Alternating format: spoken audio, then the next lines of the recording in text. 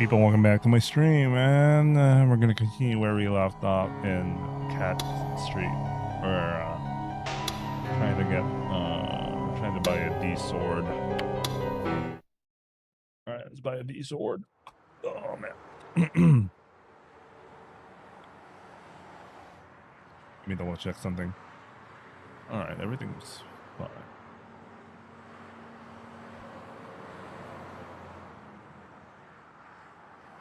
All right, everything was fine.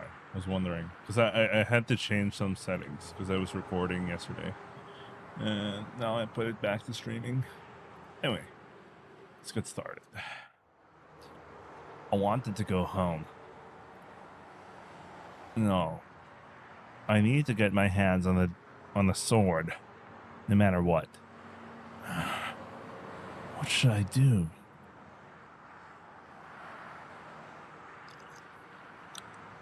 I spent a little while trying and failing to get myself to go in. Not a single person came through the cramped alley. I had already spent 30 minutes waffling over what to do, but I still haven't seen a single soul since I've gone off the road. All that happened was I would finally decide to suck it up and go in, but then I would realize I wasn't brave enough. Repeat ad nauseum. But I couldn't go home empty-handed. This was the only place I could get my hands on a D sword. Even though my sense of reason told me that, my instincts made me hesitate to enter the shop. In my mind, I had a delusion where the clerk came out to see me. Of course, she was a cute maid, and she talked to me with a voice straight out of an anime. She knew exactly what I wanted, and she held the D sword out to me, friendly as could be. Here you are. Please take the sword. Gochusin-sama. I don't know how to pronounce that. Okay, that's enough. Chill out, me. Just as I was thinking about how much nicer it'd be if things turned out that way, a lone treaty girl appeared from within the store, almost like she somehow heard my thoughts. However, unlike my delusion, she was wearing disgustingly gaudy clothes, the type that made you think, what Indian tribe did she steal those from? But at the same time, despite the getup, she looked absolutely miserable. Talk about whiplash. Her hair was incredibly frizzy, to the point where it looked like her head had exploded, and creepy patterns were scrawled on the bandana she had twisted around it. She said that she was a store worker and had to come out after seeing me pacing outside. My delusion hadn't exactly become reality, but it wasn't like I had expected it to. Before I knew what was happening, the clerk forcibly showed me inside, despite how reluctant I was to do so. I didn't even have the chance to turn her down. In the end, I found myself inside the store. It was all well and good that I cleared the most difficult obstacle, but that this store was under the demon girl's control, and everything about the D sword was just an elaborate trap to lure me to it. I wouldn't be allowed to complain if I got killed right here. My eyes darted around the store's dim interior. There wasn't a single customer. The air was awfully... Wait, I need to check something really quickly. Okay. I thought...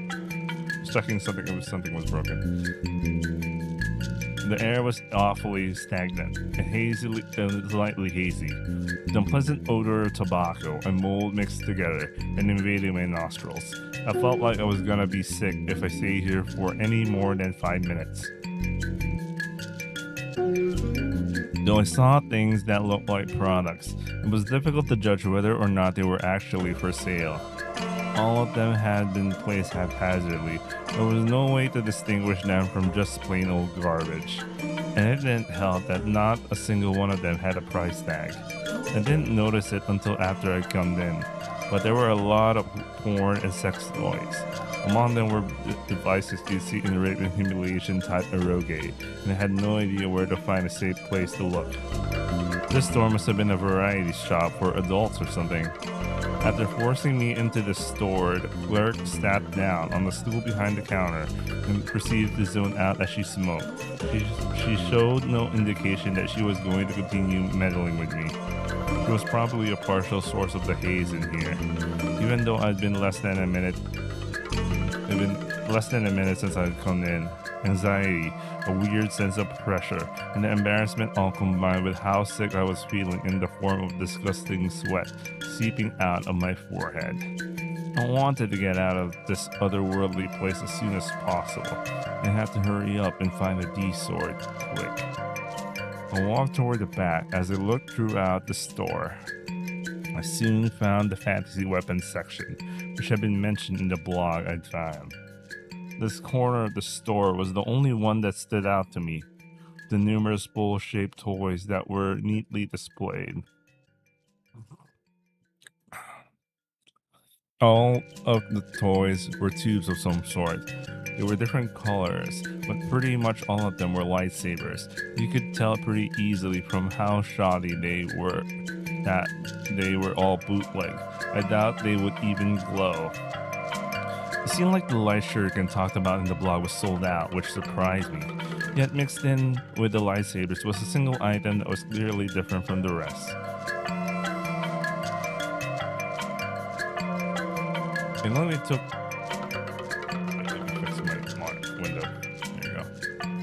It only took one look for me to know it was a D sword. It looked almost exactly like the illustration I'd seen online.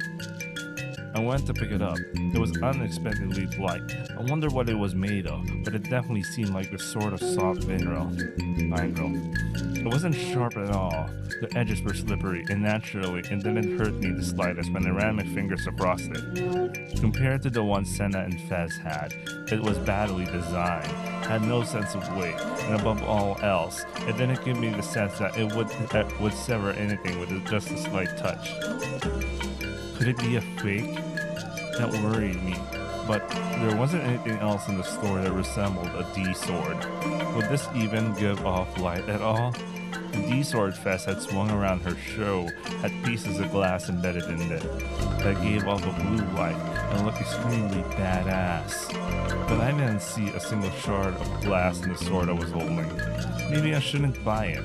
The D sword was so shoddily made that I couldn't help but come to a conclusion that despite how long it had taken me to get here, but find the sword. If you do, you will be granted salvation. I remembered Fez's words. Right. If I didn't buy it right here and now, I'll lose my only chance of getting hands on the D sword. Maybe it only looked cheap, but once it recognized me as its true master, an incredible power would manifest within it. Or maybe I'd seen too much anime, or read one too many manga. But I had sensed the exact kind of known power in Senna and Fez's swords.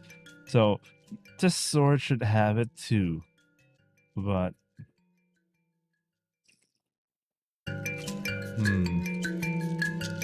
what to do?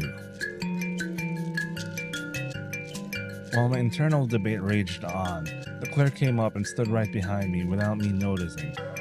With a melancholic smirk, she pointed at the D sword and muttered, 10,000 yen, and I'll throw in a free bonus. How absurdly cheap it was made me doubt my own ears at first. I had amassed quite a bit of money from RMT, and if it was only 10,000 yen, I could buy it simply by sacrificing a single figure. When I heard the price and when I realized that it was the last one they had left, I'd come to an immediate decision. The bonus that had come with it was a cheap looking bangle. To be frank, I didn't want it at the slightest.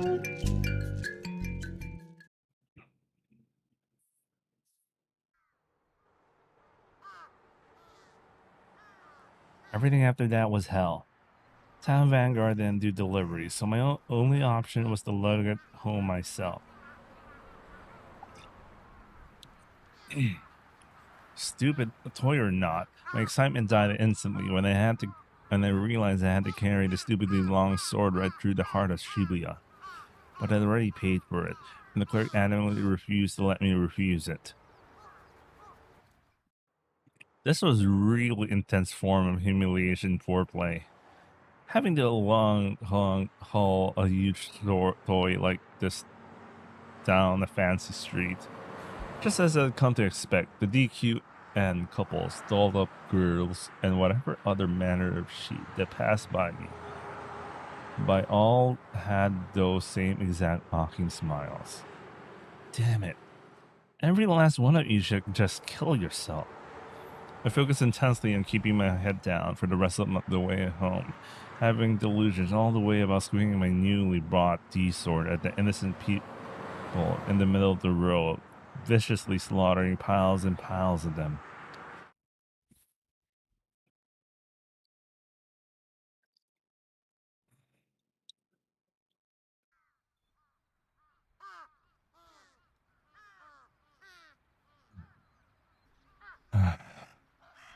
I finally made it back.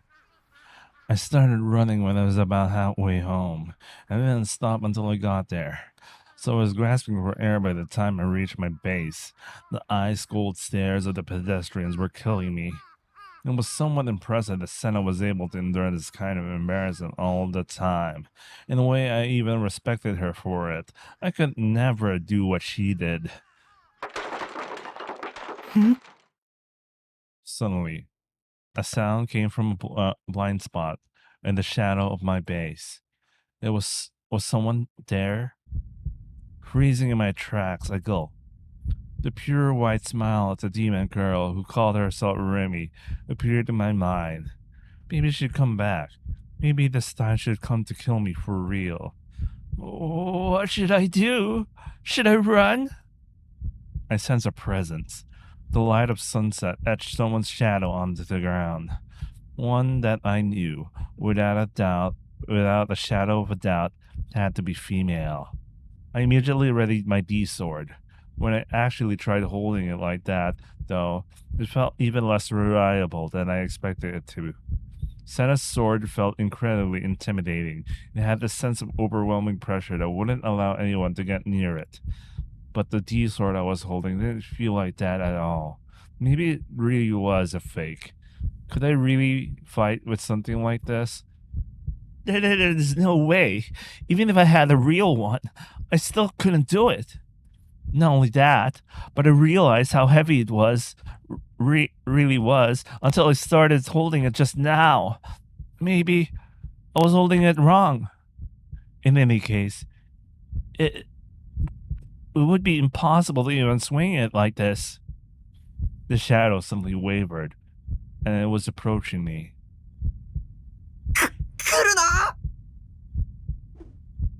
I don't know why I'm doing the impression thing. His VA has a very nasal voice. I shut my eyes tight and haphazardly swung the sword in front of me. I knew I wouldn't be able to defeat my enemy this way.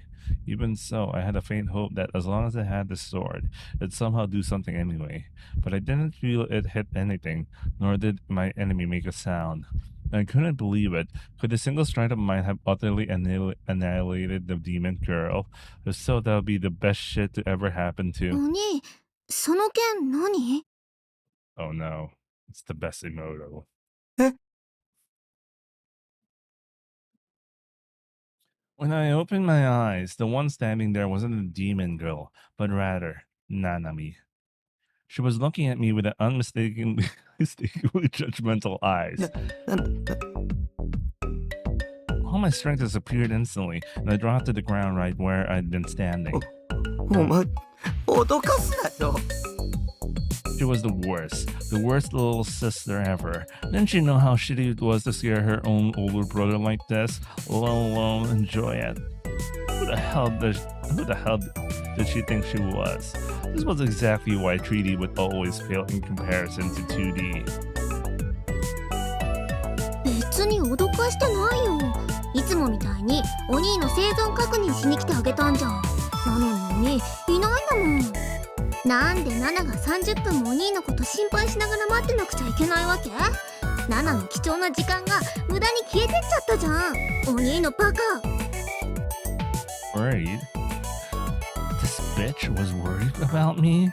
As if I would ever fall for such an obvious lie. で、どこ行ってたの？出かけるなんて珍しいじゃん。携帯にかけても繋がんないし。I left my phone behind at my base. It wasn't like anyone was gonna call me while I was out, so I'd see no point in bringing it. そもそもその件何なの？もしかして買ってきたの？ Yeah. Nanami peered curiously at the sword.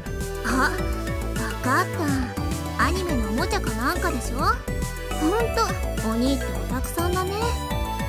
しかもこのおもちゃ、ちっとも似合ってないよ。さっきだってへっぴり腰で構えちゃってて思い出したら笑えてきた。 Ignoring Nanami, I undid the lock of the door to the container house and made to go inside. ちょっと無視すんな。帰れ。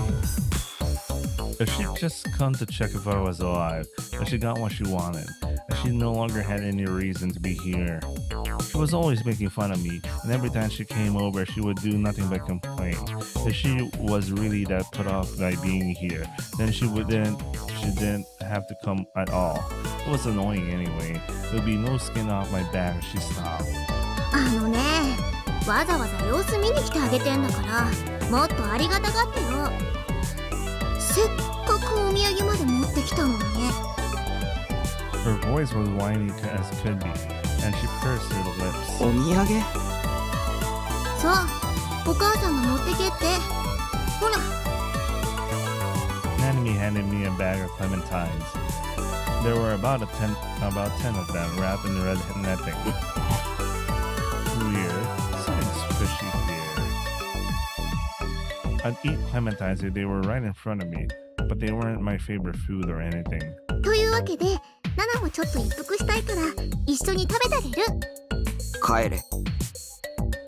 もう、 Bro, that 妹がお土産持ってきて、しかも一緒に食べてあげるって言ってるんだよ。もっと喜びなよ。 bro, the Imoto just wants to spend time with her Oni-chan. The fuck? The fuck's wrong with you, bro? What exactly about eating clementines with Nanami was supposed to make me feel happy at all? And besides, it was obvious that she just wanted to eat clementines, and that was the whole reason why she'd come here. She'd been a fat ass ever since we were little, often stealing my portion to add to hers. I couldn't count the amount of times we fought over that. Nanami, unable to take a hint, waltzed right into my base. I gave up and followed in after her. お茶ある？あったかいのがいいな。 Why the hell would I have tea? I only drink cola and nothing else. This guy is bound to die anytime soon. Have you guys watched those videos about some dude always only drinking soft drinks for his entire life? He got a fucked up body, bro. Oh. Anyway. Nanami sat down on the sofa and grabbed a clementine. Sighing, I set down the sword, so I leaned it against my computer chair. I have no reason to continue carrying the bangle in my pocket, so I just chucked it somewhere behind me. あれ？それ何？ Quickly spotting the bangle thrown on the floor, Nanami went to pick it up. へえ、かわいいバングルじゃん。これも買ってきたの？お兄にしてはいいセンス。 You? How? That thing was nothing more than a piece of junk you get for 500 yen at worst. I couldn't believe how bad Nanami's taste was. Ignoring her once again, I nabbed one of the clementines and sat down in front of the PC. ねえねえ、なんでこれ捨てちゃうの？ Of course she wants it, man. だっていらないし。じゃあさ、これナナにちょうだい。はあ？いいじゃん、どうせ捨てるならさ。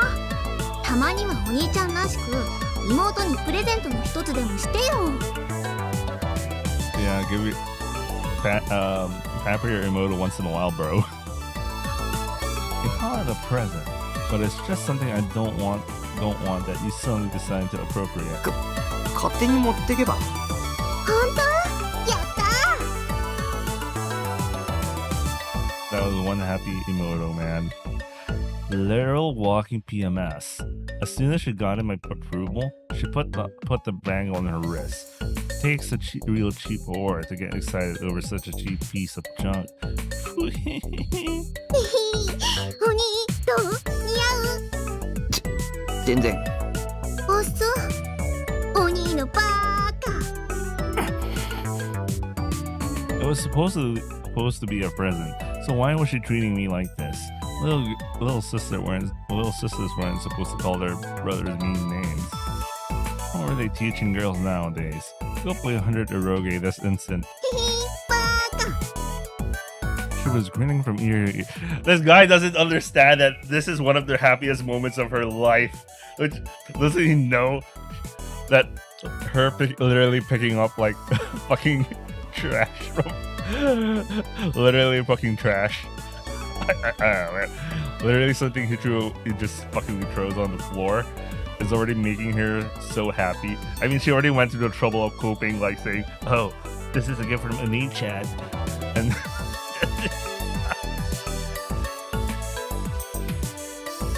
she was grinning from ear to ear. I, meanwhile, was getting extremely pissed off. これ気に入っちゃったからもう返さないもんね。っていうか、お兄からプレゼントもらうなんて初めてのような気がする。しょうがないから大事にしてあげるよ。As if I cared. No one asked you to take care of it. I didn't even get it for you in the first place. もう用は済んだんだから帰れ。僕は暇じゃないんだ。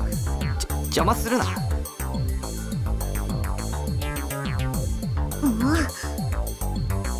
The moment I said that, Nanami pursed her lips. そんな言い方しなくてもいいじゃん。それにみかんまだ食べてないし、お茶もまだ出してもらってないよ。Mikans are good, by the way. おめえに飲ませるお茶はね。about some mikans. うんか Nanami glared at me intently, hands on her hips. Before long, her eyes started welling up, and then. 分かったよ。そんなに邪魔なら帰る。ああ、さっさと頼む。お兄のバカ。お兄なんてみかんの皮で三つ星食らって失明しちゃえ。 I hate this guy. Always hurting his emoto. あとバングルは返さないからね。バカ。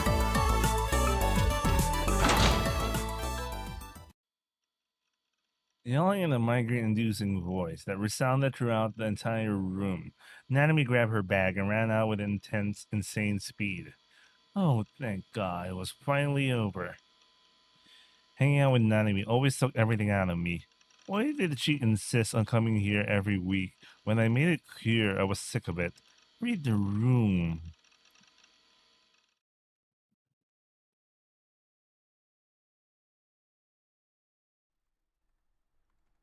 ファーストメルトは期待以上の結果に終わりました。GE レートの上昇率は当初の予測からわずかな誤差があった程度です。バイオリズムコントロールも順調なのかね。渋谷の GE レートは他のエリアと比べて高い値を持っていると同時に安定性についても特筆したものがあります。それゆえに意図的に操作しやすいということか。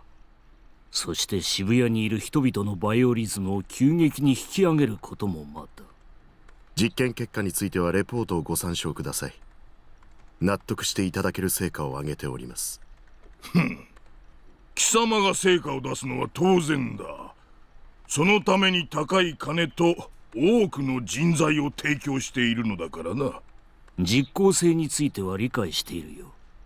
この数ヶ月だけでも我が会の信者が数倍に膨れ上がっているからね。それではプロジェクトノアは次の段階へと進ませます。よろしいですね。コードサンプルの件はどうするのだ。すでに3人分は確保したとはいえ目標数値には達しておらんではないか。いかにも。数値達成のためには最低でも5人分はなければ厳しい。I'll be right back.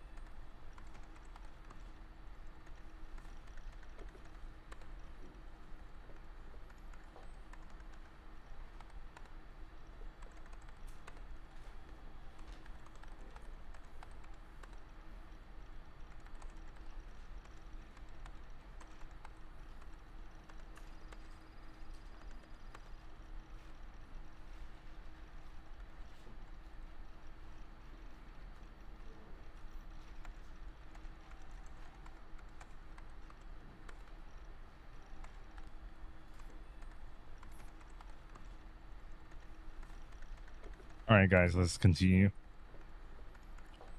Where's... Guess that. There you go. I hate when they do that. All right.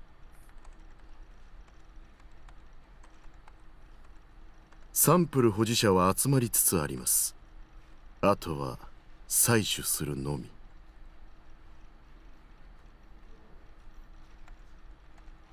ならばその件は任せる。信仰の救いあれ。くれぐれも慎重にことを進めるように。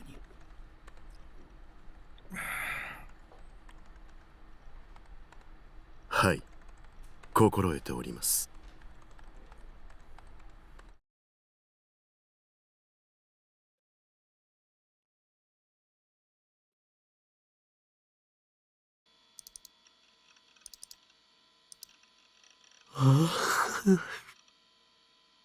そろそろ寝るか。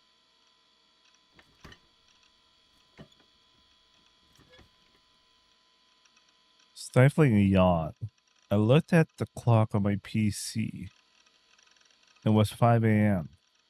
I spent another day grinding on ESO, but no monsters had ended up dropping rare items I was looking for. Yeah, it's one of those days. You know, like the last game I played where I was farming something so I could get like a rare item. I think it took me like 4 days straight. Like on those 4 days I worked at home. And if it wasn't working, no, it was kind of easy to like, it was kind of like a almost semi AFK kind of game. The game was easy enough that you could just park your character in the location, and once the monster spawns you just click and have it attacked, and I just went back to what I was doing in work. I spent 4 days and it was like online for like 18 to 20 hours a day. before I got the item. It was one hell of an experience, man. Fucking hated that. I don't enjoy like bullshit grinding for items kind of games, you know. Maybe when I was younger, but I was younger because I had nothing else better to do, you know. You know what I mean. But now that I'm old, I'm a Oji-san and a fucking yeah, have a lot of things to do in life. Yeah, those 4 fucking days felt like hell, man. Anyway, I've been binging it for about 8 hours straight, but still, this guy, rookie numbers, man. I told you, I was doing 18 to 20 hours per day on that for that rare item. It took me 4 days straight just doing that.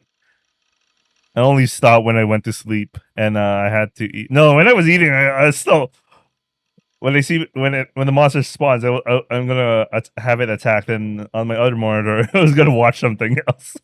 That's how bad it was. And sometimes, you know, I was chatting with my guildmates, so that was like pure shit experience. Anyway, but still no luck. It happened to me all the time, though.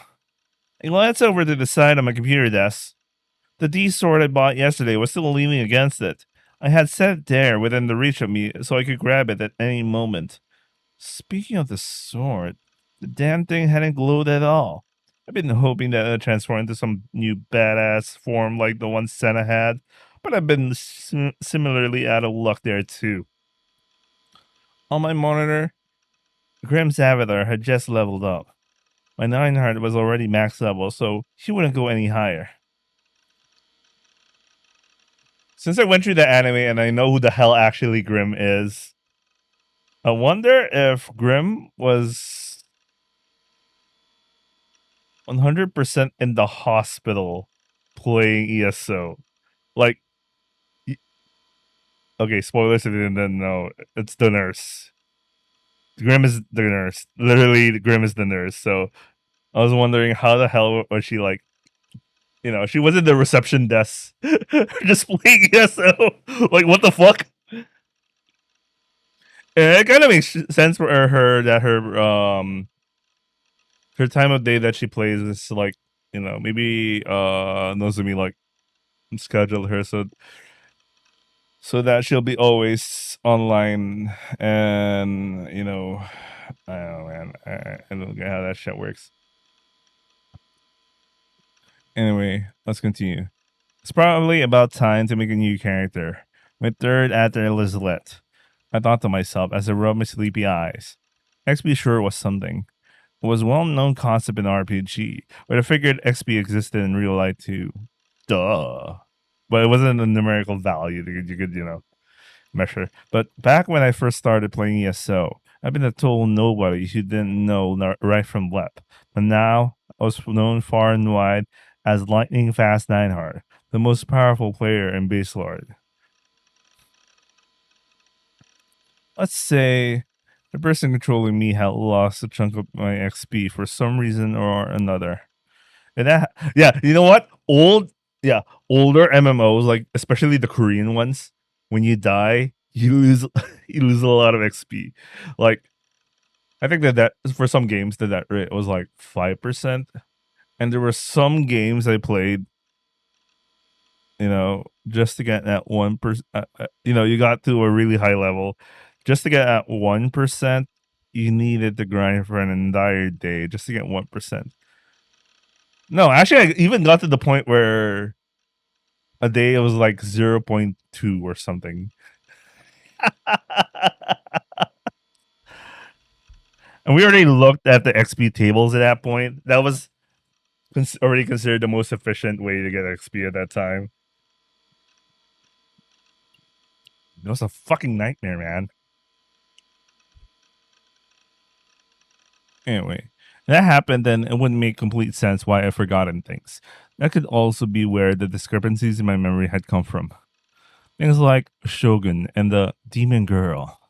Before a chunk of my XP got wiped, maybe it was perfectly normal for me, the person controlling me, to post in chat rooms under the handle Shogun, and for me to live like a complete normie with a demon girl. No, that just wasn't possible. But if it was possible, then maybe I used to possess an incredible power that will allow me to oppose the demon girl. Was I the only person who thought like this? I didn't really feel like it was a particularly weird way of thinking. Human beings could only really make judgment based on their own sense of values that they come up with themselves. So maybe it wasn't just me living my day-to-day life making the wrong decisions, but everyone in the entire world. Back when I was little, I gone to the dentist, and I remember them telling me, "You did such a good job putting up with that much pain. You were a very good patient." At that time, I thought I was amazing for making it through the end, and I felt really proud of myself. Thinking back on it now, though, that comment was probably based on the degree of pain felt compared to the progression of the cavity. But even if the level of pain was the same, there would be people that could bear the pain, and there would be people who wouldn't. In other words, I came to realize that how someone recognized and felt as such sensations completely depended on the person. Childbirth, for example, often seen on the internet that women could endure the pain of it, but it would be completely impossible for men. Another example would be marathon runners. Maybe they excel not because of their physical strength, but their ability to endure pain. We're also sadists and masochists. If there were people that found pleasure in being hurt, there would also be people that derive pleasure from hurting others. In other words, I believe that the way people felt things, along with their ability to handle pain and suffering, all varied from people to people. And that's the level of pain in the 2 cases of headaches I got from time to time actually far surpassed the limits of a pain of an ordinary person could take. And if that were true, then perhaps if I passed the same pain on to someone else, the sheer agony would cause them to go into shock and die. The conclusion I ended up coming to as a result of this line of thinking was more or less a self-righteous delusion that perhaps I was special.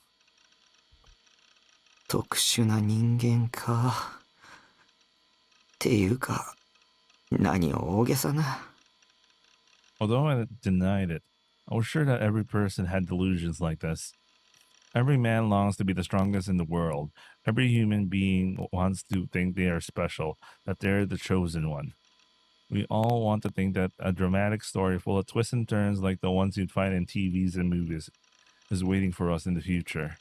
The so-called desire to be a hero, or to be blunt, textbook shooty shit. Of course, even I had those kinds of desires. It could very well be my destiny to trump over the demon girl. But if that really was my destiny, and I had to make it come true, I'd need a number of conditions to be met first.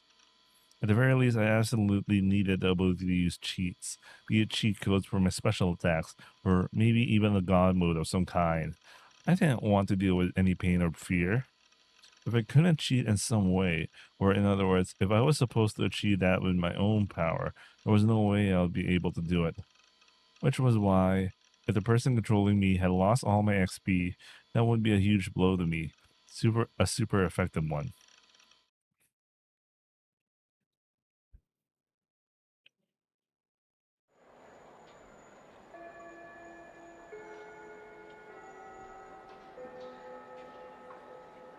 I just barely got to school on time.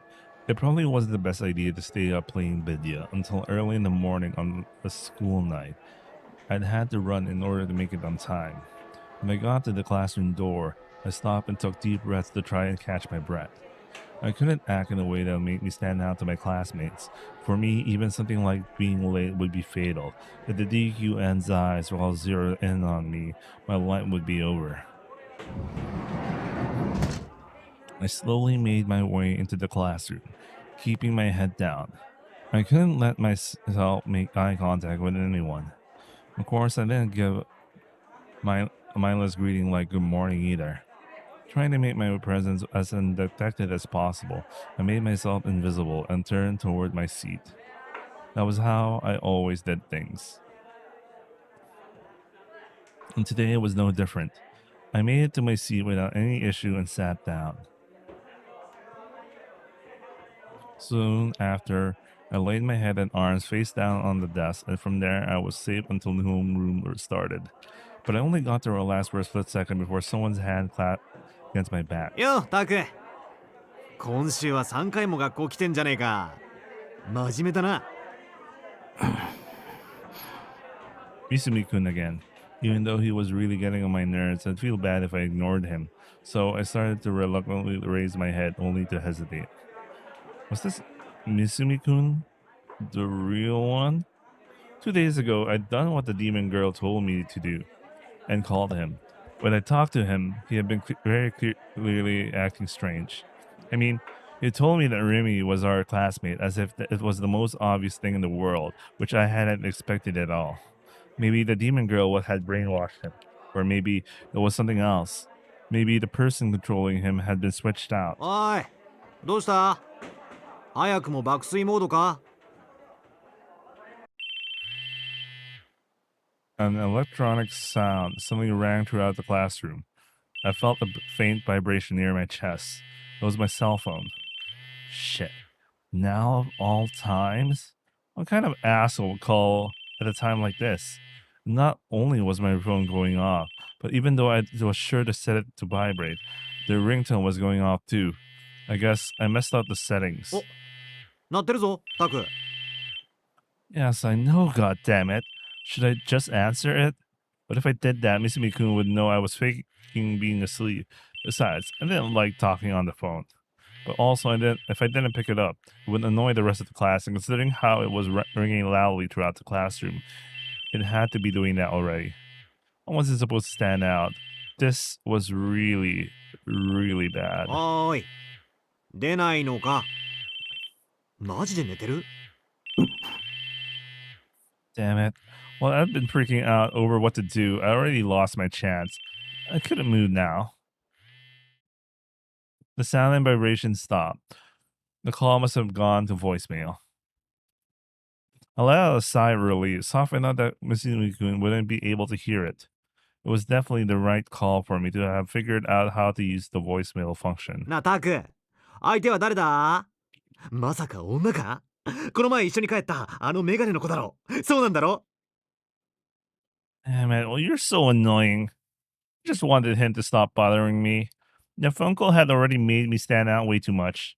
Had Misumi-kun always been this persistent? Though he had always been too friendly with me, I thought he had at least the capacity to take a hit. やめなよ。 Oh, shit. Eric Kitamura's back. I heard a voice from right next to Misumi-kun. そっとしておいてあげたら、大臣。なんだか疲れてるみたいだし。 He was here in my classroom, like it was the most normal thing in the world. どうせゲームのやりすぎだろ。お前、タクに甘すぎるぜ。だって大臣は女の敵だし、そういう人には優しくしません。 We're having a friendly conversation like it was the most normal thing in the world. She was blending in like it was the most normal thing in the world. I was too scared to look up. I didn't want to acknowledge that she was there. ま、別にお前に優しくしてもらわなくても、俺には優しくしてくれる女はたくさんいるんだよ。だからそういう発言が良くないんだってば。彼女さんが聞いたら泣くよ。今の大臣の彼女が誰だかわかんないけど。ほら、チャイム鳴った。先生来るよ。 Had the demon girl really been my classmate all along? No. There was no way. She hadn't been here 2 days ago, or at the very least, the only person that spoken to me that day was Misumi-kun. I hadn't gone to school yesterday, so I wasn't sure about that one. But when I came today, she was here. How? How had she managed to worm her way in? Everyone took their seats once the sound of the bell announced the start of homeroom. Sensing that, I looked up cautiously. I surveyed the room with just my eyes. I wanted the voice from earlier to have been just an illusion. In order to prove that to myself, I needed to make sure that the girl was nowhere to be found in the classroom. I didn't see her. I didn't see anything that remotely resembled her. Did that mean she really was a hallucination? My seat was in the 5th row from the front. There were 9 rows in total. She wasn't in any of the rows in front of me, which meant she was behind me. But I couldn't turn around. I couldn't allow myself to stand out. Damn it, this was so frustrating. Was she really here in my classroom or not? I didn't feel chills on the back of my neck. No one was looking at me. I didn't feel a gaze. Was she here or not here? Which was it? Still staring at the surface of the desk, I tried to detect her by just her presence alone. And right as I tried, I heard my homeroom teacher enter the classroom. I didn't remember the teacher's name. I had a feeling that it was Sikaji or Cicada or at least something like that. He was a PE teacher that graduated from the Atlantic College, and he was a total musclehead. However, he didn't really act like it, nor did he employ corporal punishment like one would expect him to. In anything, he was the type of teacher that knew how to take a joke. For some reason, the class all started murmuring about something, but right now I was occupied with trying to detect the demon girl. Did I really expect to be able to sense her by presence alone? This wasn't some manga. Was I an idiot? 今日から転校生が入ることになった。My homeroom teacher mumbled after the class. So that was why the room was so noisy. ほら、折原、みんなに挨拶しろ。I didn't hear the supposed transfer student say anything. Was there really one here? I glanced toward the door. Alright, let's go for positive delusion. And sure enough, there was someone there. She was extremely petite, possibly even more so than Nanami. She looked fairly timid, emulating that moe that gets bullied all the time archetype. If I had to choose, she was probably around mid-tier when it comes to treaty girls. For some reason, she was looking down at the floor, her eyes filled with tears.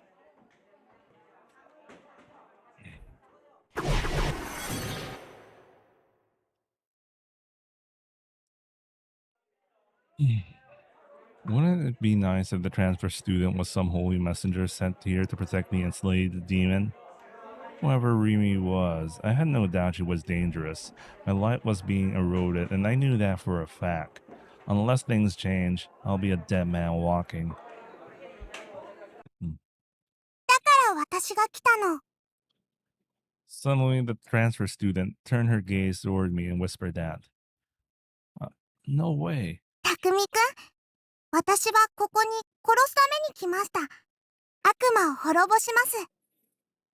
Even though the transfer student's eyes were welling with tears, they were also filled with determination. Despite her timid appearance, I felt like I could trust her. There was no doubt that from an outsider's perspective, her words were blatantly nonsensical. I was the only person in the sea of confused people who weren't perplexed by her first words. In fact, I was screaming for joy. Internally, of course.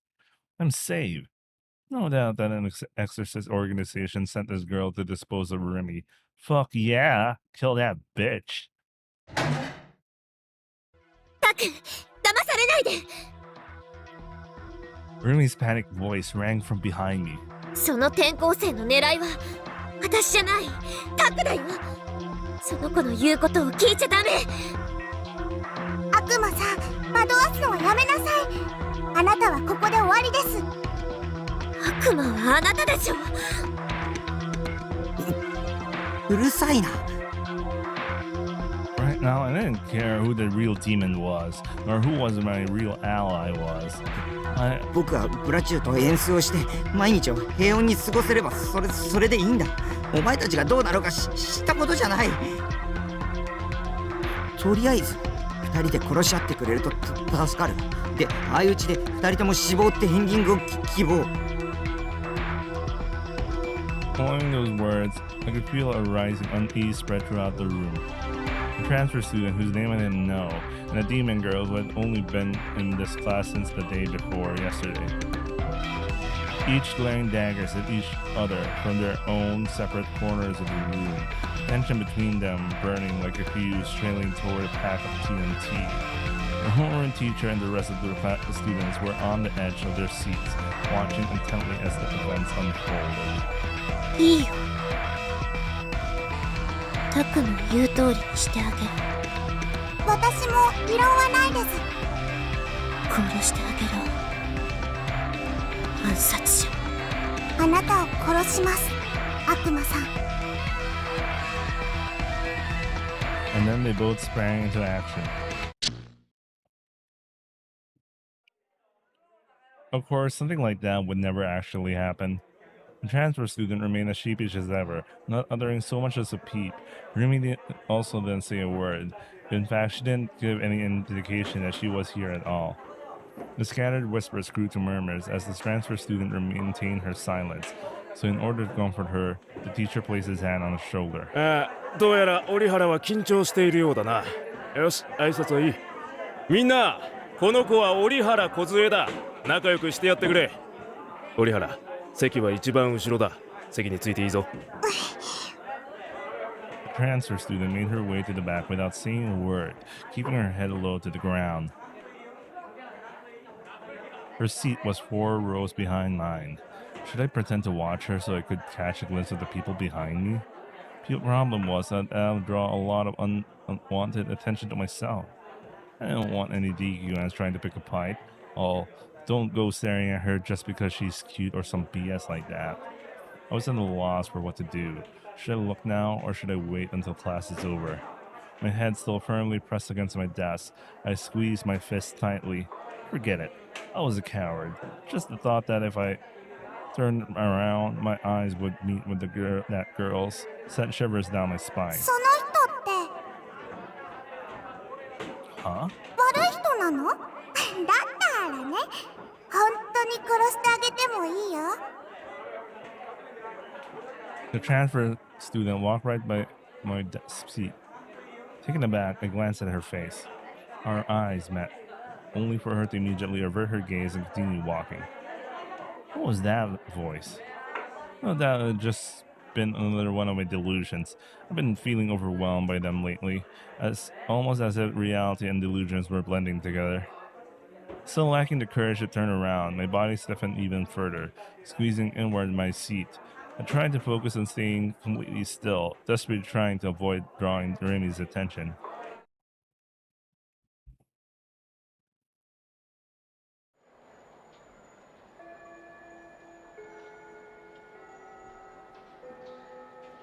All my new fears and doubts zoomed through my mind at a million kilometers an hour. And before I knew it, homeroom had ended. First period would begin in about 5 minutes. Mizumi-kun rushed over to the transfer student's desk. Knowing him, he was gonna try to lay the moves on her. The other students were clearly interested in her too. The room had grown louder than usual. At a glance, it may have seemed like a casual, peaceful, ordinary thing. But for me, it was like being caught deep within enemy territory. My heartbeat was going crazy. Anxiety filled my head to bursting, and so much as lifting a finger felt more than a one-man job. My brain was in the midst of a civil war, one side urging me to turn around and the other side warning me not to. タク It's over, man. My breath caught in my throat. My mind went completely blank, and a voice had come from directly behind me. She really was here. That girl really was here after 具 all. 合悪そうだけど平気？ I needed to run. I needed to run away as fast as I could. despite that my legs were shaking so violently that I didn't think I could even stand. And while I was frozen solid, the demon girl, Sakihata Rimi, circled around to the front of my seat. 汗びっしょり。風邪でもひいたんじゃない？ Just like 2 days ago, she spoke as if she was concerned about me. Just like 2 days ago, she held out her floral scented handkerchief. I didn't accept the handkerchief, hurriedly wiping the sweat from my forehead on my own. なんて。何？ I couldn't look her in the eye, but from how she spoke, I could tell she had a smile on her face. ねえねえ、さっき何話してたの？ Remy crouched out, resting her chin on my hands. Now at eye level with me, she peered at my face. I quickly looked away. It felt like anxiety would tear my heart right open at any moment. Damn it. Why wouldn't she just let me go? Someone, please, help me. すっごく気になる。 What was she talking about? Who was she asking me about? 転校生。 Bro. Our guy didn't even say a word to Remy, but she replied to his exact question. あの子がタコの机の横を通るときに小声でさ、ボソボソーっと。もしかしてあの子と知り合い？ Remy was still smiling. Was it just me, or was her tone more of a probing one than an actually curious one? タコってリアルの女の子に興味ないんじゃなかったっけ？もしかして本当は興味あるの？ Where was she going with this? Was her plan to probe me for personal information, then exploit it for her own gain? At the end of the day, I really didn't give a damn about 3D girls, just like I always said in that sour voice of mine. じゃあさ、私にも実は興味あったりする？ Man, this is super bait. An icy chill ran down my back. Despite having just wiped the sweat out my forehead, I could feel moisture all over it. Was that a threat? Or could it be that she was inviting me to become her ally? Or maybe she intended to seduce me, acting all moe so she could lure me into a trap. All sorts of alarm bells were going off in my head. I shouldn't be talking to the demon girl anymore.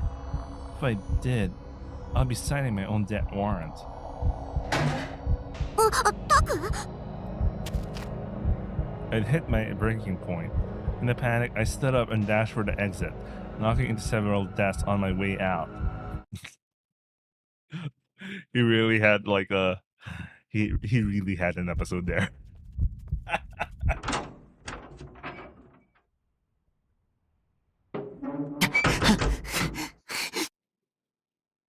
I ran straight up the stairs without looking at anyone and came out on the empty roof. It didn't seem like she chased me. Even so, I couldn't allow myself to relax just yet, so I hugged my knees and decided to hide for a little while in the shadows. My knees were trembling. I couldn't believe that I had managed to run in this condition. I guess it showed how desperate I was.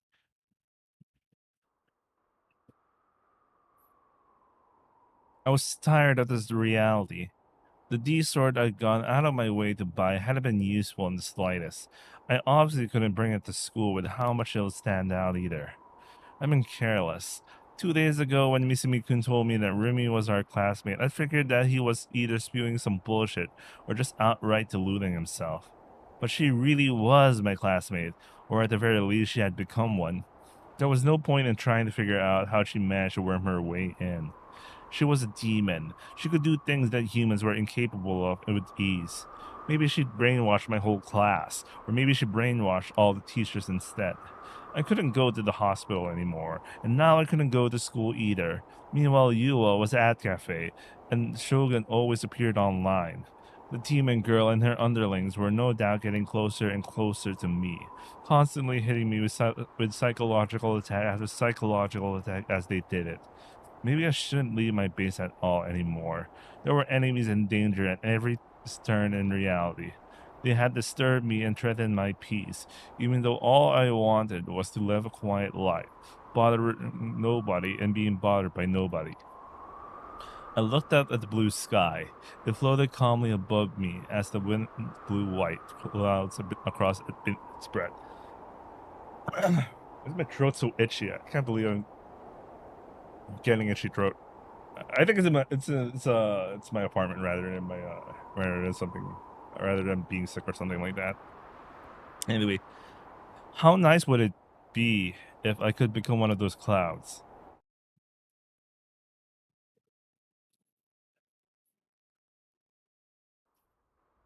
Around 3 hours had passed. I had stayed in the same place the entire time without moving, and didn't sense anyone else coming up at the moment. I could finally breathe. The problem, however, was what came after. During break, there would always be students that come up here to eat lunch. That was why the best way out of this was to escape during fourth period and make a break for my base. I'd messed up my minimum attendance chart, but I didn't possess even a single ounce of courage that allowed me to return to the classroom where the demon girl was. I decided not to worry about the fact that I left my bag in the classroom. All I had in there were textbooks, my wallet, my keys. Anything else important would be in my uniform pockets, I hope. Growing slightly nervous, I searched my pockets. Wallet, keys, cell phone, they were all there. That was when I remembered that someone had called me. I'd been pretty freaked out at the time, but not so much as when Remy had talked to me. 一体誰だ I couldn't think of anyone who would call besides my family. It would make the most sense if it was Nanami. She never thought about whether she might be bothering me after all. The only other people who'd know this number would be... Oh wait, that's right. I'd given it to those detectives. If it had been one of them, I really should have picked up. They still hadn't sent the officers to my base like they said they would, so I really needed to talk to them to make sure that was still happening. The caller's phone number was displayed on the screen. It didn't seem like Nanami's, and when I looked closer, I saw that I had a new voicemail. I had a vague feeling that I'd seen this number before, just in case I checked the full history. Alright, positive delusion, let's go! There were only 5 calls on the list, which meant that since I bought the cell phone, I only received 5 calls, 3 of which were from Nanami. That left 2 others. The one from earlier today and the one from 5 days ago were shown as numbers instead of names, as they haven't been registered in my address book. They were both from the same number. Considering they had gone out of their way to leave a message, it was probably someone who really wanted to tell me something.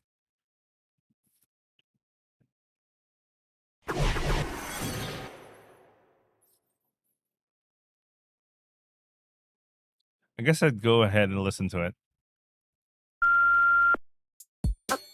あのさ、私だけど、別にあんたの声が聞きたいから電話したわけじゃないんだからね。なんとなく暇だったからとかその程度の理由だから、分かった？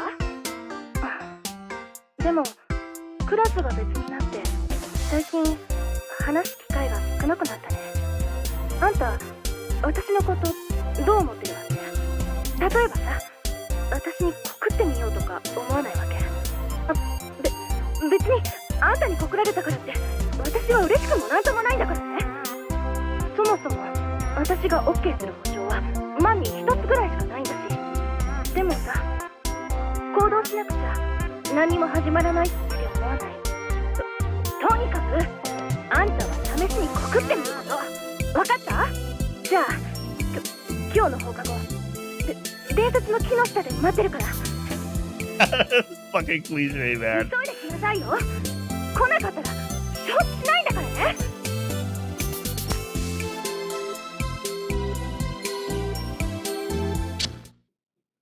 That was a nice delusion. うーん I mean, could happen. Joke. I fucking wish that was Mal. There was no Tree of Legends or whatever the fuck at this school. Lol. And who was that Cinder is supposed to be anyway? Her personality settings were pretty lackluster. I should have at least made her more like Seira-tan. This wasn't the time to be indulging my delusions, was it? Feeling empty inside, I sighed and decided to listen to the actual voice message. Examine my surroundings and make sure the demon girl wasn't here. Then put the phone up to my ear. こちらは留守番電話サービスセンターです。新しいメッセージは1件1件目10月17日金曜日午前8時28分の伝言です。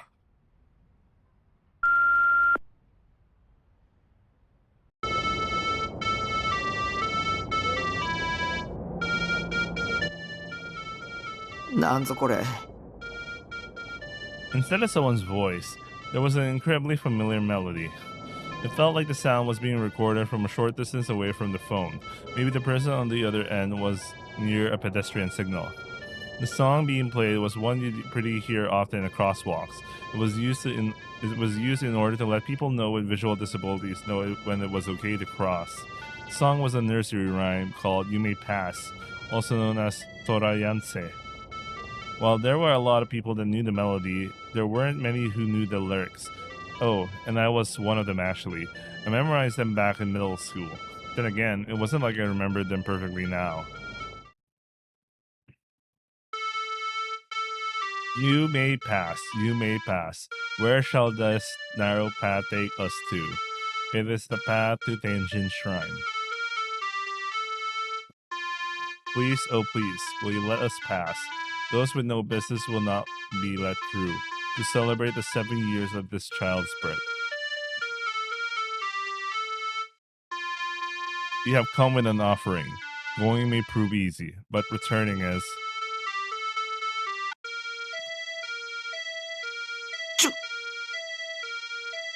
But returning is wee woo was what I heard from the phone. It sounded like an ambulance, which felt kind of like a bad omen. It likely didn't actually mean anything, but it still made me feel pretty creeped out.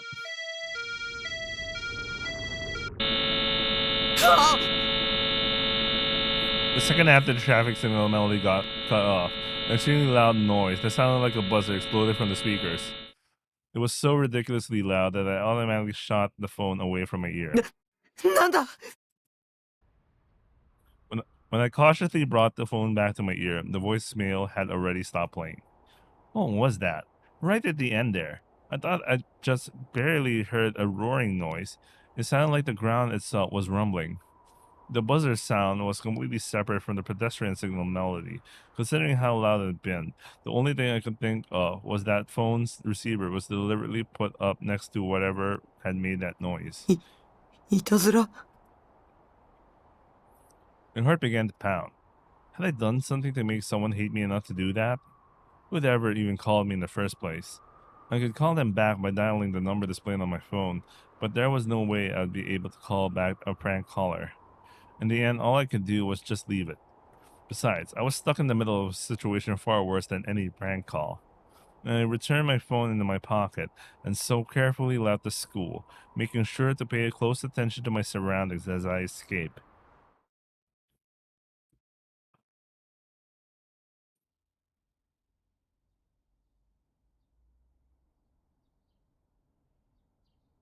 Ishijo Takumi's alma mater, Kitazawa Second Elementary School, was a 5-minute walk from the private train station. Ban Yasuji had attempted to contact Takumi's elementary school teacher over the phone, only to be told that they had unfortunately passed away. Left with no other choice, Ban had decided to set up a meeting to speak with the person who had answered the phone instead, the head teacher, Kamiyo. Not long after, he had arrived at the school together with his partner. As it was Saturday, The school gate was closed. The two detectives, Ban and Sua, stopped in front of it and turned their attention toward the school building. The white walls of the school's exterior had been painted with a brightly colored, eye-catching mural. Due to his complete lack of knowledge on paintings or any kind of fine art, Ban had no idea what it signified, but the way the spiral-shaped mural transitioned vertically into an array of 7 different colors reminded him of a rainbow. As Ban stared at the mural, cooling himself with his handheld fan, his partner, Sua, pushed the intercom button next to the school gate. Suddenly, Ban looked around. He had a feeling that someone was watching him. There was a gaze that seemed to follow him everywhere, leaving him quite discomfited. 俺ってそんなにかっこいいか？ He attempted to strike a casual pose, one that aimed to be dandy and refined. 先輩、何変なポーズしてるんすか？裏門の方に通用口があるんで、そっちに回ってくれって。Ban retired from his pose with a sigh and headed toward the back of the building.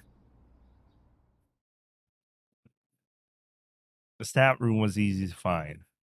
As soon as they entered through the side door, all they had to do was travel down the rear entrance hallway and turn at the single corridor to arrive at the room. There was, of course, no sign of children in the school, although it was likely a mere illusion created by the smooth linoleum floor. The two detectives felt far colder inside the building than they had outside. There were 3 teachers in the staff room. Upon seeing the 2 detectives enter the room, one of the 3 stood up and bowed. The man who stood up was named Cameo. His mostly white hair was parted to the side, and he greeted the 2 of them with a gentle smile. Ban and Sua showed their police badges to him almost simultaneously, returned his greeting briefly, then they immediately approached the topic at hand. It was Sua's job to ask the questions. ここの卒業生である西条匠くんについて教えていただきたいんですが。彼のことは印象に残っています。私は担任ではなかったから詳しくとなると無理ですが、それでも構いませんか。Sua nodded, taking out his notebook and preparing to write everything down. 西条くんはどんな子だったんすか？難しい子だと聞いていました。特殊だと。特殊？本来なら他の生徒に混ざって勉強するのはとても困難な、病気を患っていたらしく。Oops. 具体的には？そこまで私が言ってしまっていいのかどうか。ご家族なり医師なりに聞いていただけますか。Schools had recently begun adopting this approach, when they would avoid any issues that may prove difficult to them. They refused to take part in anything that may earn them complaints from parents or any other parties. Such practices made it incredibly difficult for the police to do their jobs. 担任の先生はなんで亡くなったんです？事故です。遠足の最中、乗っていたバスが陥没した道路に。あ、自分それ知ってるっす。ニュースでやってたっすよね。子供たちは怪我をしただけで、幸い命は助かったのですが。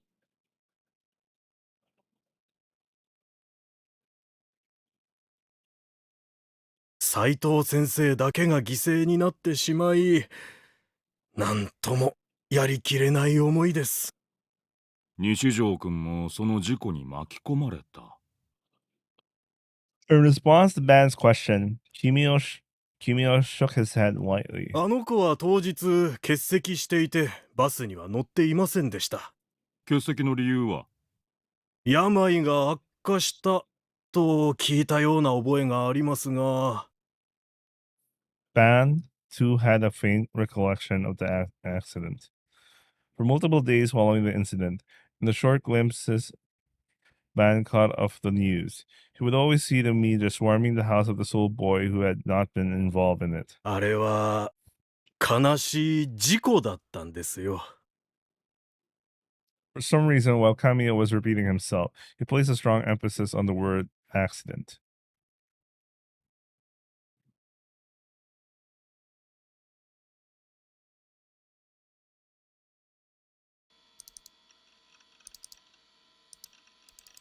I started talking with Grim a lot more before booting up ESO recently, to the point where it was becoming almost like a ritual. It never really mattered what we talked about. We'd trade interesting or funny ad channel threads, go off about porny shit, wreck each other new comics, talk about anime from the day before, and other various dumb stuff. Funnily enough, we didn't actually talk about ESO very much, but that was just because we already talked a lot about it while we were playing it.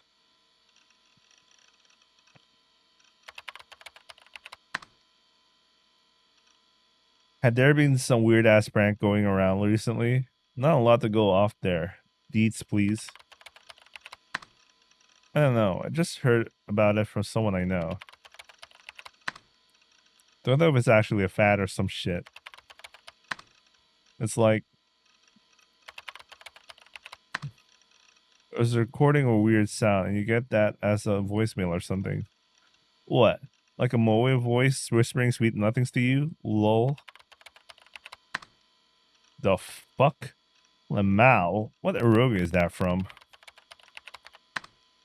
I mean, wouldn't you rather them just do that to you in person? No one cares whose eyes are those eyes. Grim was still saying that. Thanks to that, I started to feel awful pretty much immediately. Not to mention he was talking really weird in chat, to the point where it felt fairly coarse. Like he was trying too hard to be funny by shoving those words in. Or at the very least, I didn't find it funny. In fact, it felt more cringy than anything. But I couldn't let myself get angry with him until I got in my info about the prank, so I was forced to put up with it. Okay, so it's like the sounds of a wild otaku frapping Ricky laughing then. Okay, that's too far. But in all seriousness, they play You May Pass. You May Pass, what? Like the song? The one that plays at crosswalks and shit? Yeah, that one. And while it's playing, it'll be cut off halfway and swapped to a buzzer sound. Apparently the volume is ear raped here. So yeah, have you heard of a prank like that? That's the kind of thing you find floating around at channel, right? Yesterday, I got in a voicemail with a mysterious buzzer sound. I had no idea who'd sent it, and the contents unsettled me for some reason, which is why I decided to try and ask him if he knew about it. If it was just a simple prank, I could just forget about it. Huh? Grim wasn't responding. Why was he being silent?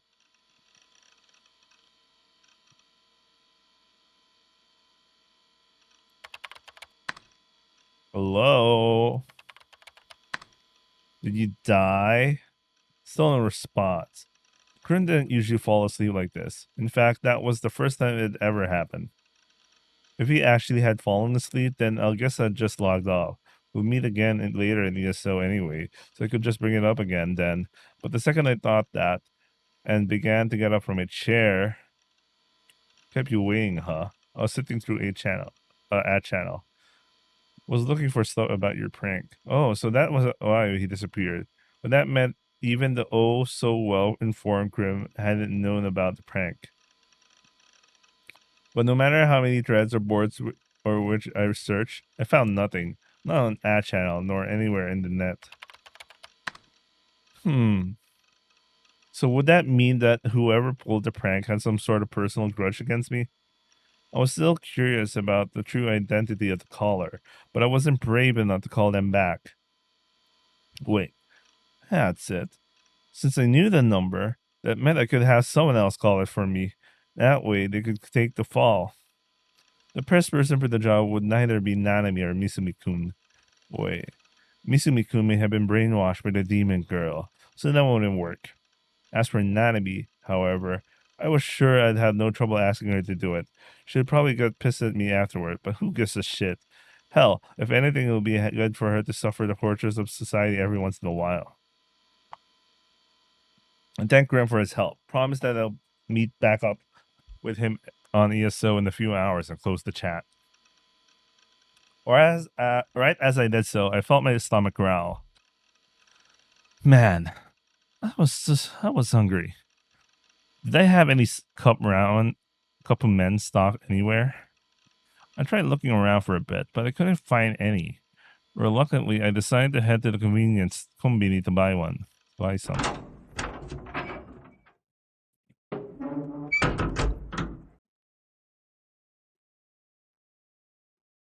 The sun was already setting.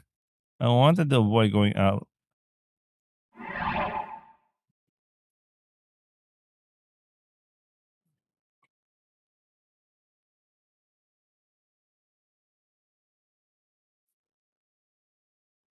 Anyway, I wanted to avoid going out late at night as much as possible because every time I did recently, nothing good ever came out of it. I unconsciously started walking faster, hurrying down the road toward the convenience store. Today was a Saturday, so I expected to run across tons of pedestrians, but I haven't encountered a single one so far. All the stores that should have been open were closed, which kind of weirded me out. Maybe I was just confused. Like, maybe I thought it was 7 p.m. when it was actually 2 a.m. Yeah, like that'll ever happen. But even so, it was way too quiet. I could barely hear any of the normal city noises you'd expect. The aura the city was giving out was different than usual. Lansong. So much for Lawson. I arrived at the Shinsen Station convenience store. It was right in front of the train station, and yet there wasn't a single person here either. I was starting to get more and more freaked out. The sudden disappearance of something I'd taken for granted was enough to make me feel like I'd been transported to a completely different world. I remember watching the same scene in the anime, and it suddenly made me remember like one of the final scenes, one of the route scenes of like Zakuro during Down the Rabbit Hole one. Anyway, that was I suddenly remembered that because of the line like this. The sudden disappearance of something I'd taken for granted was enough to make me feel like I'm transported to a completely different world. On a normal day, I would always avoid running into or talking to other people, but all I wanted right now was to see another person's face. So, yeah, they kind of had a similar conversation because places that you're so used to seeing a lot of people, suddenly so barren and empty, like there was no one else in the world. It really freaked him out. So, Takumi was having a similar feeling here. I burst inside the convenience store. There has to be someone working here, I thought to myself as I looked around the store. Positive delusion. There's no one here. There were no customers nor any employees. まさか This couldn't be happening. An employee had to be in the back. If I were just to bring something up at the register, this should come out right after. So I decided to leisurely grab a boxed lunch and pretend to flip through a manga magazine while I was at it. Then come up to the counter and set the box down. Wait, I'll be right back. I need to drink some water. God damn it, why is my throat so itchy?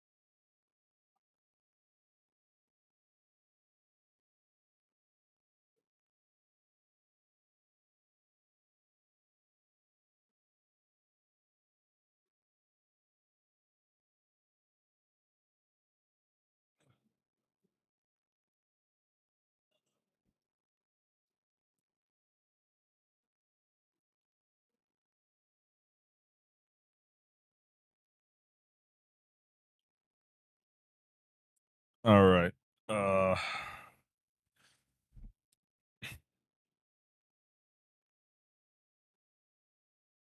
let's continue.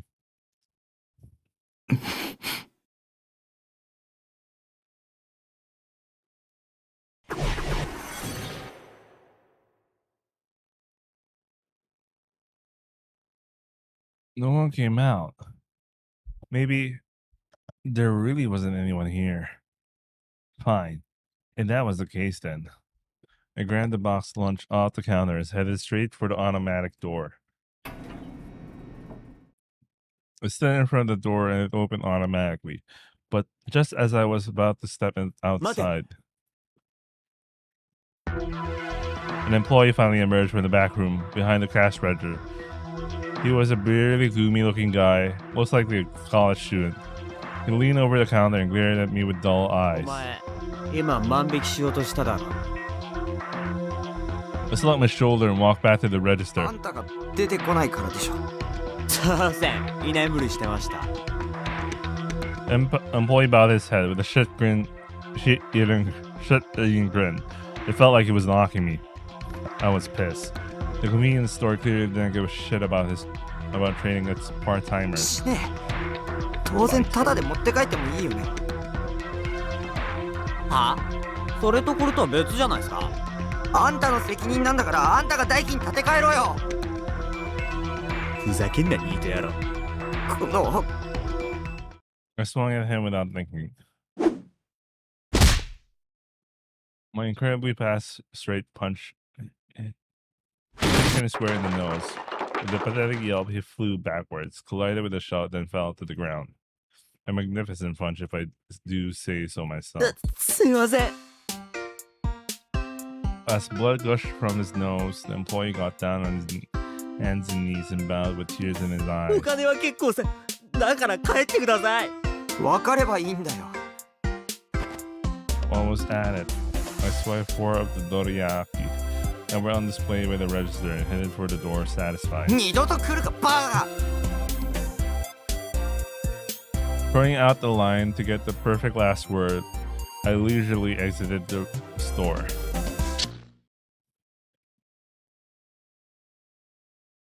Several minutes had passed while I was having my delusion. There was still no sign of any employees. I had no intention of staining my hands with DQN behavior, despite my delusion just now. That being said, I also couldn't bring myself to yell out for an employee either, so just stood there in a deserted store without moving. I wanted to believe that the employee was just taking a nap, so I waited for another 5 minutes.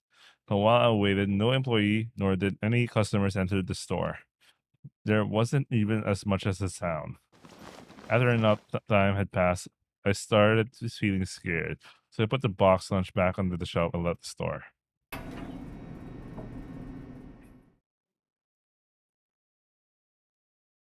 I ought to go to the railroad crossing located right next to the station. From there, I'd be able to see the Shinsen station platform. There was no way a place like that would be deserted, right? That was what I hoped. But there was no one there. I waited for a train to come. Once that happened, there would be a bunch of passengers that would get off. But even if no one got off, I'd definitely see people riding the train as it passed in front of me.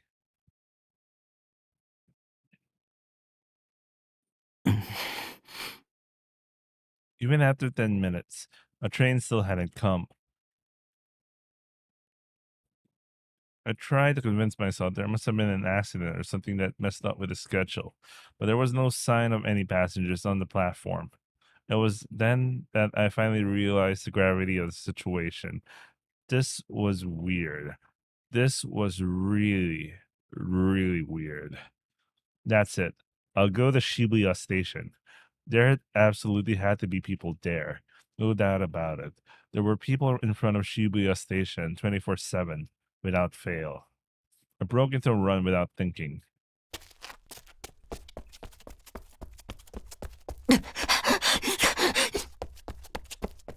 I ran as hard as I could. I didn't want to stop even if I was out of breath. It was probably the first time in my life that I'd ever run so hard. As I ran, I hoped that this was just some sick dream I was having, but I knew it wasn't. My heart and lungs felt like they were about to explode. The pain was far beyond what you could feel in a dream. It surprised me how unbelievably fast I was breathing. And yet, no matter how much I inhaled, the pain refused to go away.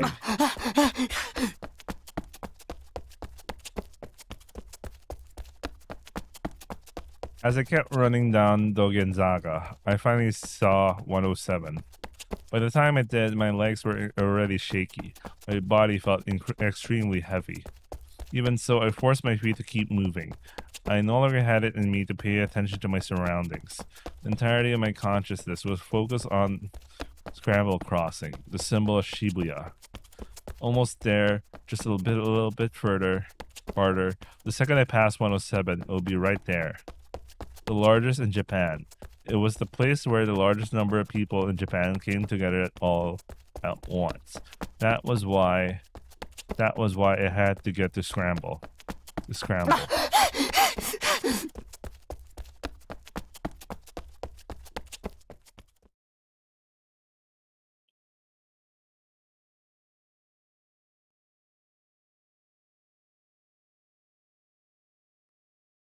Empty. That was the state of Shibuya Station, which I could see from the Y junction running in front of 107.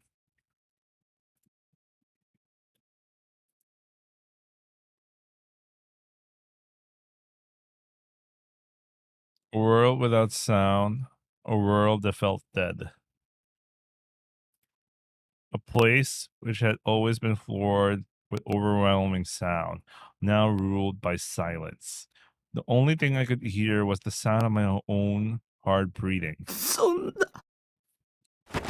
I fell to my knees in the middle of the large street. I couldn't walk in another step. The shock had stolen every last ounce of my strength from my body. 渋谷だろ。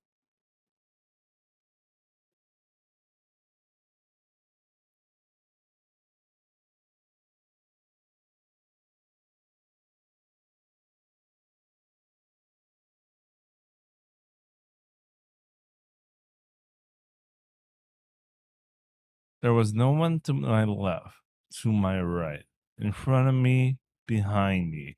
There was no one anywhere. Even though 7 p.m. on a Saturday night was when Shibuya should have been the most crowded. What was going on? This wasn't happening.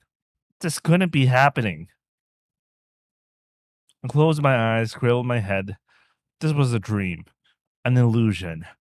This couldn't be reality. Yes, it was true that I wanted to live a quiet, peaceful life all by myself.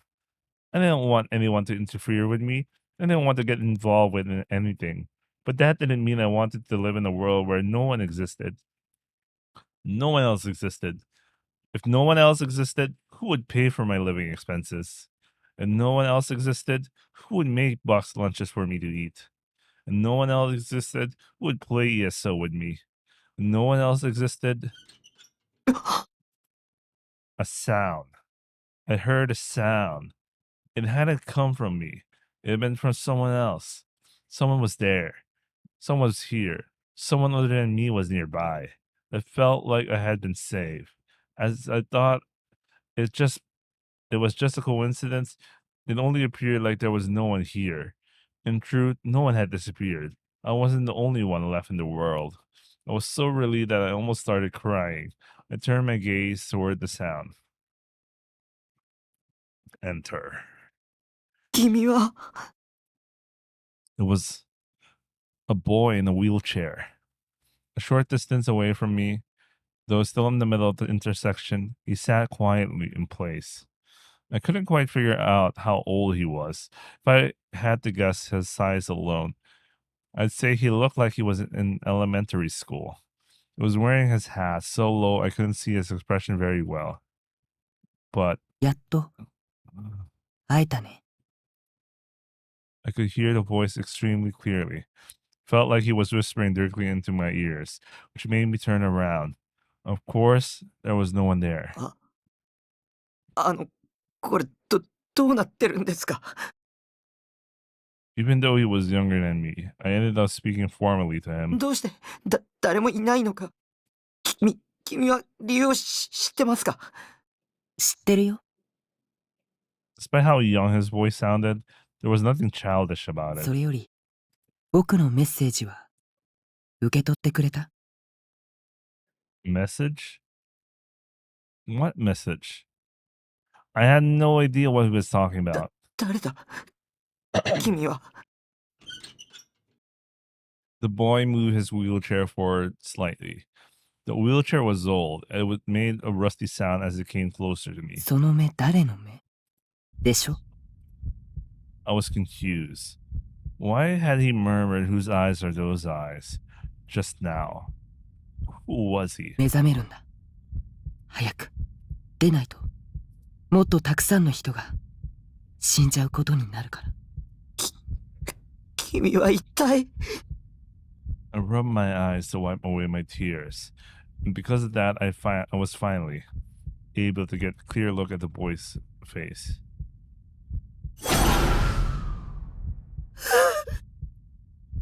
The boy wasn't a boy.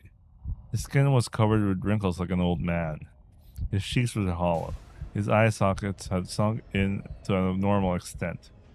His pupils were cloudy. He had no eyebrows. His body was small as a child's. 僕は将軍だよ。 Yo!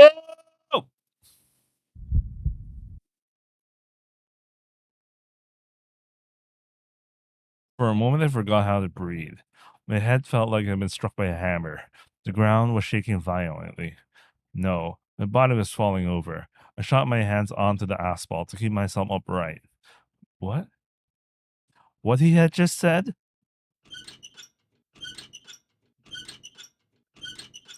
Shogun? He was Shogun? 忘れないで。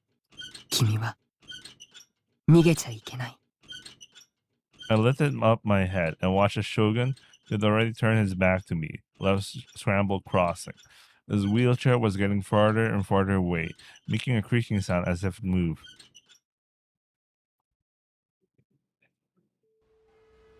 The thought of chasing after him and pressing him for his answer didn't even cross my mind.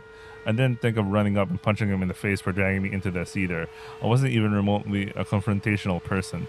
My head started to hurt. The area around my temples throbbed with pain. Still cowering on the spot, I tried to endure it. In the world without sound, a dissonant voice began to spread, an all-encompassing static. Whose voice was that?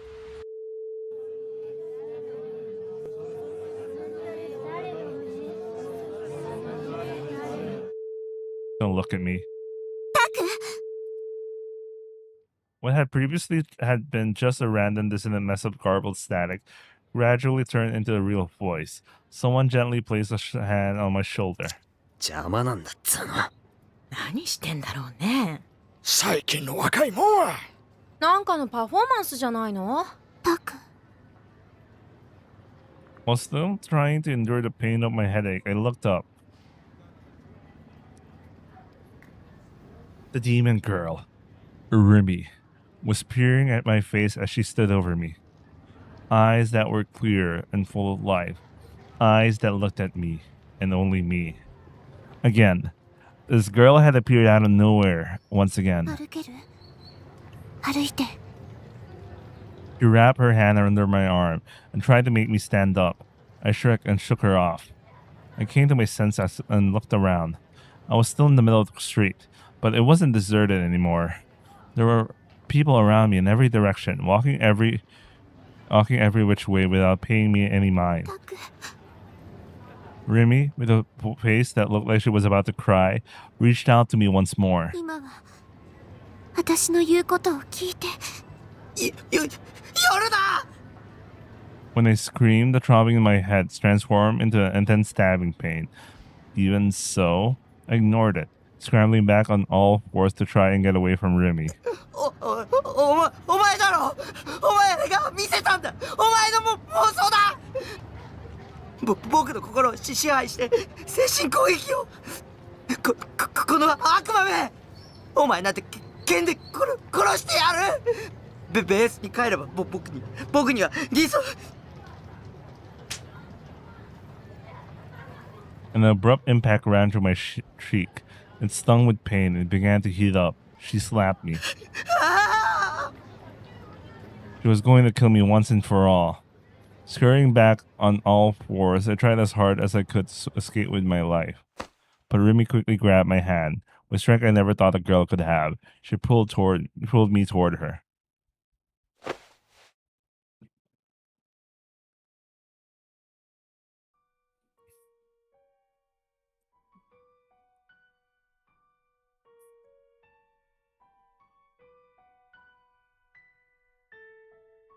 Her soft...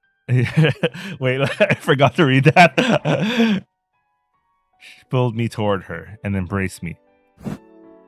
Her soft form gently enveloped my own. It was so warm. I could smell a tiny hint of sweat. Her silky hair tickled the tip of my nose. With such an anticlimax, my whole body felt like it was about to give out. Her voice was slightly shaky. I couldn't tell if she was crying or not.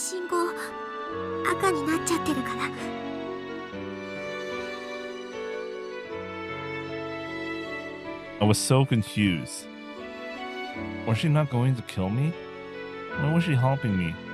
The hallucination from before, where all of the people of Shibuya had disappeared. It wasn't something she'd forced me to see. When I felt such a gentle warmth, when she embraced me so innocently, it shook everything I had believed up until that point. Could it be that Sekihata Rimi wasn't actually a demon at all? Or was it foolish to believe that? What if this was just a cunning way to deceive me? Regardless, one thing was for sure. With Rimi hugging me, I felt an incredible sense of relief. Wait, I had no idea what to call such a strange sensation. Upon letting go of me, Remy put my face between her hands and stared at me once again. Her eyes were slightly red.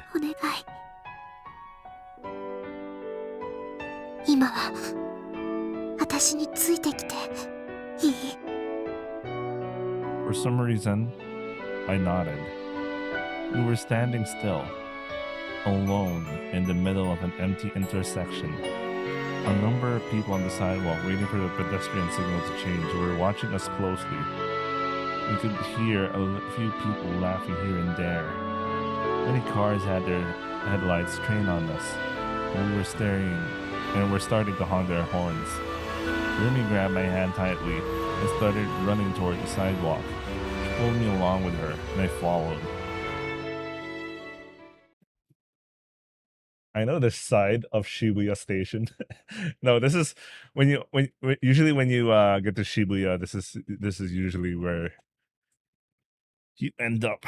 There's always like a place to go there. The train things here.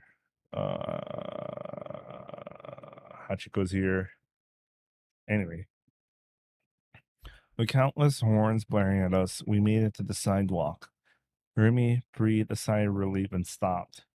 My hands were still in hers. Just being held in this way made my heart feel more and more at ease. I wanted to submit myself to this feeling. I wanted to stay like this forever. Remy turned back into my direction. He smiled, an incredibly happy smile. I didn't know whether it was real, a knack, or what exactly it was. But because I had been so hostile to her until now, because I had thought of her as a demon until now, if I let her win me over like this, I felt like I'd cease being myself. She quickly let go of my hand. それにしてもびっくりした。タクが道の真ん中でうずくまってるんだもん。信号が赤になった時はどうなることかと。I turned my back to Remy as she started talking cheerfully. I walked off, pushing my way through the crowd of people. 僕帰る。じゃあ送るよ。具合悪いんでしょ？ Her voice chased me from behind, but I shook my head in refusal. たく。 The cheerfulness from before had vanished from her voice. I felt terrible, considering how much she had done to help me. So I ありがとう。 just barely managed to squeeze out those words.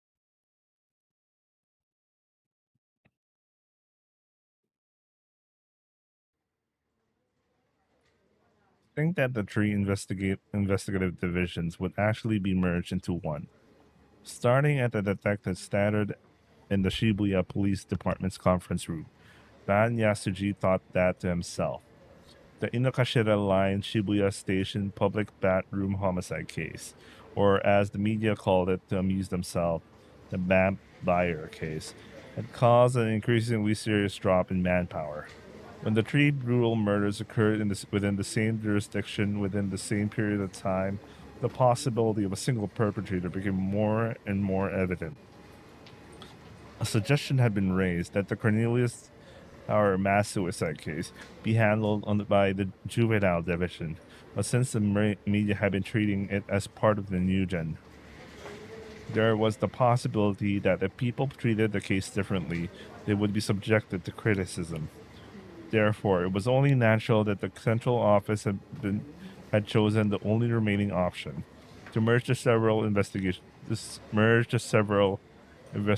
headquarters.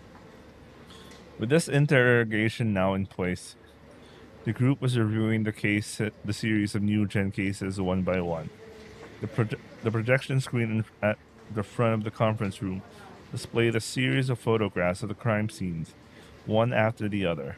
Suwa had been chosen to hold the presentation. He had stayed up all night, going over the documents endlessly. Good work, Ban muttered internally, chin resting in his hands.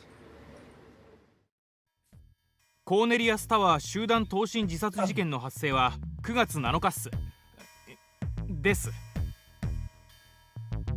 ニュージェネとマスコミ went down. That was a bad pun. 午後11時半ごろ、渋谷コーネリアスタワー屋上のヘリポートから男女5人が転落、全員死亡しました。5人は全員未成年の高校生。男が3人、女が2人。ただし5人のうち男女1人ずつだけが同じ学校なだけで、それ以外の3人はいずれも別の学校でした。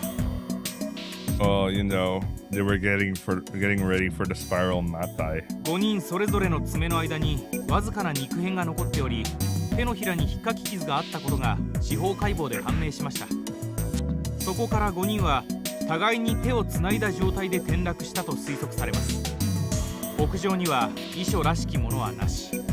被害者5人は学校帰りに待ち合わせてコーネリアスタワーへ向かったようです。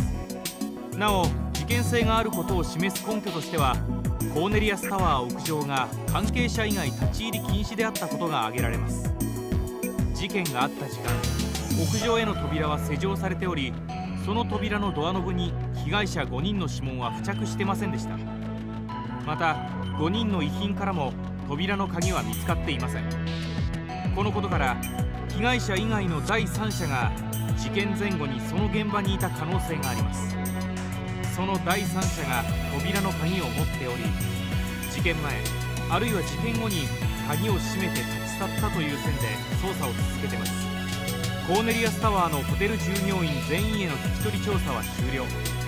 ほぼ全員にアリバイがありました。今はタワーに入っている企業の社員に話を聞いているところです。被害者たち5人には今のところ自殺する理由は見つかっていません。家族、友人、学校の教師など5人中4人の関係者が口を揃えて自殺する理由などないと断言しています。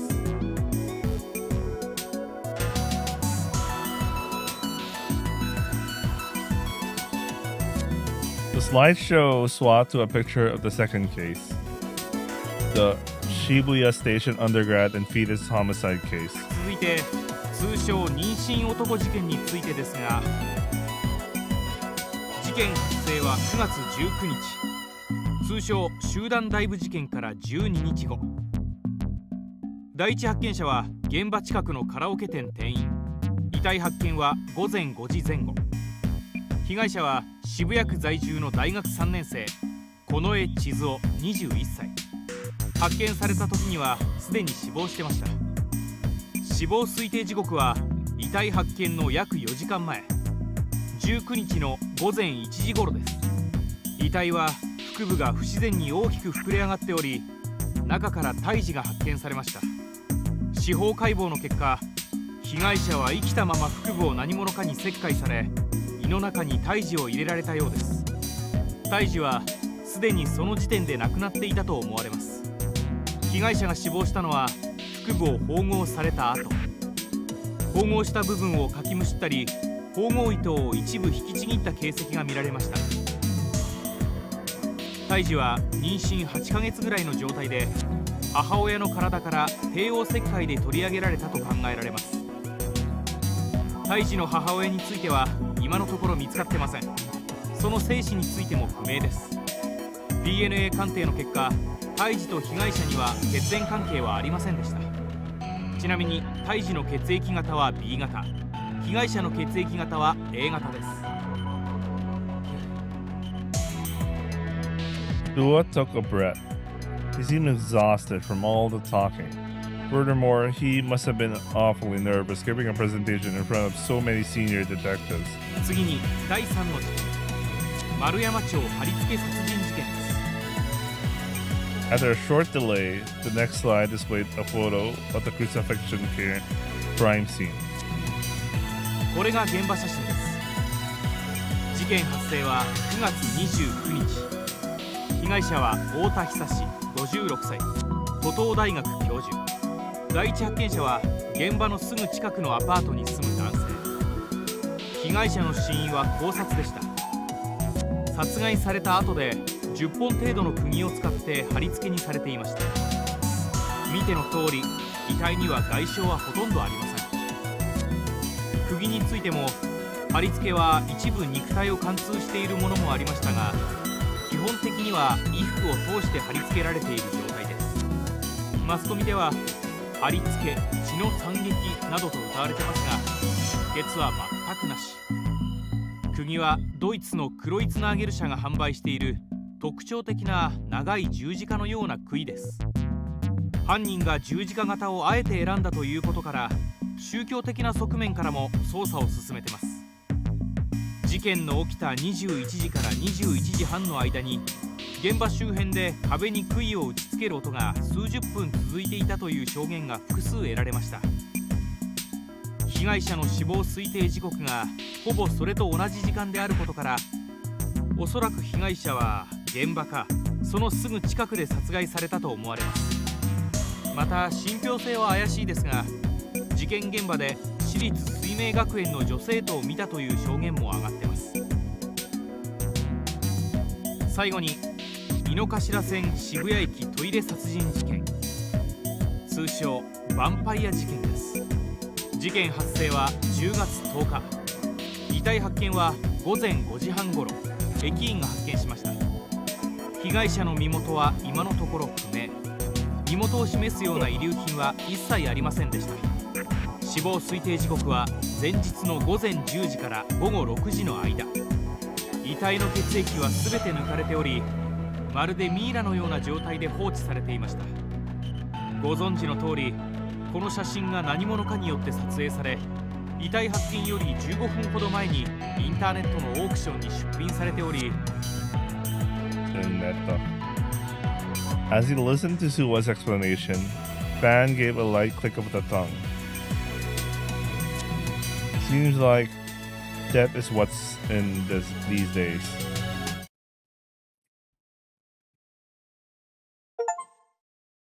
Oh yeah, we're at chapter 4. D Sordo.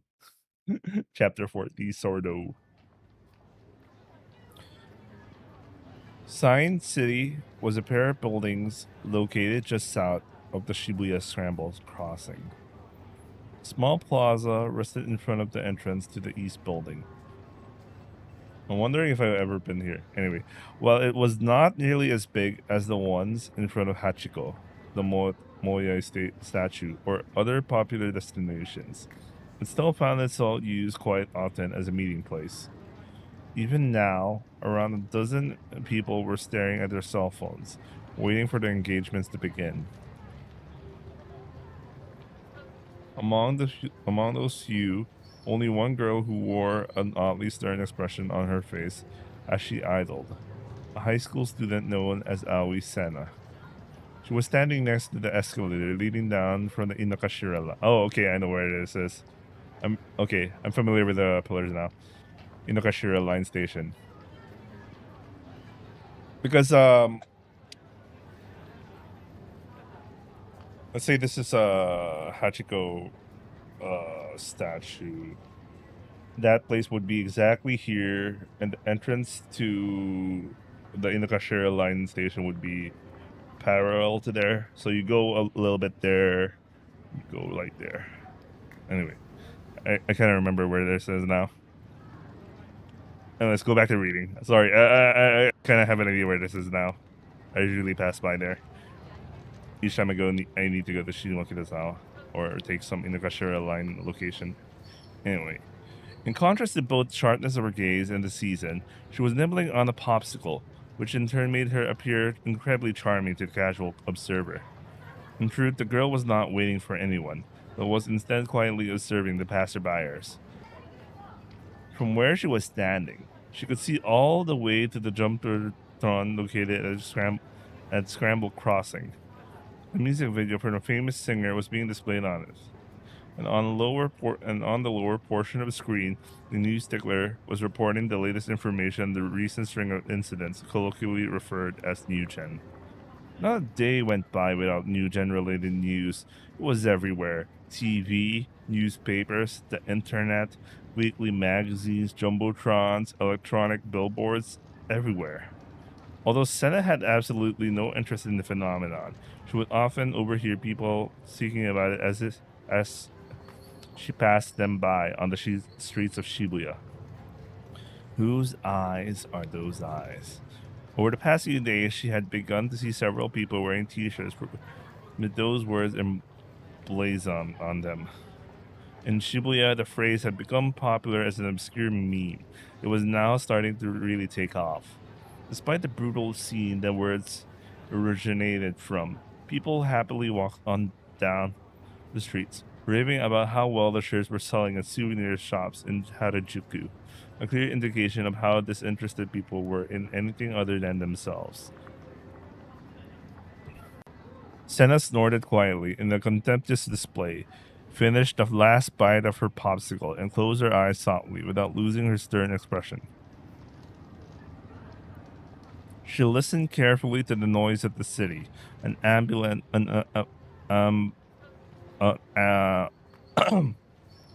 Abundance of different sounds billowed in front of the station on the Sunday afternoon.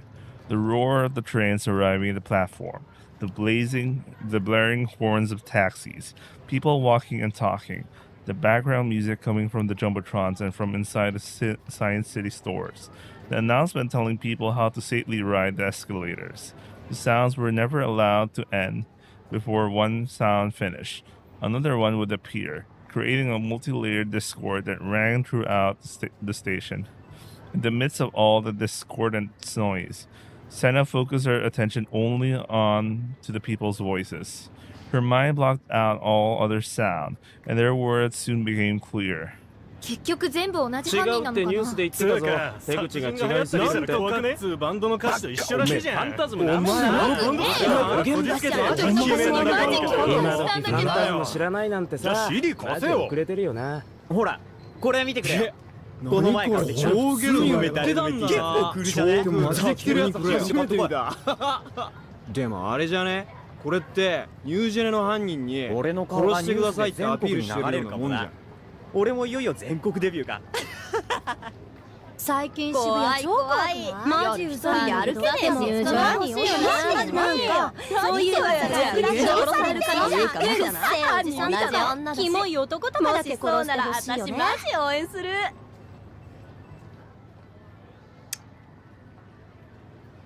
I feel that's Kazusa click, man. Thank God she's voiced by the same VA as Kazusa. And not only that, she was literally using the Kazusa voice for this one, for this visual novel for some reason. A short click of the tongue escaped from Senna's mouth, and she stopped listening soon after. There was nothing of value to be found in any of the noise. After all, noise was simply that. Noise. この視線の感覚。気のせいか。Once more, Senna examined her surroundings. For a while now, she had been feeling a repulsive sensation, like cold fingers caressing her spine. A gaze being cast upon her by an unknown entity. One with which it was unable to pinpoint exactly what the source was. Senna pushed herself off the pillar she was leaning against. Then, as if she had remembered something, she stared down at the popsicle stick in her hand. 外れか。 Gradually growing more and more discontent, she wrinkled her brow and began to walk quickly toward the station.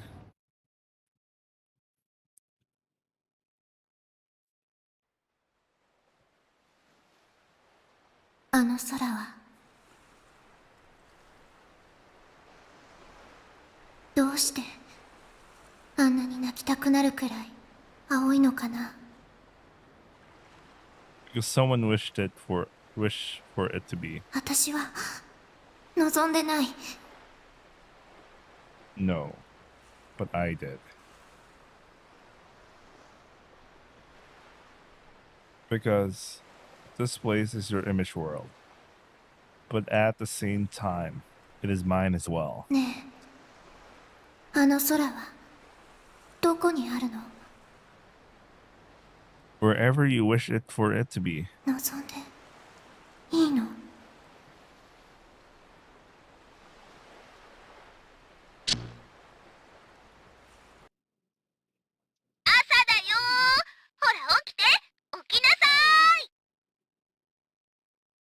Seiratan was calling me.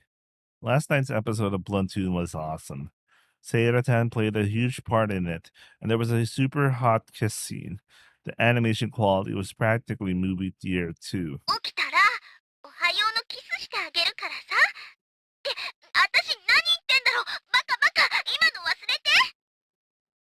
Seiratan was calling me. Plus, she was saying such moe things that I couldn't not wake up. I tore the blanket off my body and got up from the sofa with a groan.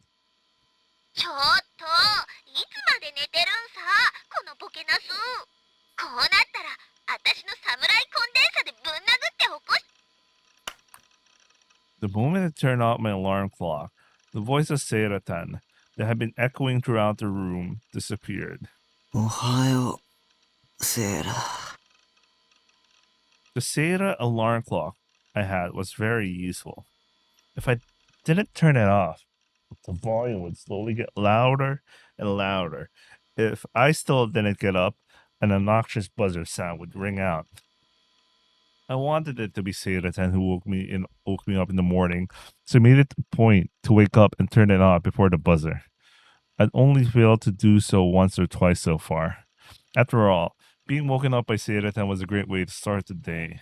Waking up was the absolute worst. I played Vidya until dawn, and the couch had been extremely uncomfortable once I actually had gone to sleep, and having her to wake me up helped alleviate some of that pain. Today was a school day. I'd skipped a day last week, so my minimum attendance chart was starting to fall apart. With the chart, I was only slated to go twice this week, but because of that deviation, I was stuck with having to go 3 times instead. I didn't want to go, but it would be much worse if I didn't. If I missed any more days, I wouldn't be able to graduate. Then again, whether or not I graduated made no difference to me, to be honest. Just a moment ago, I had been having a dream with Remy in it. It was a strange dream. one that felt terribly wistful, one that felt terribly loathsome, and one that felt terribly sad, and one that felt terribly distant. Would Remy come to school today? I've been thinking about the day before yesterday constantly. I've been thinking about it so often that I even forgot to play ESO yesterday. Oh my god! Do people actually? I don't know, man. Wait, give me a second. I'll be right back.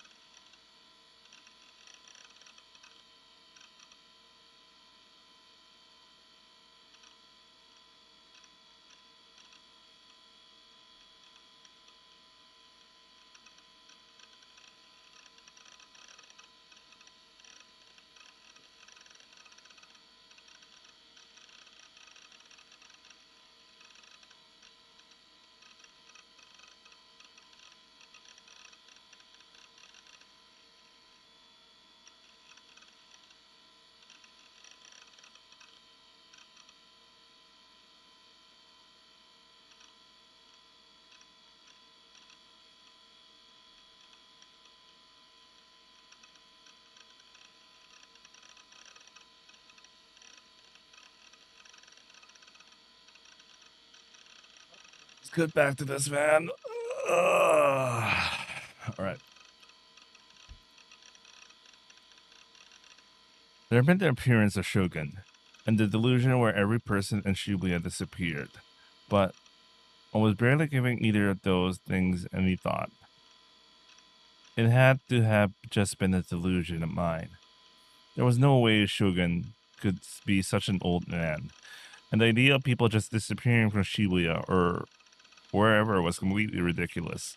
So there was no point worrying about it. It had been a horribly realistic delusion, sure, but the fact that I allowed myself to fall for something so unrealistic so easily and get all freaked out about it was just embarrassing. But regardless, above all else, I was thinking about Remy, the girl I had been calling the demon girl until only a couple of days ago. Most of what I felt back then was shaky and surreal, as if it were some sort of dream. But I could still vividly remember the sensation of Remy's body embracing my own. If she hadn't done that, I could have gone insane and lost myself completely.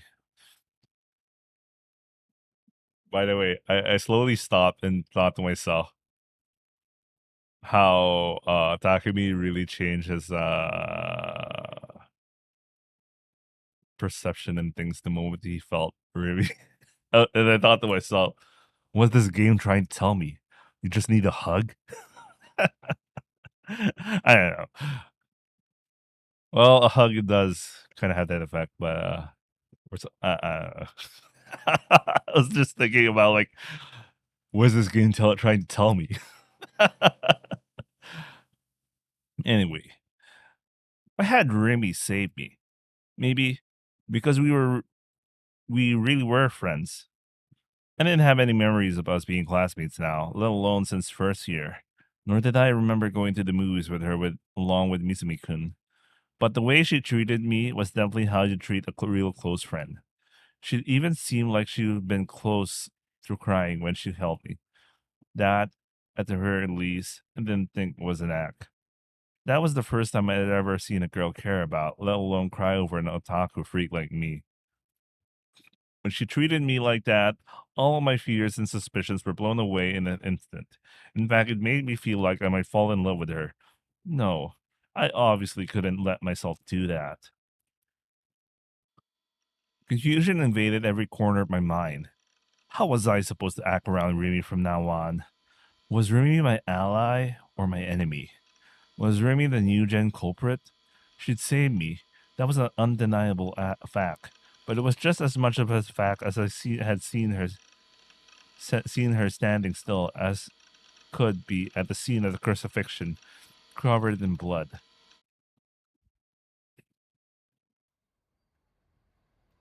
On my way to school, I stopped by Shoto Park. After what happened with Yua, I put a stop to my habit of eating breakfast there before going to school. There was no way I could feel even remotely relaxed when I thought that Yua could be watching me from anywhere. And even if I ignored that, if she came up to talk to me, she would start going on about her irritating delusional skill. Sorry, sorry. I remember some couple of bullshit in life. She would start going off about her irritating delusional schizo bullshit all over again. Sorry, I'm so used to talking to a lot of schizos, man. I'm so used to talking to a lot of schizos. Anyway, I didn't want anything to do with a girl like her. Yua was Remy's underling. Sure, my original guess may have been incorrect, but that didn't mean that Yua wasn't my enemy. It was still possible that Shogun was the boss of the whole thing, and Yua was one of his underlings. Either way, I knew I'd be better off staying as far away from her as I could. And yet, I found myself coming here today for some reason. I examined my surroundings carefully to make sure I couldn't see Yua anywhere, and once I knew the coast was clear, I slowly sat down on my usual bench. I took a bite of the chocolate bread I had just bought from the committee, then looked out at the pond. There was next to no wind, and the surface of the water was calm and serene. I could see the occasional shadows of carp as fish gliding through the murky water. The park was unusually empty today. It was a very quiet spot.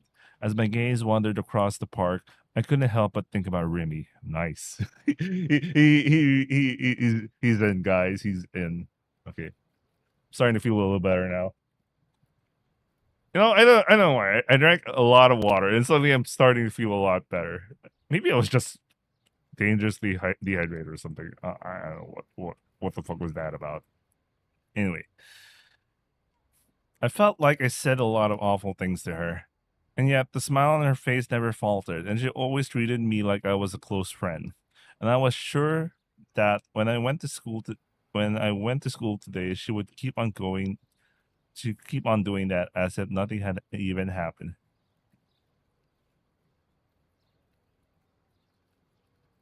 Isn't this like a past that? Sorry, I'm having a weird grammar bullshit thing.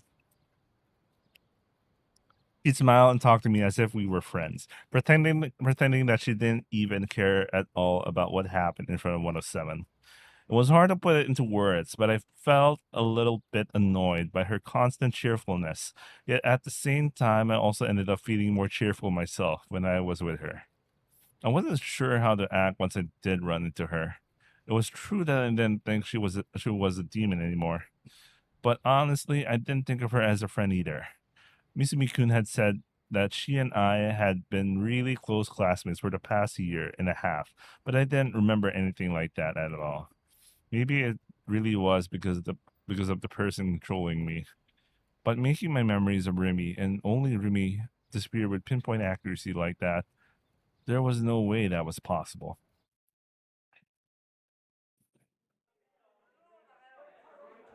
On entering the school building, I lowered my head even farther toward the ground. As my usual MO, I kept close to the wall and walked slowly toward the staircase. My class was on the third floor. Getting up there was a pretty big hassle. Wait a second, I thought the third floor was for the third years. Maybe it's just me. They could really use an escalator or something. When I reached the floor of the staircase, I spotted the girl climbing unsteadily up the stairs. She was dragging her right leg a little as she walked. Maybe she twisted it. Her petite body swayed from side to side. She looked extremely unstable. As other students passed by one after the other, the girl slowly continued to climb, exactly one step at a time. Watching her from below, I would be able to see her panties any second now. Shit, if I keep this up, I'll be labeled a total pervert. Last thing I needed was to go in front of a mirror and see myself as Bill Clinton or some shit. Bill Clinton. Bill Clinton. Yeah. If I read Chaos Head last year, this would have been so timely. Anyway. With that thought in mind, I stepped onto the stairs in order to pass the girl, but right when I did, the girl caught the tip of her shoe on one of the steps and she immediately staggered. She then fell down so hard you could almost feel the crash sound effect. Fortunately, she ended up falling on the landing, so she hadn't fallen down the entire staircase. She was still down on her knees from the pain, though, and was staying pretty still. Could this be a flag? Yeah, no way. Even if it was, calling out to her or anything even remotely similar would be impossible for me. This is why I believe Takumi is a straight up asshole. Like, when I watched this exact scene in the anime, I thought to myself, isn't it like the normal person thing to do? But yeah, okay. Let's reinforce the fact he's a straight up asshole. I mean, this fucking guy, man. I mean, even I, like, in real life, is like socially awkward. Won't be this much of an asshole to someone who, experiences something like this. I know he wasn't gonna help. Sir Hurley slipped past her. Sorry, but you should get some womanizers actually into 3D to help you. Someone like Misumi-kun. This is the most asshole move. This is like straight up, Takumi's a straight up asshole. Like, I totally understand him being so mean to his Hisamoto, but this one is like straight up asshole behavior. You really shouldn't rely on me. But the girl was staying curled up on the ground so emotionless. I started to get a little worried. I was halfway up the stairs when I slowly turned back around to check on her. Okay, he actually checks. In the anime, he straight up just watches her fall and he continues. Let's see if he does not continue, if he actually does something. The girl was gripping on the railing and trying her absolute hardest to stand back up. Her knees were trembling. She looked like a newborn fawn or something. Her knee was oozing blood. Maybe she scraped it. Her face. I've seen it before. Wasn't she the girl who transferred into my class last week? What was her name again? I couldn't remember. Oh wow, she was about to cry. She was crying. Did it hurt that badly? The fall had definitely been pretty bad, but not bad enough that she'd cry from it. There was nobody else willing to lend her a hand. After just barely managing to stand up, she bent forward and peered down at her knee. She must have been checking to see if she'd been hurt. She'd hurt it. The transfer student wiped away her tears, set down her bag on the spot, and started rummaging around inside it. What's she looking for? I wondered. Okay. Okay.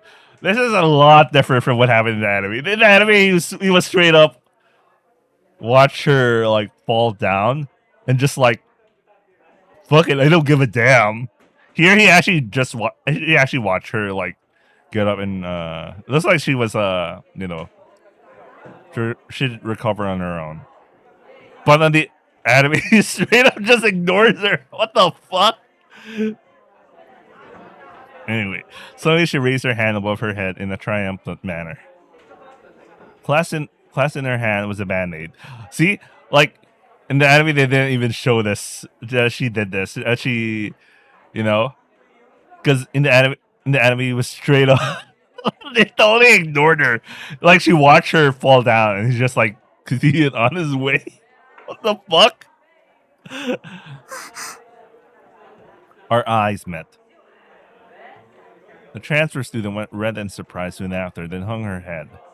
Regardless, she looked like she was okay, so I was sure she'd be fine without me. At least, you know, at least in the visual novel, he thought about this. And you can see he looked, you could tell he actually looked out for her for a little bit, like even a little concerned. But in the anime, he was straight up an asshole. Thinking that, I hurriedly made my way to class. You know, yeah, at the very least, he showed some concern here, at least, right? Anyway, as per usual, I kept my head down and my gaze fixed on my toes. And while we still remaining silent, I took my seat. When I sat down, I remembered that the transfer student had said something to me on the day she transferred. I was so happy we're in the same class or something. I'd forgotten all about it, after everything with Remy, but I wondered what she meant by that. Yo, Taku. So, according to routine, Misumi called out to me. Maybe he didn't have any other friends beside me. He'd always talk to me, and no one else, so I was starting to genuinely suspect that. 聞いてくれよ。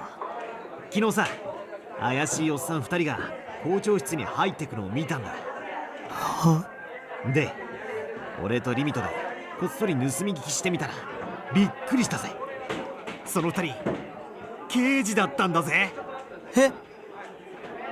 Detectives? なんか深刻そうに全校生徒の名簿とか見ててよ。もしかしてニュージェネと関係あんのかな？ Maybe the true gen culprit was someone at this very school. I couldn't help it, but a face popped into my mind. Remy's. まあ、盗み聞きしてたら見事にバレちゃったんだけどね。I jumped. Speak of the devil, Jesus Christ. I felt my heart rate leap when I heard Remy's voice invaded the conversation. I couldn't look up. I was too nervous. But this was a completely different kind of nervousness than last week's. あれはお前がドア勝手に開けたせいだぞ。分かってんのか？しょうがないでしょ。本物の刑事さんって見るの初めてだったからちょっと興奮しちゃってつい。何をどうやったらついドアを開けるんだよ。おかげで俺らまで刑事から話を聞かれる羽目になったんだからな。大臣ってば刑事さんに聞かれちゃまずいことでもあったの？そういうお前はどうなんだ？さあね。Misumi-kun and Remy were having a conversation with my desk sandwich in between them. They were completely ignoring my existence. But to be honest, I was grateful for that. Even if Remy did talk to me, I didn't have any faith that I'd be able to say anything back.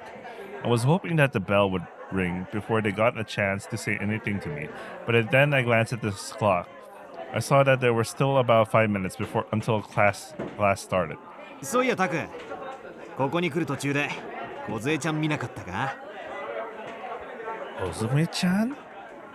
Who? ああ、そっか。どうせお前のことだから覚えてねえとは思ったけど、マジでそうだったんだな。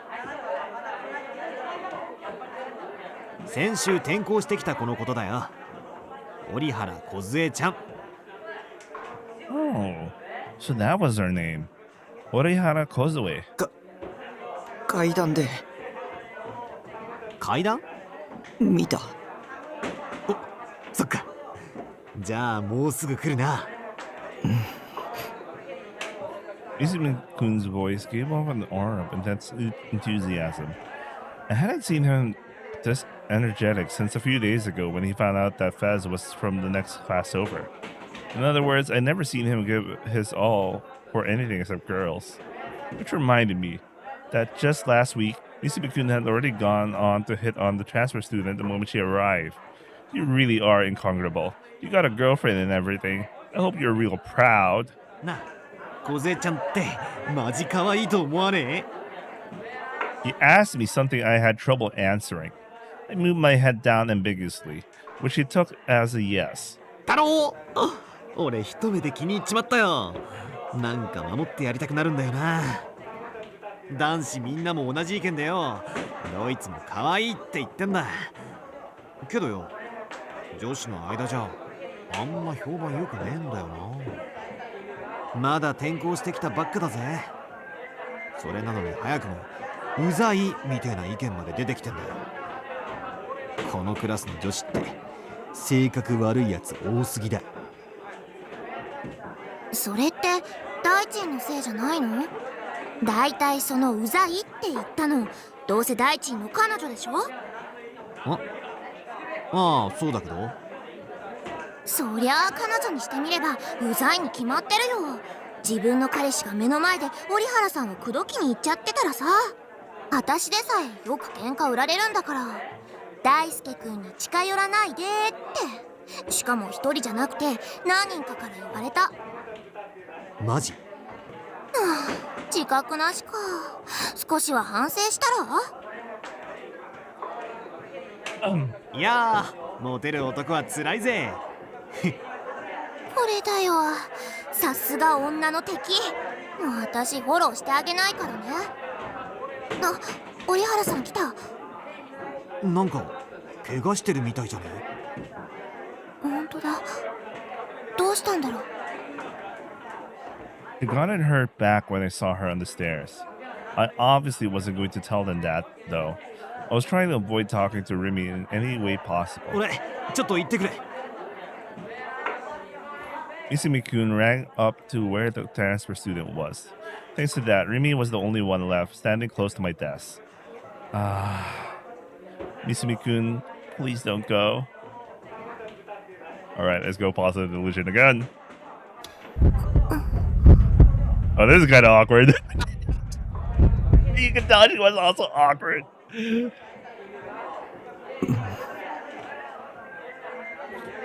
Remy didn't say anything, but she didn't move away from my seat either. Considering the fact I was hunched over so far on my desk that I could nearly sink my teeth into it, I couldn't see her expression. All I could see was her waist, but if that were true, then that would mean she had to be facing me. In other words, she was looking at me. Let's go Scuzzlefield, guys.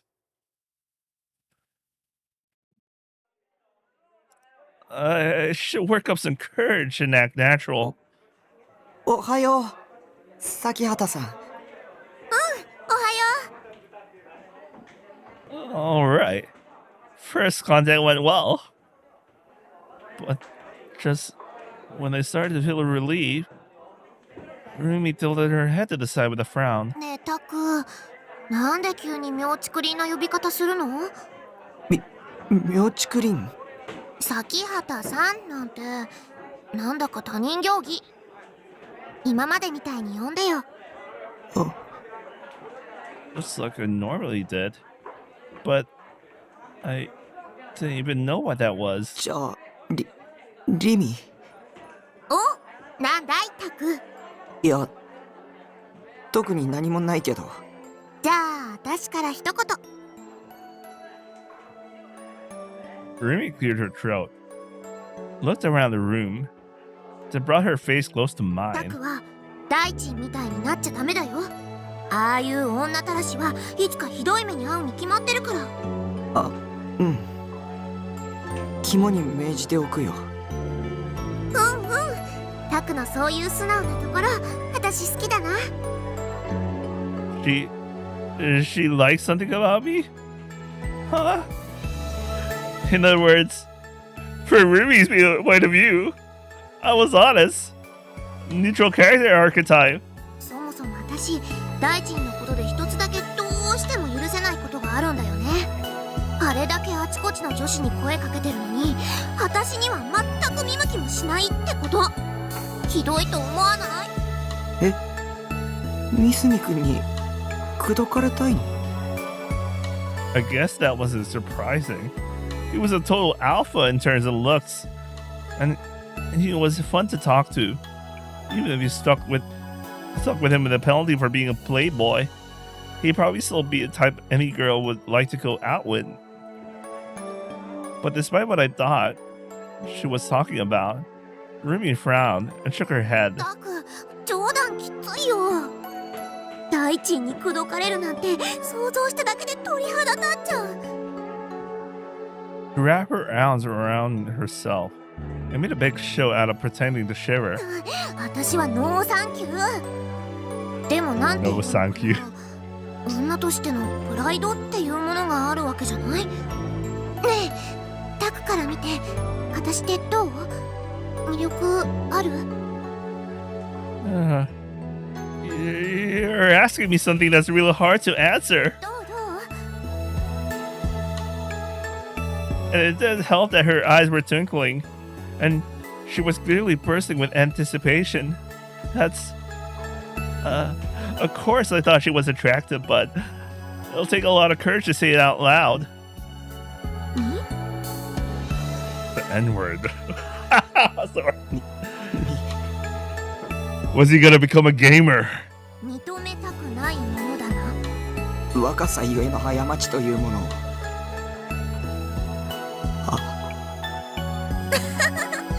引っかかった。 Rumi smiled triumphantly. Was she actually an otaku? There was no way. I smiled a bitter smile in defeat. But even though the conversation was completely normal, I found myself having a lot of fun. Up until now, I almost never had this kind of conversation with a girl before. I didn't know why, but I felt like we clicked pretty well together, which is why I was able to say what came next so naturally. リミは魅力的だよ。 Nice. Delusion boy.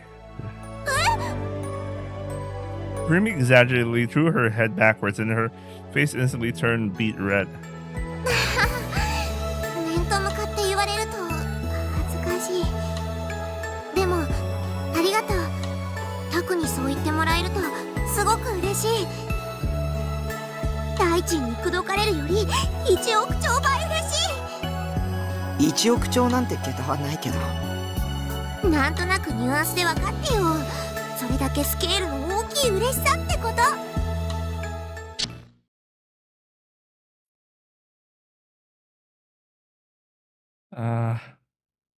So that's what it is to be young. If only I could have had that kind of conversation daily. Every day of my life would be fun and fulfilling, and how I saw the world would change completely. But at the end of the day, that was just an illusion. By the way, since... Okay, this is another spoiler. Rumi could read minds, right? She probably saw that. The me in reality couldn't even make eye contact with Rumi. I just kept my head down, didn't move and stay silent. I despised my old cowardice. And so I was hit with a fierce wave of depression. タク？ Rumi, who had been silent the entire time, finally called out to me, a bit hesitantly. But I couldn't respond to how sudden it was. To her, it probably felt like I was ignoring her. In my head, I knew I couldn't keep acting like this, but in the end, I still couldn't get myself to do anything. 大丈夫？ This time, I nodded frantically. It made me look pretty suspicious. そう。だったらいいんだ。 Rumi's voice was gentle. I could hardly believe it. But she seemed like she was going to continue patiently being with me. She was going to continue patiently being with me, even though I was being silent. Are you okay? Is what she said. I felt a sudden urge to ask her something. I wanted to ask. Back when we met in front of 107, What did it look like to you? Considering the fact she hadn't mentioned anything in particular, it seemed like she didn't know anything about the people temporarily disappearing from the streets of Shibuya, or anything about the wheelchair-bound shogun, which would probably mean it just been one of my delusions after all. That was why I wanted to ask her, but didn't think I would be able to look up and do so after all this time. Either way, I couldn't do it today. I couldn't even prepare myself to ask her. So next time then, I'd ask her the very next time I came to school. Yeah. I should probably organize the questions I wanted to ask her before then. ねえタク、折原さんがこっち来たよ。 The transfer student? Why was she coming over here? Was she going to come down on me for not helping her on the stairs earlier? But she didn't seem like the person to do that. Or maybe she wasn't coming up to me, but she actually wanted Remy for something.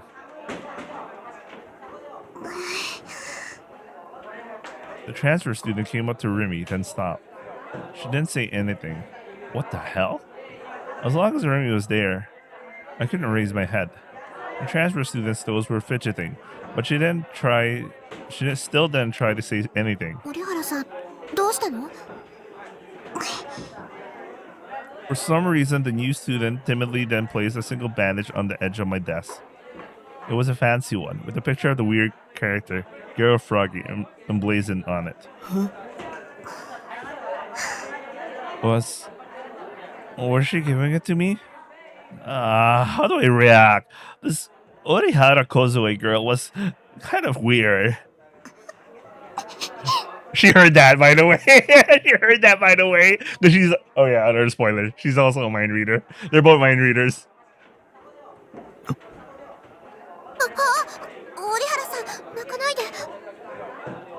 What?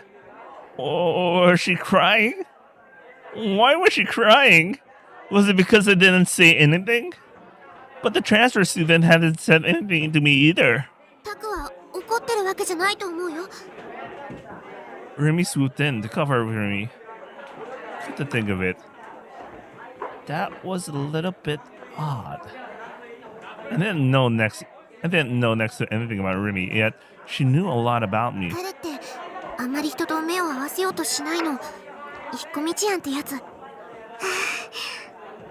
だからそんなにガチガチに緊張しなくてもね。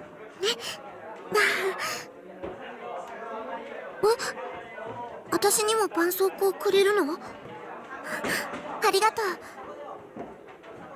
う。 With that, the transfer student bowed her head deeply to Remy. Then she sped her way back to her seat. It was almost like she was running away or something. They're both fucking introverts, like shy introverts.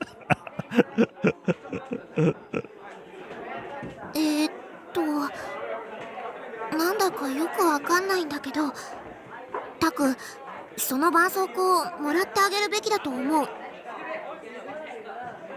Why had she given it to me? 梢ちゃん、無口だよな。Well, okay, again, as I mentioned from the spoiler earlier, that Kozue could read minds, so she read his mind. That he showed some concern, so I can imagine she was happy about it.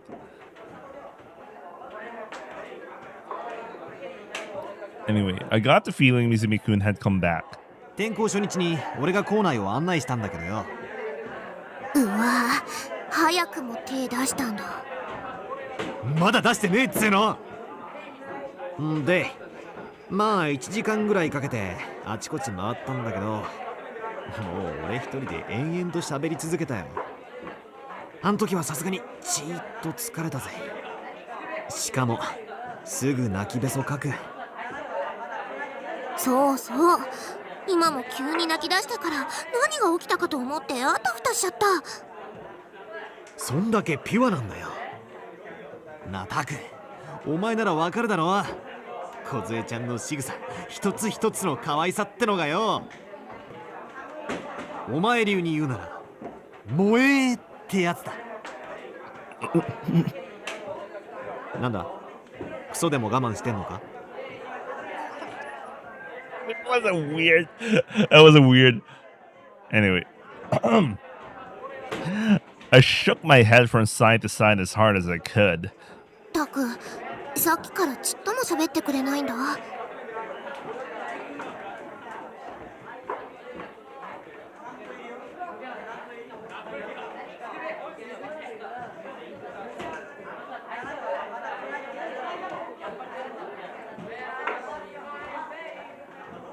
Yeah, that's because you're here.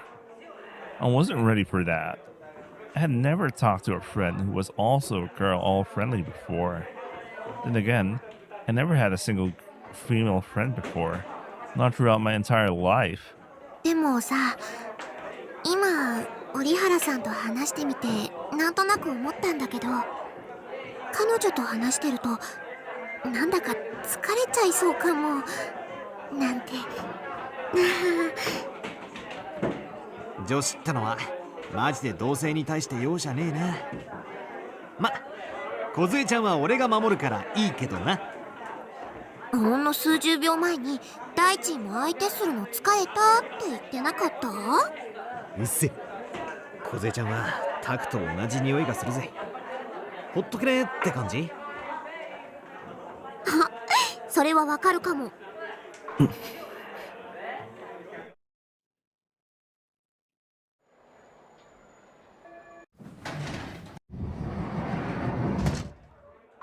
The sound of the bell told me that all classes were done for the day.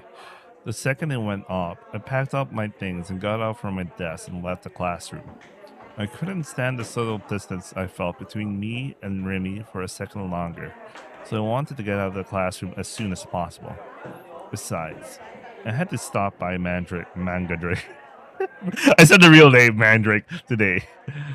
In the end, I haven't been able to say a single word to Remy. I had several chances to talk with her, but just like this morning, I kept my mouth locked shut the entire time. I might have screwed up by doing that. It would make it even more difficult to talk to her the next time I saw her.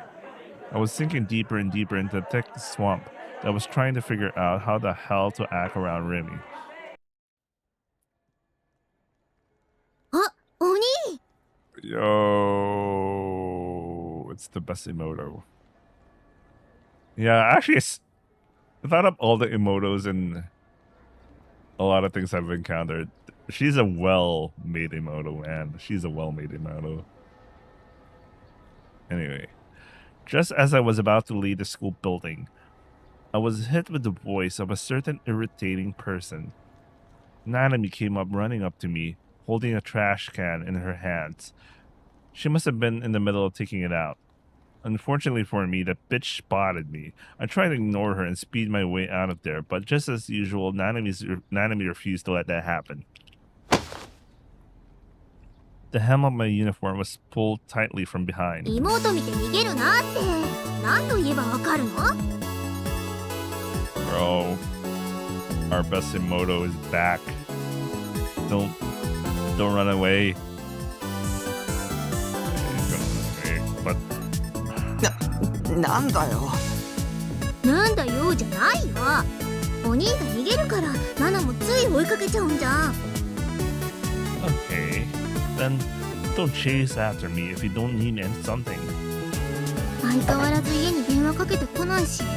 まあ、ナナはもう諦めたけど、どうせお兄が真面目に連絡入れてくるとは思えないもんね。 Wow, she actually understood me for once. Then again, I didn't know how she wouldn't. She being my sister and all, even though I had no need in the slightest for a treaty one.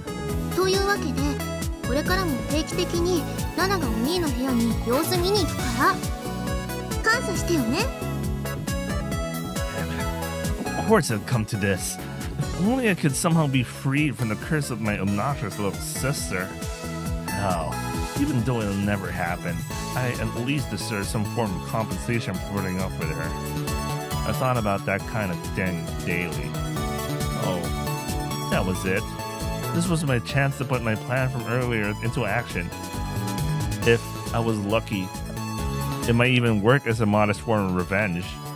I checked my surroundings and I started walking toward the courtyard, signaling for Nanami to follow me. 何？ちょっと来てくれ。なんで？なんかあるの？ It was so unbelievably annoying. Was she incapable of following me or something? What a fucking idiot. ななみ、大事な頼みがある。え？頼み？お兄が？なのに？ Nanami's eyes went wide. 珍しいじゃん。お兄が頼み事なんて。とにかく黙ってついてこいって。あ、ちょっと待ってよ。There weren't many people in the courtyard. During lunchtime, the place was always crowded with students eating lunch, but the only people who'd bother coming here after school were the gardening club or whatever. で、頼みって？ Nanami lowered the trash can she was carrying to the ground, and gave a big grin as she puffed out her chest. Do you know how I can imagine she was like she was happy that she finally felt like being a fuse to her brother, man. And this asshole gives her a fucking anyway. あ、条件はマクで汚りね。その条件飲んでくれるんなら、本当は嫌だけど、お兄の頼み聞いてあげる。Every little goddamn thing she did pissed me off. I couldn't believe she actually wanted me to pay her back for this. Didn't help that I already treated her to McD's before too. Forget it. わかった。おごる。え、本当？今日のお兄いつもと違うね。Well, yeah, because I was lying. So as for being a liar too. Lol. So as for being a liar. Wait, I don't know what that actually means. I think this is the first time we've seen that. The hell is so's?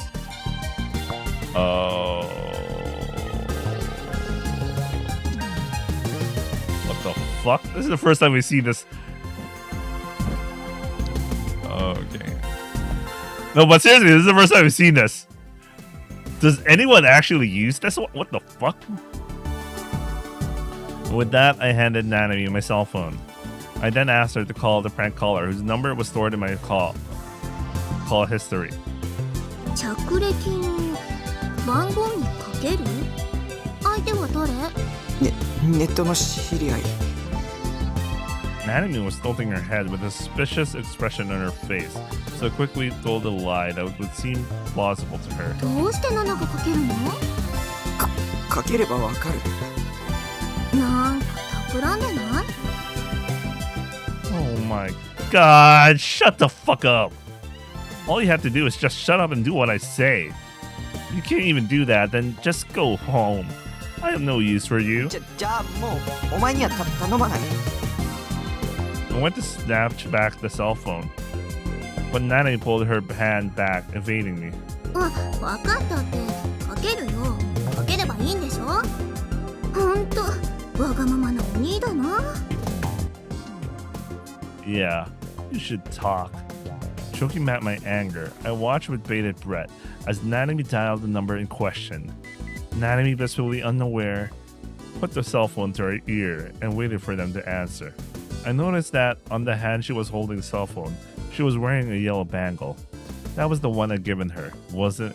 No, technically you didn't even give it to her. You literally just threw it to on your floor, and she mentally coped to think that it was a gift from you, man. Anyway, then again, it was more of something she decided to appropriate rather than me actually giving it to her. She even wore it when she went to school. Did she really like it that much? Yes, man, she really does. Even though it was just some cheap ass bangle, I got it for free. Nanami really did have no taste at all. Not that I could really speak for anyone else though. This didn't matter at all right now. Anyway, who was gonna answer the phone? Would it be some scary DQN piece of garbage?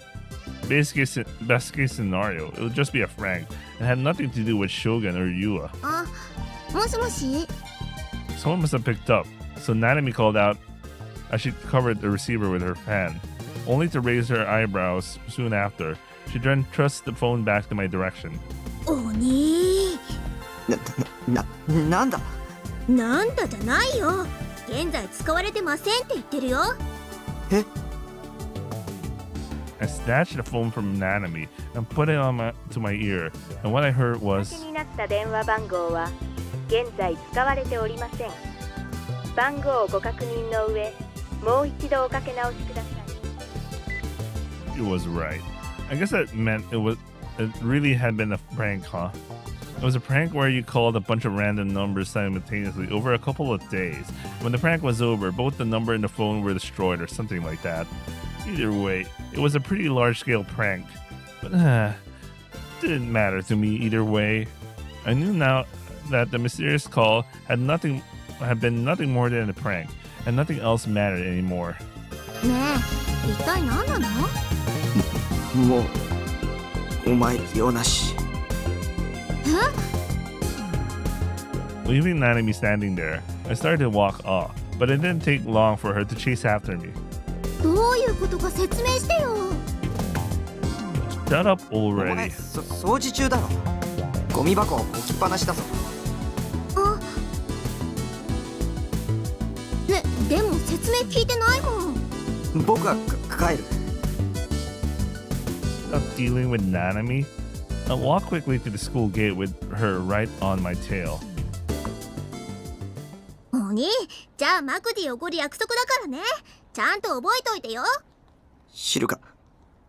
What an asshole! ちょっと嘘ついたの？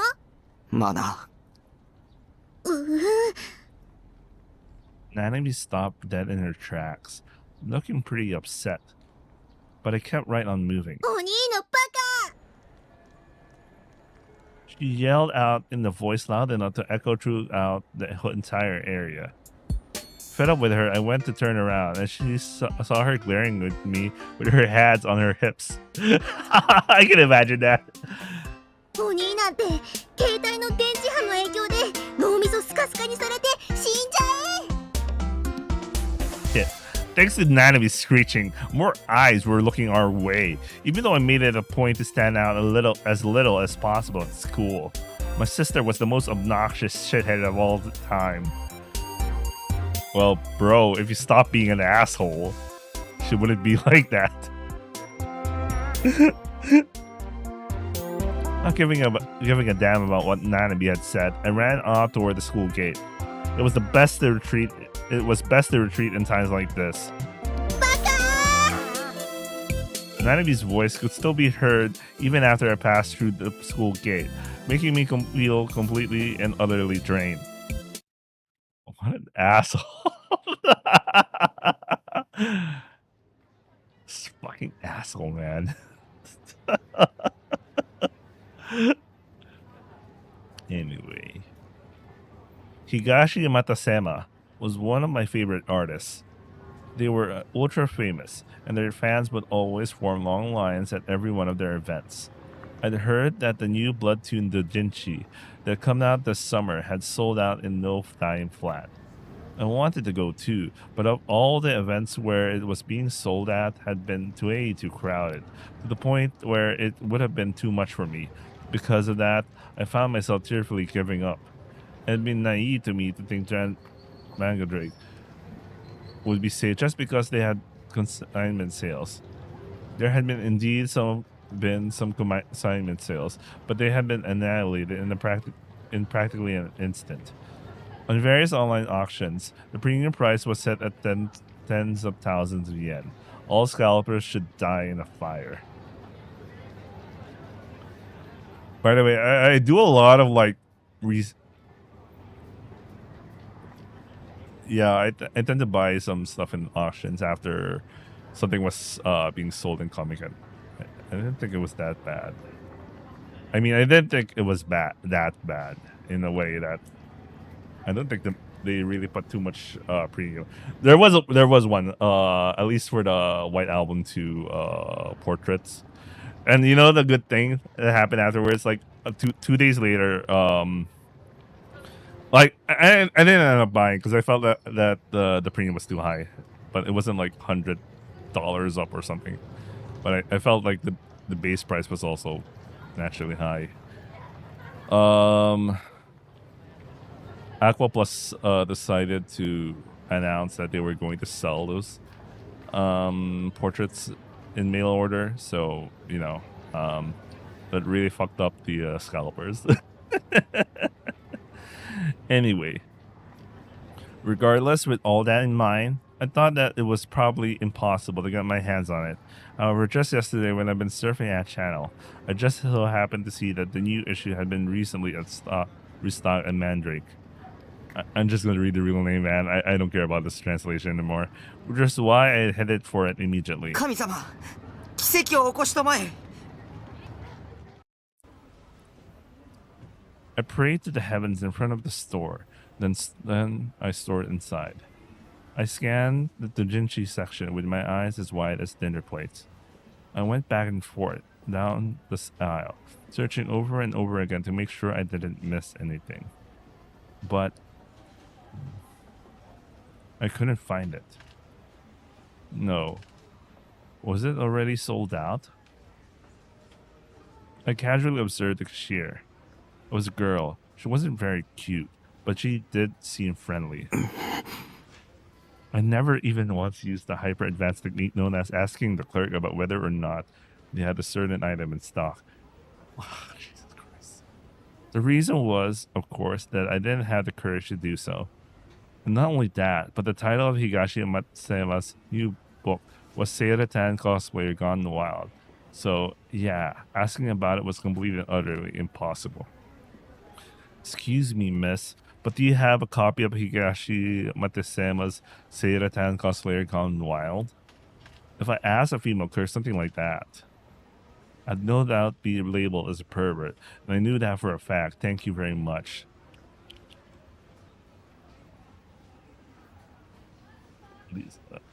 These are next level socially awkward people, man. These people, man.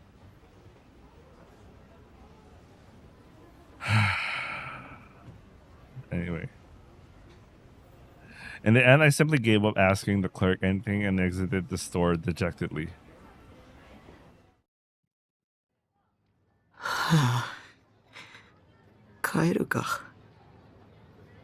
Or maybe I should go to Ad Cafe. Flipping between the two as I walked, a sword I had seen before flashed past the edge of my vision. It was a sword with a distinct two-pronged blade. That one that girl B, the girl who called herself Senna, had been carrying around the city. In the crowded center guide, the tip of the sword just jutted above the heads of people walking down the street. As it got closer to me, I hurriedly took refuge in a nearby arcade. When it peered out from the shadows, it didn't take long for Senna herself to appear, the soldier resting on her shoulder. Wearing an expression that was just as terrifying as ever, she walked quickly toward the station. She didn't seem to have noticed me. But even then, after having experienced a humiliation play that was lunging around the sword just like hers, the bold way that Senna walked around without a care in the world impressed me. Was she not embarrassed to hold a huge sword like that? I mean, she had been questioned by the police officer at least once. She had to have been questioned by the police officer at least once. No way she hadn't. As I pondered that, Senna's figure got farther and farther away. Where do they sell badass D-swords like the one she has? I wondered. The one I got in the hole didn't glow, nor did it have a badass shape, so I wasn't exactly satisfied with it. In comparison to the sword Senna was carrying, mine was far less impressive in terms of design. The entire reason behind me getting a D-sword was to use it as a protective charm.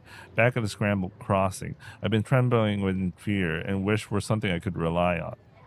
After Remy had shown up, I'd become slightly more stable, but the situation surrounding me was not getting any better. I still had a lot of enemies, such as Shogun, Yua, and etc. That was the reason why I wanted to get my hands on a D-sword that looked way stronger than the one I actually had. Of course, there was also the collector's spirit found in every otaku. As if drawn to Senna's sword, I've been staggered over toward the scramble crossing without realizing it. This treaty background, bro. Oh god, I bit my lip. I didn't want to be out in front of the station. I would reluctantly go to Center Guy or school or whatever because I had things I had to do there. But if I couldn't help it, I prefer not going anywhere near them. Having a crowd of total strangers stand around me feel as if any escape route had been stolen away, and just the illusion of that made it hard to breathe. Unsurprisingly, the area in front of the station was infested with people. I was starting to feel more and more sick, so I opted to look down at the ground to try to hold back the nausea a bit. Because of that, the next time I looked up, I realized I lost sight of the conspicuous sword. It looked like she'd been walking toward the Hachiko statue, but right then, the light above the scramble crossing turned green. A sea of people rushing to the intersection from various directions. It became pretty chaotic. A whole host of people walking every which way, and they did it all without even so much as bumping into each other. When I saw something like that, I realized how unrealistic the empty scramble crossing I've seen in my delusion the other day really was. There probably wasn't even a single second in the entire year where there were no people in this place. What was I even trying to accomplish by chasing after Senna in the first place? I hadn't even been able to ask the friendly Mandrake employee whether they had something on stock, so how exactly was I supposed to talk to someone who looked unfriendly and scary looking like Senna? Besides, she might have been my enemy. I didn't know what she'd do to me if I carelessly followed her around without any form of protection. What was wrong with me? I should just go home. I finally decided on that, but right when I was about to turn around, I noticed a white chain lying down on the street. I couldn't see the end of it because it was concealed by the legs of various pedestrians, but it seemed like it was stretching from where I was standing all the way to the other side of the scrambled crossing.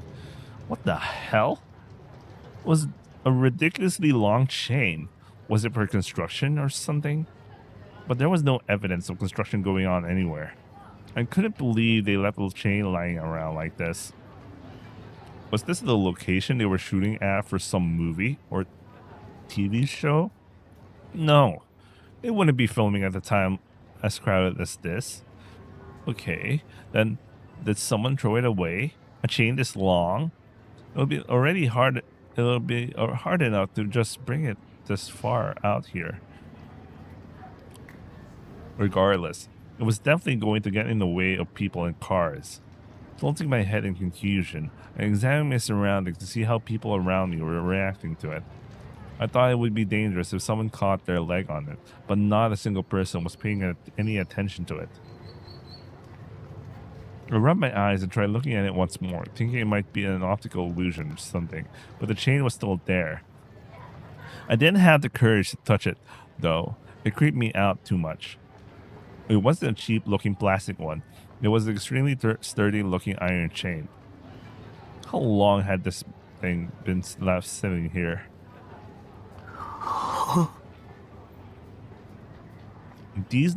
If these were normal circumstances, I'd think it was some kind of trap. After which I would have run away in fear, suspecting that something terrifying might have been waiting for me. But now, for whatever reason, I couldn't help but wonder where the chain led. My mind was overtaken by the compulsive obsession that told me I had to follow this chain. I crossed the scrambled crossing before the light turned red, bumping into several pedestrians as I did. At the end of the continuous chain was an old, dark green train car that was sitting next to the Hachiko station. The wheels had been removed, so it was closer to a monument or an exhibit rather than a functional train car. You were supposed to be able to enter it freely too. I actually never been inside this one. I always see it, though. The white chain was extending from the open door to inside of the train. There was tons of people parked in front of the Hachiko, but no one was paying any attention to the chain. They didn't show any interest that they were even aware of it. As well as that, there were no signs of any people on the train at all. With a gulp, I peered inside the train car. In that moment, I realized it was a trap. I couldn't believe it myself. Which is why I hadn't suspected at all before. The car appeared to be empty, but there was a figure of a single person inside. Aoi Senna was sitting cross-legged on the burgundy train seat. Her sharp gaze was fixed firmly on me. For some reason, she was holding up a light blue popsicle in her hand. That was a Crunchy-kun, right? Forget it. I couldn't care less about Crunchy-kuns right now. More importantly, the gigantic G-sword she was carrying was mysteriously nowhere to be found. I wonder where she even managed to put the thing, with how huge it was and all. Let's go positive, as usual, for this playthrough. In place of the sword was a white chain coiling around one of her legs, which reminded me that back when I first met her in Center Guy, she had said something about finding her in the train car in front of the station. This must be what she meant. Was she the one who put this chain here? Could she really have been lunging around such a long chain? It looked like it weighed over 10 kilograms. Not only that, but it had to have been over 50 meters long. I had no idea what was up with this girl. She had been entirely unknown to me. She wasn't normal. Could she be Shogun? Feeling scared now, I moved to run away without saying anything, only for a sharp voice to strike me right then. Hide.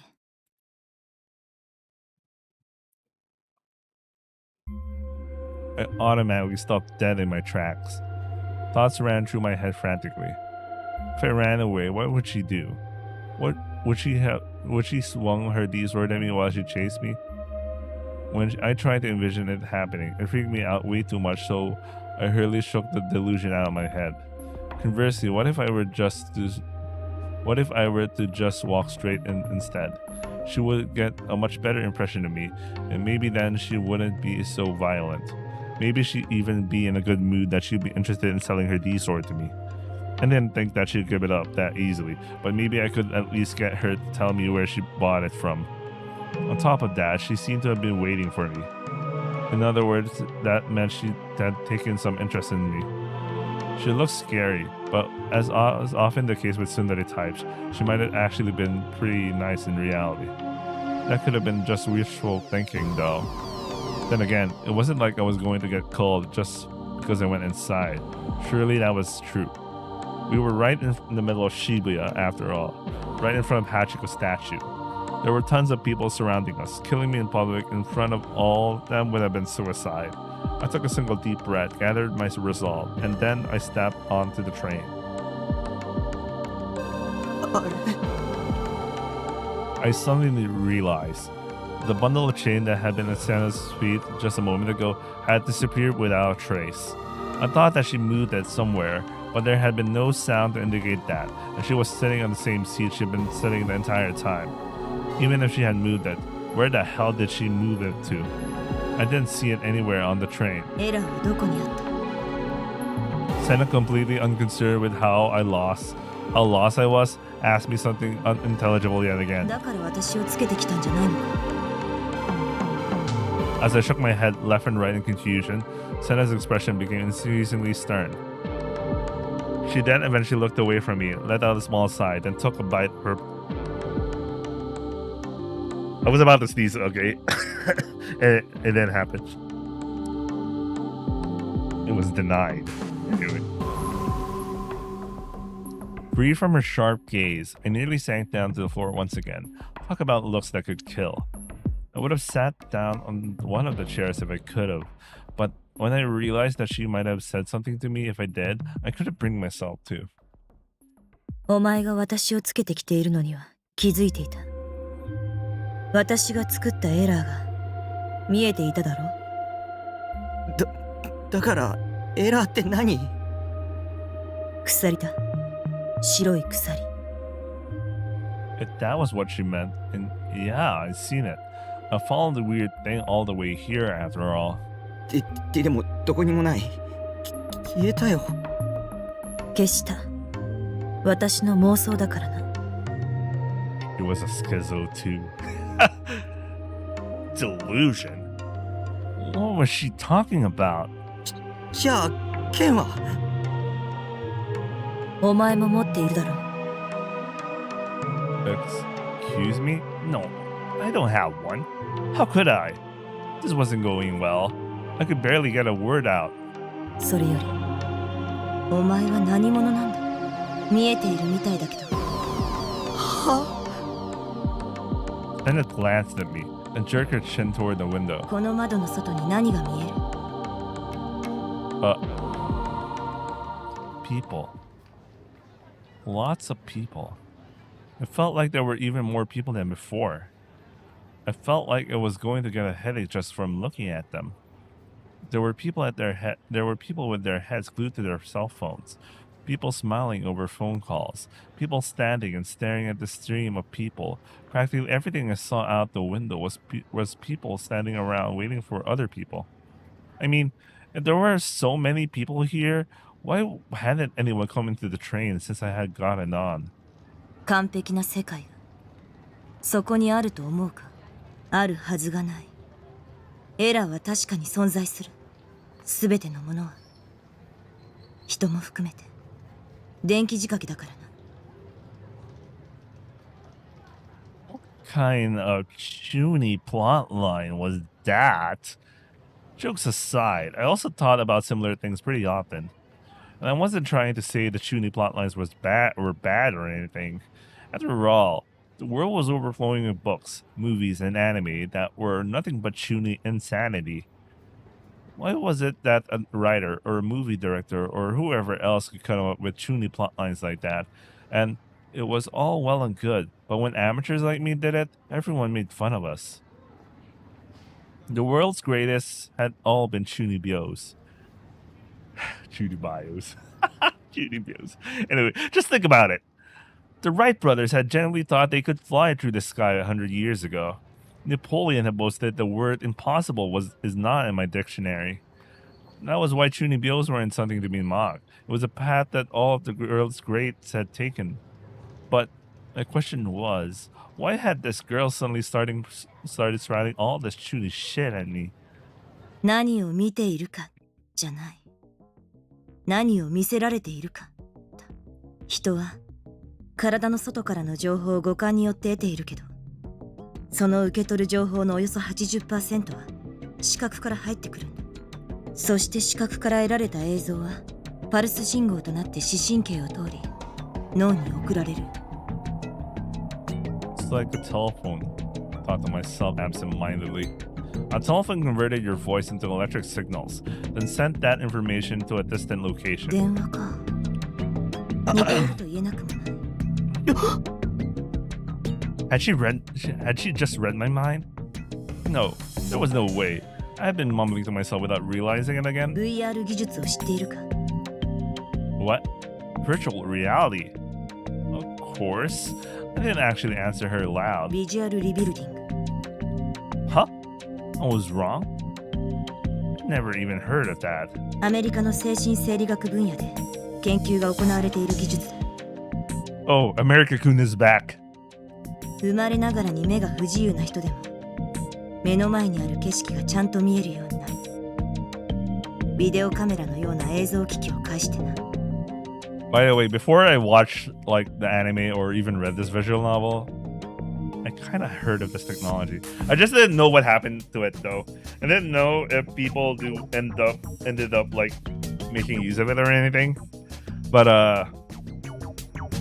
the last time I read research about trying to visualize, no, it's not the same. It's not the same technology. But I was doing research on like a similar idea, but it was like trying to perceive brainwaves and visualizing them, visualizing dots based on like trying to reconstruct you know, thoughts into visualizations. Anyway, no, I read like a paper on it, but it's like, you know. But anyway, let's continue.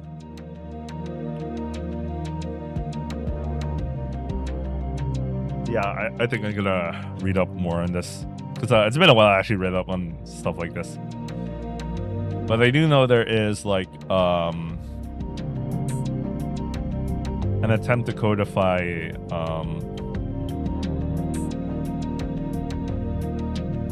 thoughts and trying to visualize them. The irony of that is that technically when you try to codify brainwaves to be perceived as visualizations, the brainwaves that is being interpreted is trying to translate those brainwaves into words.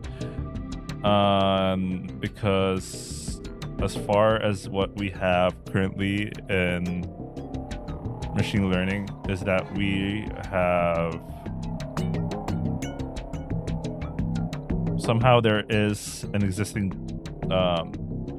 data set, or there were attempts, or there's already an existing data set for like trying to attempt to visualize, trying to translate brain signals into words. And since that exists, and current NLP heavily relies on codifying words in a vector space, so they tried to combine the two. And do you know how we're working with technologies such as machine learning ideas like Stable Diffusion, in which you provide a prompt, and this prompt can be visualized to create an image or picture based on the text you provided. So if you combine those codified brainwaves that turn into words, and you throw them at a machine learning model that tries to visualize something based on the words, you end up with something that is essentially visualizing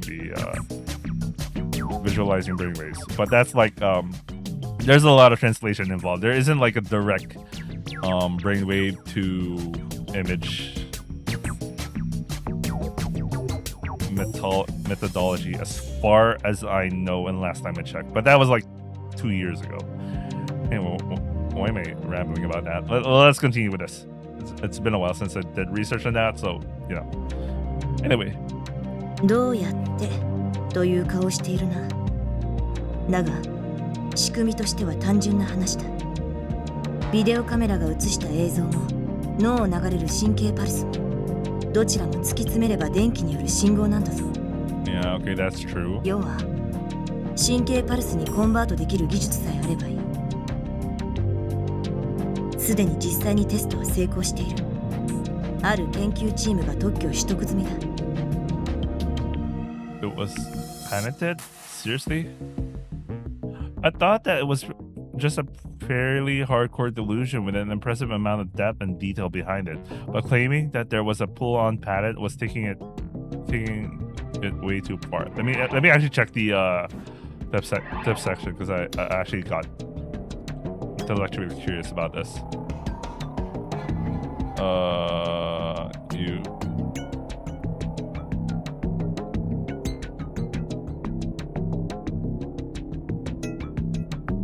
Where the fuck? Because the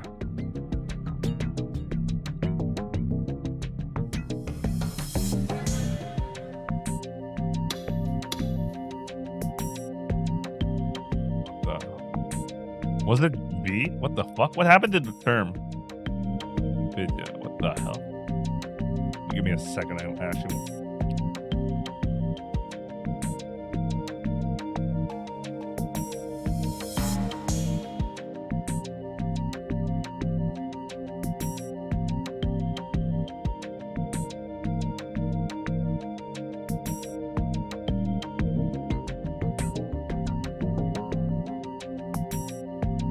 Anyway, there's a lot of recent activity in the research. Anyway, let me not dwell on this right now. We're gonna continue reading up this visual novel. But in my brain, I was like,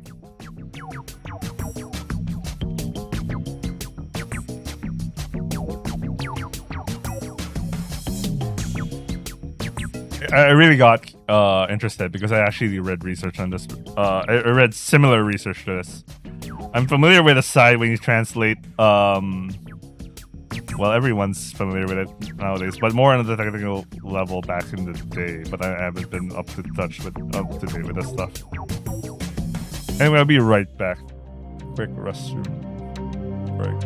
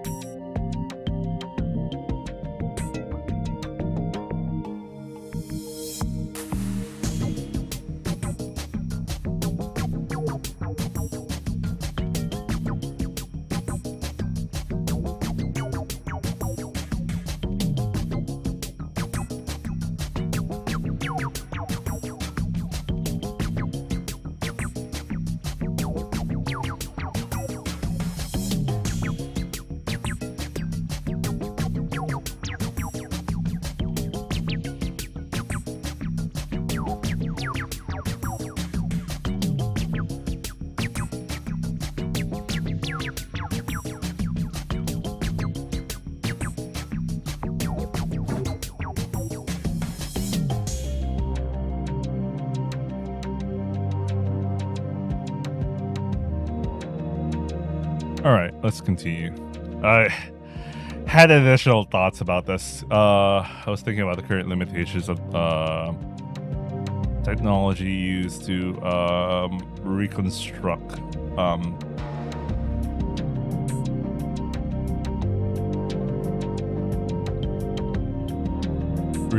brainwaves to create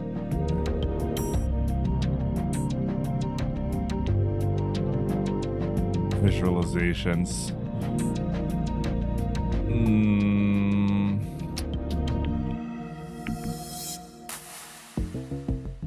So when you train a model that tries to reconstruct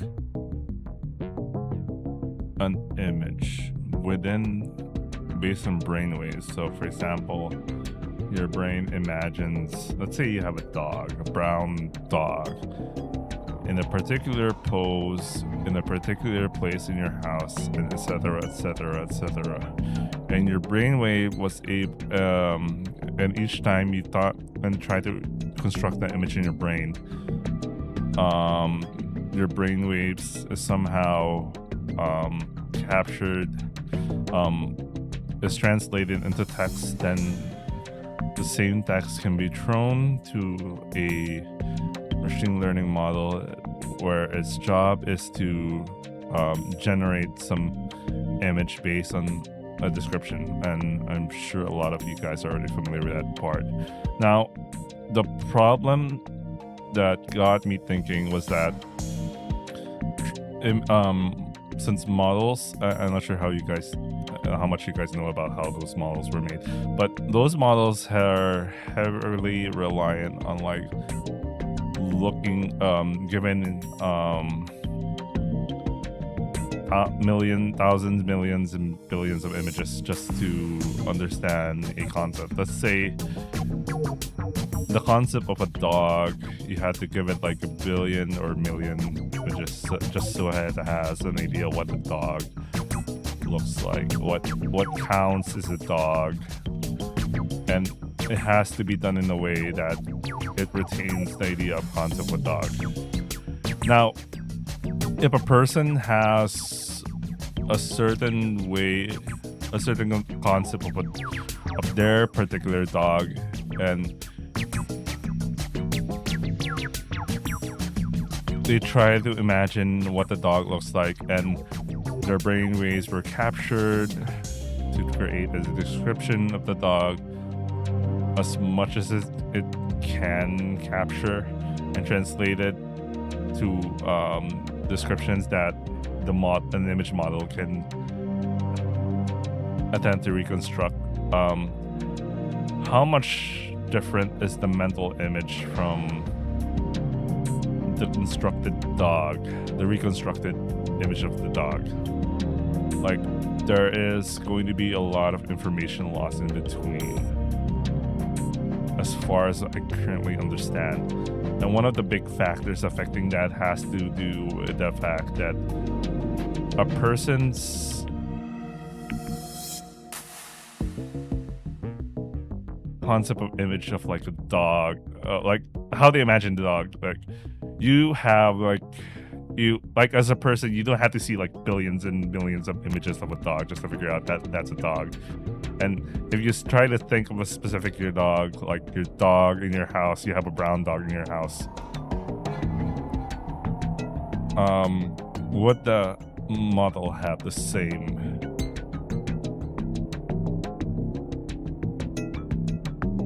conception of what a brown dog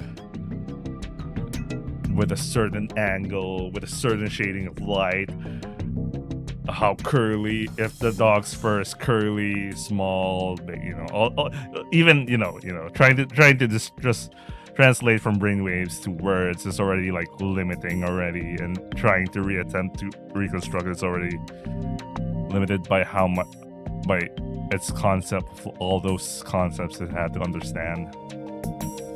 Anyway, let's continue with the visual novel. This is something I want to read up on my own free time. It's been a while since I read research papers on that kind of subject. その特許から読み取れることがある。 Stena, who had been looking out the window the whole time, turned to face me. She slowly crossed her legs. ある意図的な情報を神経パルスへコンバートすることが可能なら、人の五感すべて、さらには人の意思そのものもコントロールできるんじゃないか。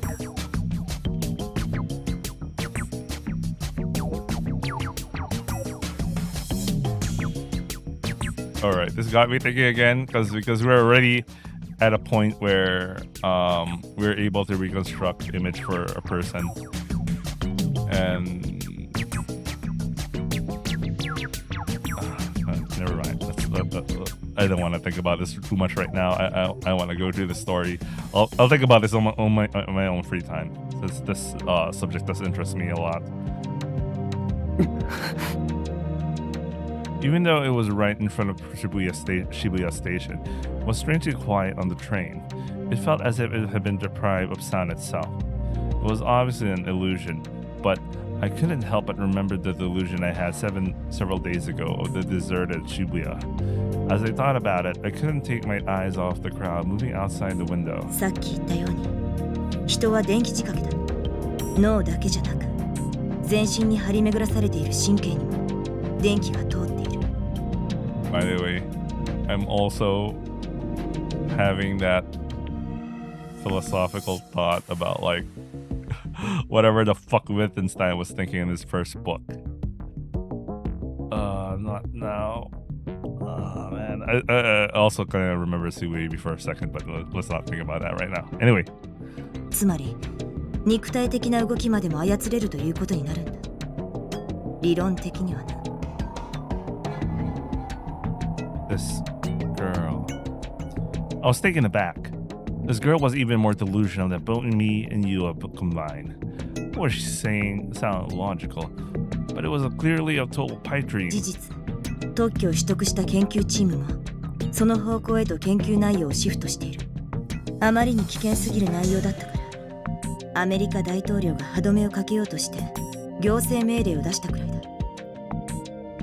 How much of what she was saying was actually true? いかなる機関であろうと政府との事前合意なしに人体の機密の研究を行うことを禁じる。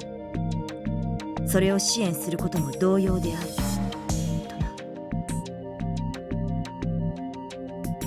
Senna looked down and clasped her hand, resting on her knees tightly. だが世の中は腐った連中ばかりだ。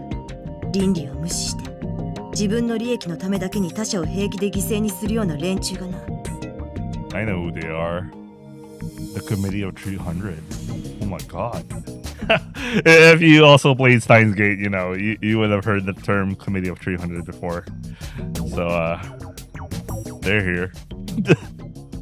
ヘドが出る。After she finished voicing her disgust, she stuck the last chunk of the nearly melted crunchy-kun in her mouth, then suddenly stood up. I reflexively started to shrink back, only to run into the wall behind me. 無知は罪だ。知らない方が幸せなこともあるという人間もいるが、そんなのはただの甘えだ。世界を疑え。仕組みを知れ。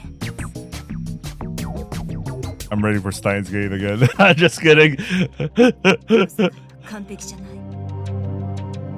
She was coming toward me.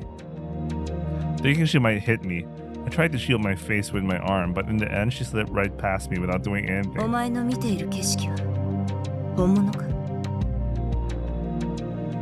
Without looking at me, she murmured that as we passed each other, and then she promptly exited the train by herself. I stared out the window at Senna as she walked away without looking back at me, even once. She quickly disappeared into the sea of people. In the end, I had absolutely no idea, no clue as to what she had been trying to tell me. The only thing I took from it was that Senna despised the world. Typical Chunibyo. Chu2. From my point of view, though, it sucked ass to have her shoot her poisonous Yampa bullshit at me without even letting me get a word in. Her tone of voice alone had made me feel like I was being lectured. The way she talked was often a Moe characteristic when it came to 2D, but in reality, it only served to make her feel even more like a total DQN. But the fact that she hadn't attacked me was a relief. A surprise considering that, for some reason, she always gave off an aura that she was ready to slap anyone and everyone. I wanted to take a breather after that, so I sat down at the seat where Senna had been sitting before. Immediately following that, a DQN-looking couple suddenly came into the car. After that came a trio of people that were obviously DQing Kogarus, then an older middle-aged man, then a single young businessman wearing a suit. The train car had become claustrophobic in the blink of an eye. Before Senna had left, no one had even tried to enter the car, so what the hell had they all come from? The voices of the DQN couple and the Kogarus were way too loud, so I quickly got off there while telling them all to go to hell in my head.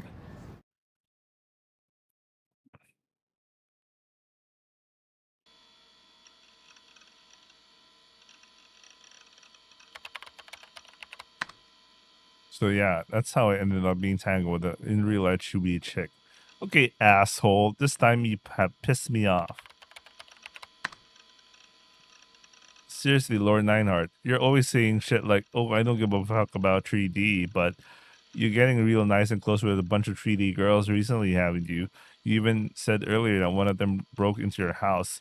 I don't care who you ask, that's straight up out of an eroge.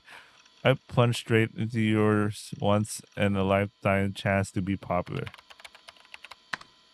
Alright, listen well. I will admit that I have indeed amassed quite a number of opportunities to speak with cute females. However, every single in real life one is a fucking mental case. You try being on the receiving end of their brain-melting Denpa attacks. The sheer scale of schizo. Every day I have to deal with schizos, by the way. So, you know, I totally understand this shit. At least not in real life, though. But I deal with schizos every day. Fuck. Anyway. It's legitimately horrifying. Okay, truly I'm sorry. Don't worry about it. Even after I gotten back home, I've still been somewhat interested in what Senna had told me. Of course, I didn't think what she said was true, but I was pretty sure that I'll be able to confirm it myself if I did a little research into the patent and memorandum specifically. So with Grimm's help, I started searching the internet. I was able to get one of Grimm's friends who lived in America to help out as well. But even with all that help, I still didn't think we were going to find anything. In this day and age, you couldn't trust anyone without a source. Yo, I just got a message from Shiho. Shiho was the friend of Grimm who I mentioned earlier. He lived in America and spoke fluent English.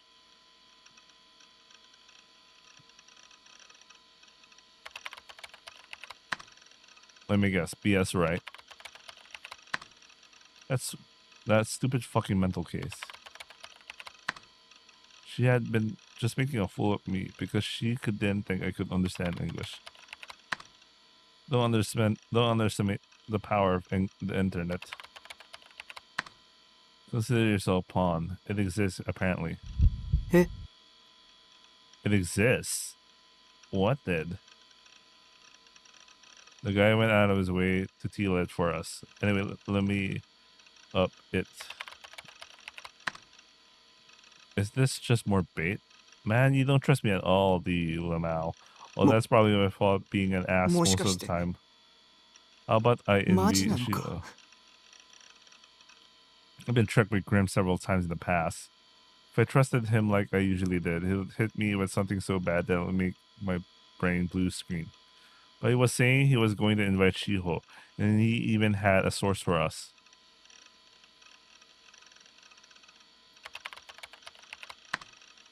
If you're just baiting me again, I'll kick you out of the guild. Trust me just this once. He was surprisingly confident. Maybe it really was okay to trust him this time. Slightly nervous, I squinted my eyes halfway shut to protect myself from seeing anything too quickly or too clearly. Then I clicked the link.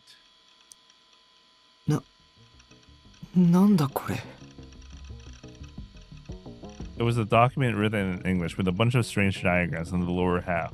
Part of it looked like a human face.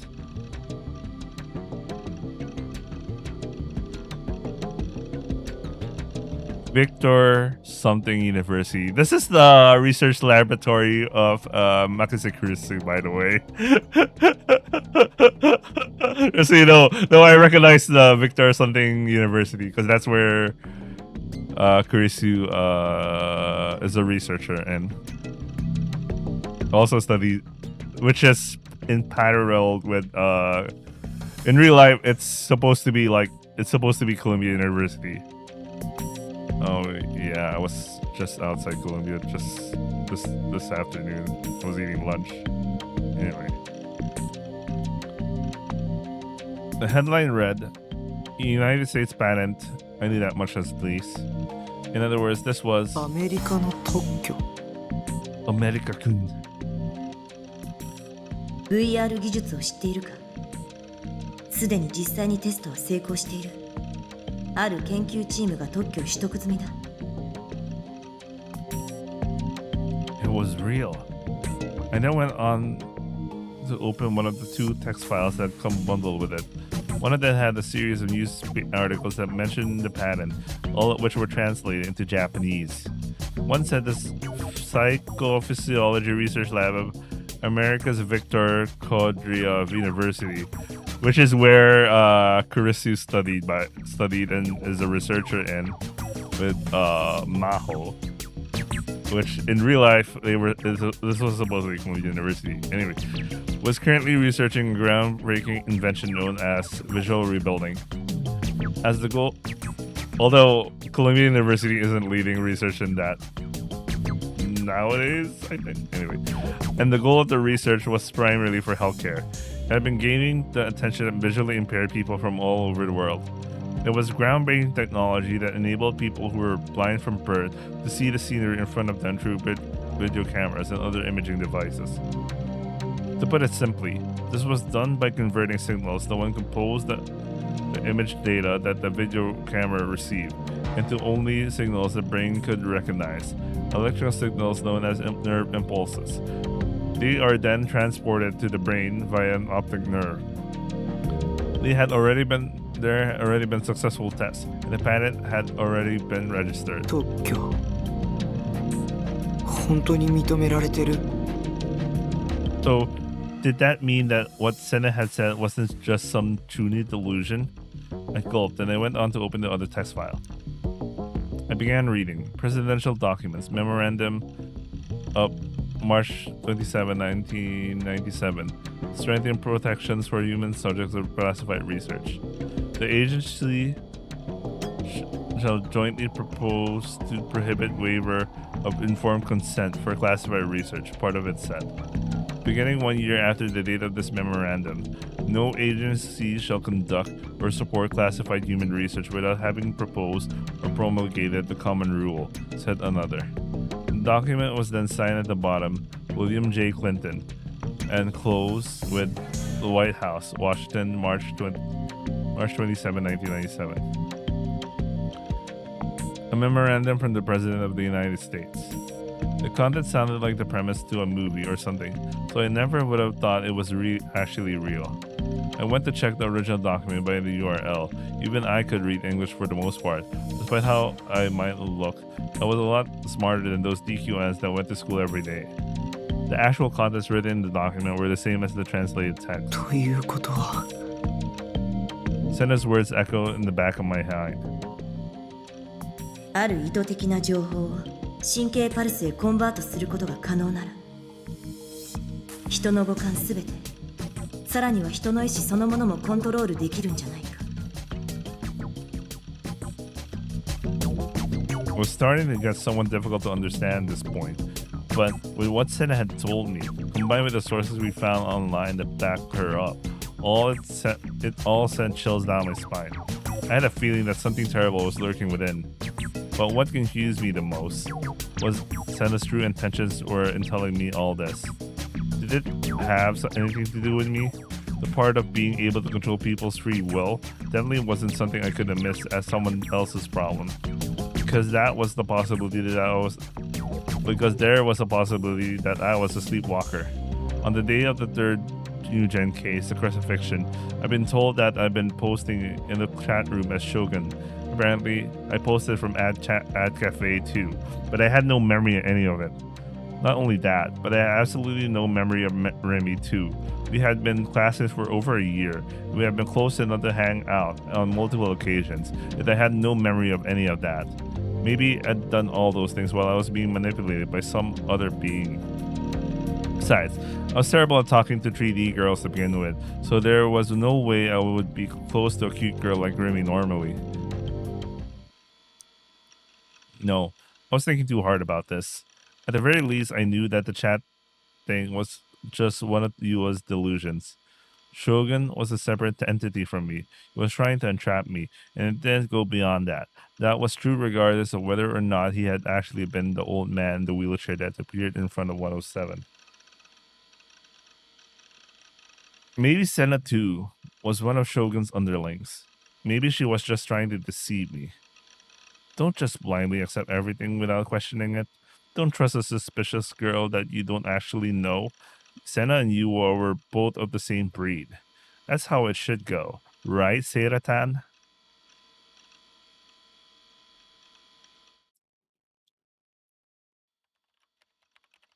Oh, we kind of miss Yua. Kind of. The only sound present in the room was the distinct clacking of a keyboard. Wait, I want to look at this. What's I don't know the keyboard shortcuts, man.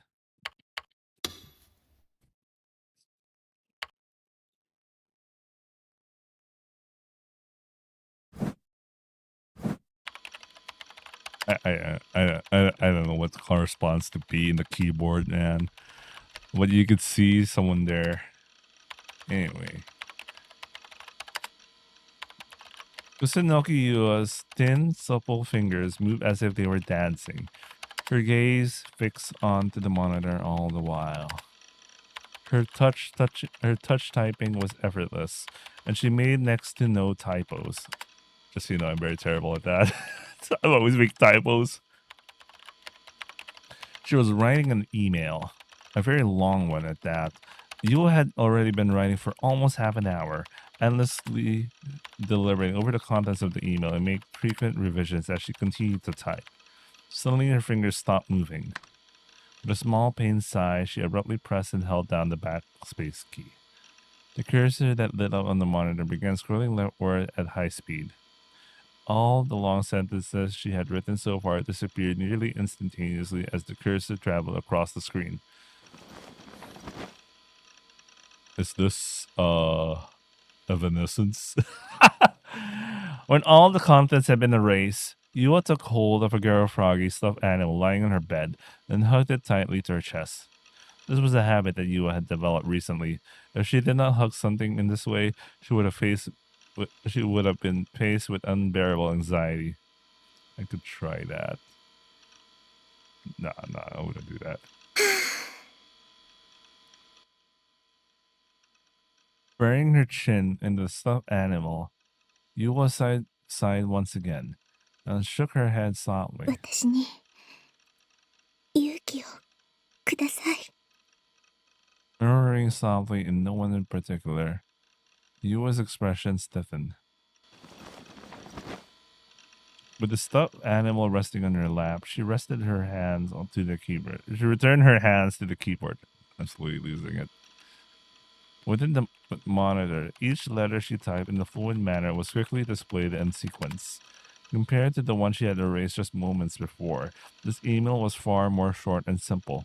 It only served to provide the bare necessities of what she needed to convey. Wait, let me try to read. I can actually see the words. Blah blah blah. This is Kusunogi. Something from her name. I can't see the word. Good morning. This is Kusunogi. I need to increase the resolution a bit.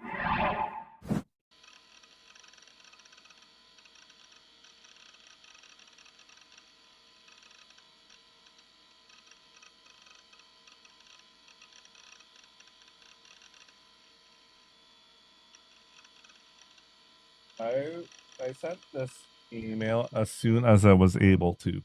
I would appreciate if you added me to your address book. Oh, she's sending an email to Takumi. Okay.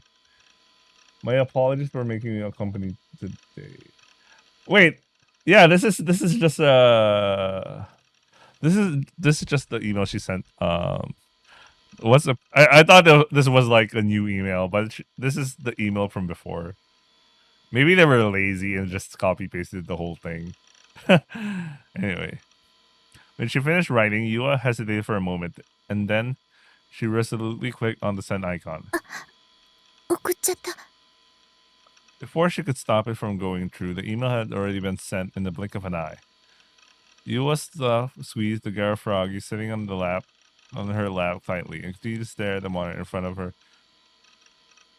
for over an hour. Although she had not been expecting one, there was no sign of a reply at all.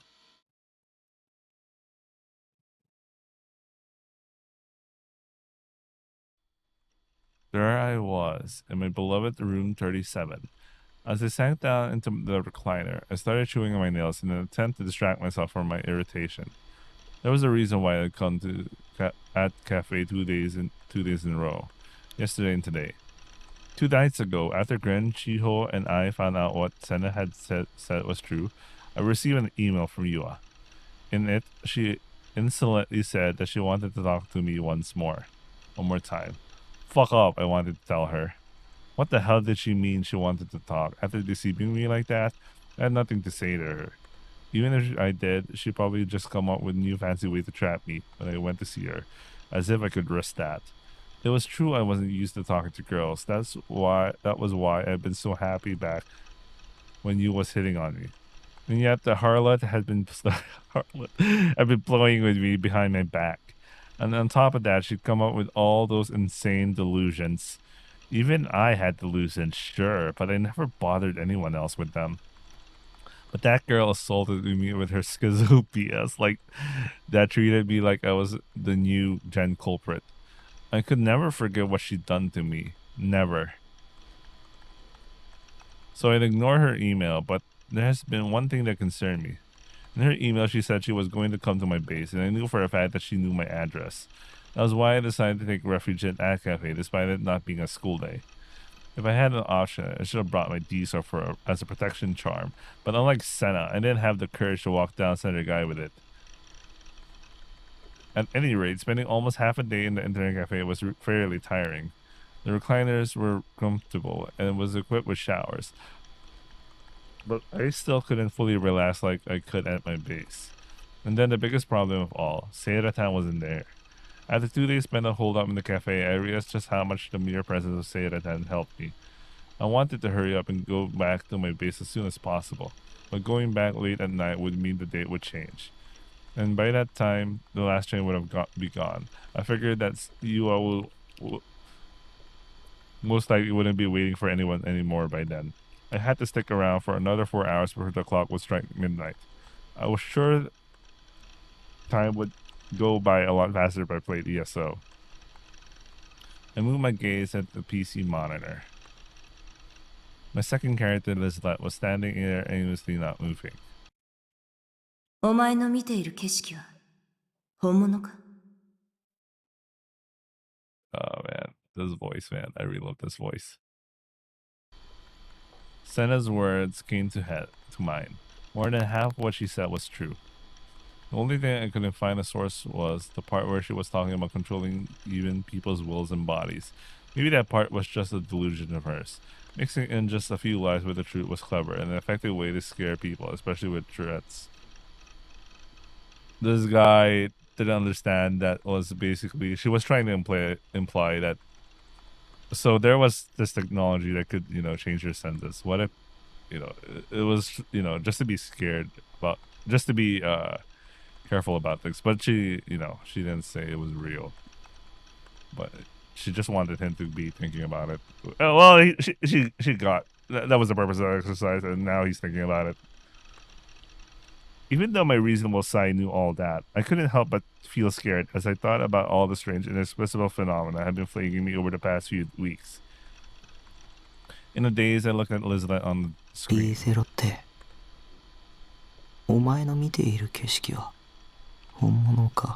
Lizelotte. Keeping my voice low to avoid being overheard, I whispered that absentmindedly. I thought about something like that several times in the past. The world that I was looking at right now, Baselard, was the world that Lizelotte lived in. It might have been real for her, but from my perspective, it was fake.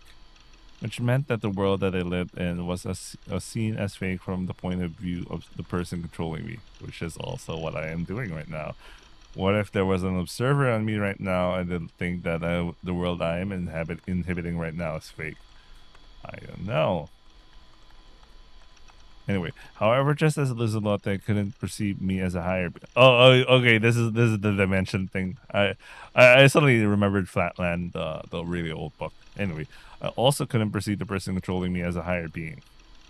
I wondered if Lizelotte was thinking the same things that I was thinking. At the very least, she couldn't move on her own. I had to interfere in order for her to move. So what about me? Maybe I, too, couldn't get up from the recliner without the interference of the person controlling me. To test this, I tried to stand up. I did it with ease.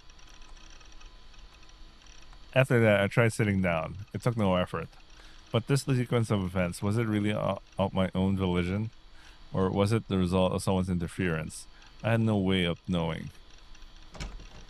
Eh? I heard the sound of the partition door next to the private room being opened behind me. At the same time, I felt someone come in. Started to turn around. Oh, shit! Oh, shit! I love that shit. Kusunoki Yua? I was so terrified I was about to scream. I was about to scream. But Yua's hand quickly covered my mouth. Her hand was hot, and the scent of Yua's sweat infiltrated my nose. It smelled good, by the way. 黙って声を出さないで出さないって約束してくれるよね I love that. I love that. I mean, it was pretty obvious she was going to do this. And he chose the most stupid room of all. Literally the room that she knows where he would go. しないなんて言わないよね約束してするでしょするのお願い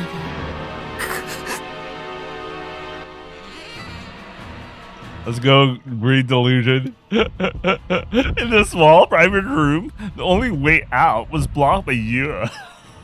The next thing I knew, my shoulders were being held down with such incredible force. I couldn't even get up from the seat. Yua's cold gaze pierced through me at point-blank range. I couldn't help but look away, and my eyes fell on the three Garo froggies attached to the badge she was carrying on his shoulder. 声を出さない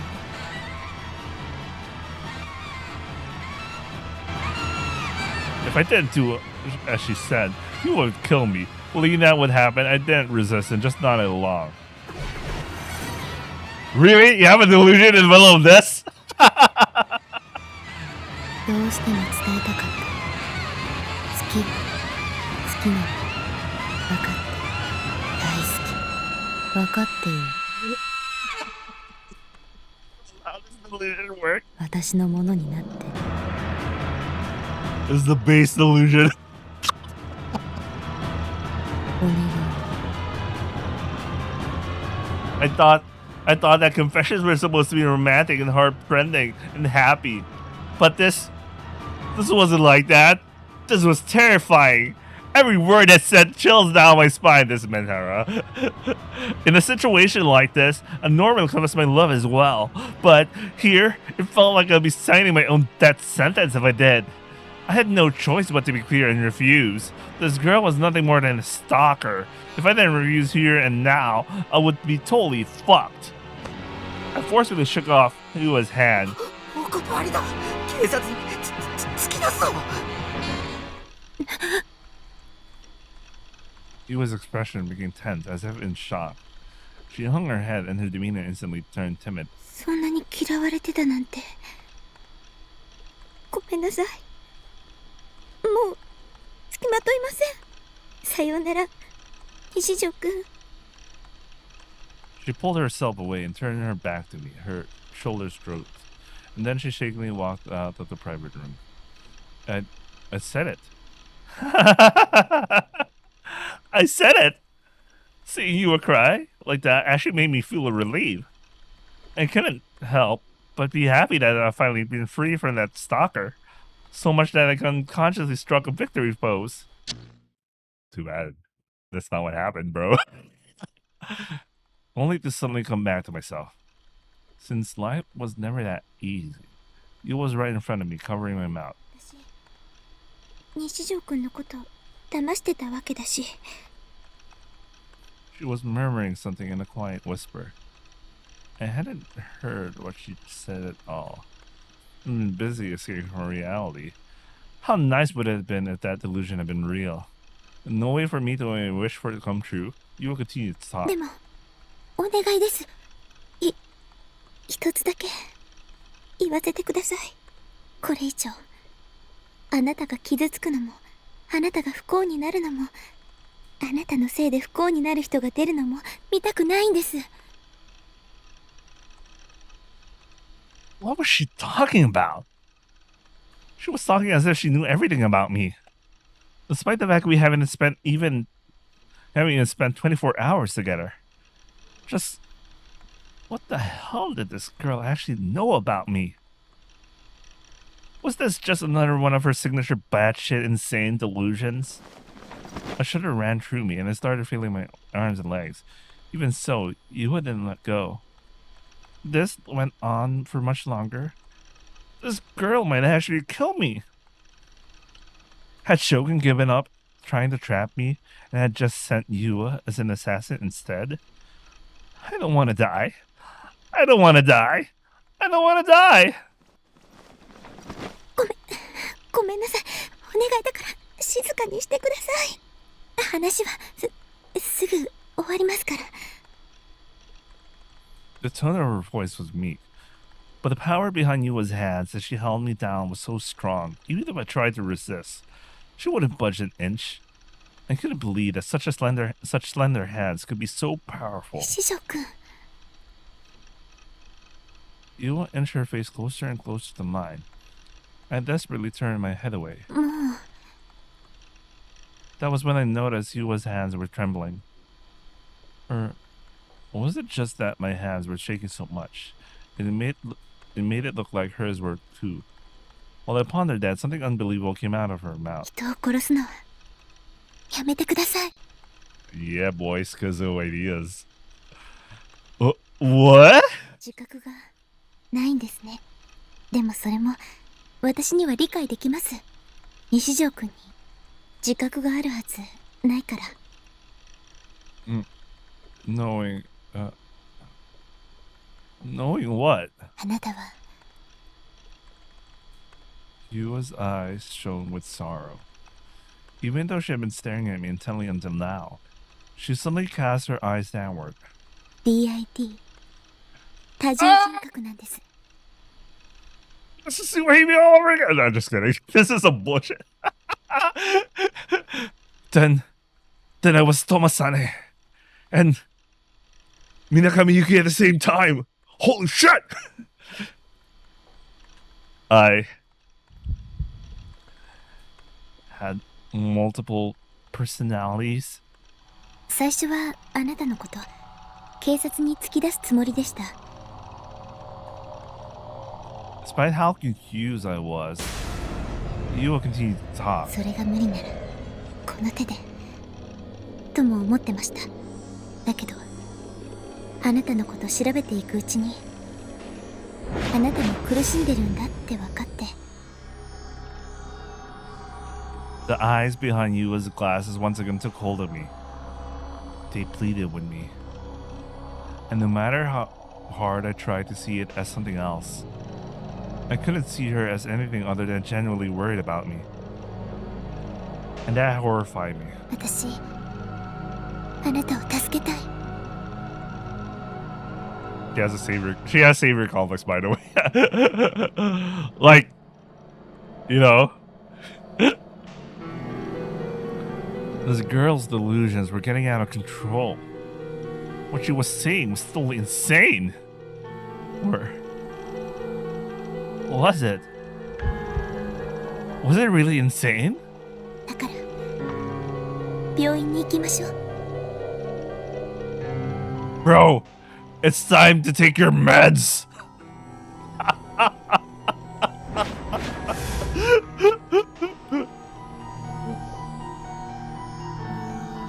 Anyway, I did truly know myself, understand myself. I had posted in the chat room under the handle Shogun without knowing it. Even though I had no memory of it, I had become friends with a girl named Remy. It wasn't just me sleepwalking, and it wasn't some higher being controlling me. Maybe the person controlling me from inside my head literally was inside my head. That wasn't me. That wasn't me. That was a different personality. I had multiple personalities. My head hurt. A throbbing, stabbing pain ripped through it. That wasn't possible. The entire thing was bullshit. Who would ever believe that? It, too, was yet another one of Yua's delusions. She was my enemy. She was impeding my way of life. She was trying to trap me. She was trying to destroy my mind. Even the hospital itself was under Shogun's reign. The only person I trusted, Dr. Takashina, had disappeared in such an inexplicable manner. Fuck was that? Shogun must have made him disappear too. And if I did what Yua said, he'd make me disappear too. I don't believe her. It's not true. It's not true. It's not true. It's not true. It's not true. It's not true. It's not true. It's not true. It's not true. It's not true. It's not true. It's not true. Sorry, I'm really losing it myself. I was stuck in my own head. I shoved Yua off me with every ounce of strength I could muster. Oh no. Oh no. Slamming into the wooden sliding door behind her, Yua slumped down to the floor with a grimace. Finally freed from Yua's grasp, I grabbed my bag, stepped over— oh my god, what an asshole, but yeah, you know, stepped over Yua's body, and made for the exit. Still crumpled on the floor, Yua grabbed my ankle. Her hair was disheveled, her glasses were falling off her face, but she made no effort to fix them. Seeing her cling so desperately to me terrified me so much. A pathetic scream escaped from my mouth. She was my enemy, one of Shogun's underlings. I won't be deceived. I won't be deceived by you ever again. I shouted as loud as I could, and Yua quickly let go of me. In that window, I bolted out of the room. I tore a 500 yen bill from my wallet. I slammed it down on the counter in front of the dumbfounded receptionist. And then without getting my change, I burst onto the elevator leading outside. I nearly tumbled out of the elevator as I burst outside. The sun was already setting. I examined my surroundings. There were people everywhere. Run. It doesn't matter where. Just run. My base wasn't safe. She was following me. Well, to be fair, that was really creepy, but you know, she really wanted to meet you, and you were in the most obvious location she would search next, idiot. I had no idea where to even go, but I started running anyway, thinking that Yua might get off another elevator at any moment now, that she might threaten me again in the ice-cold voice of hers. I didn't want to stay there for even a second longer.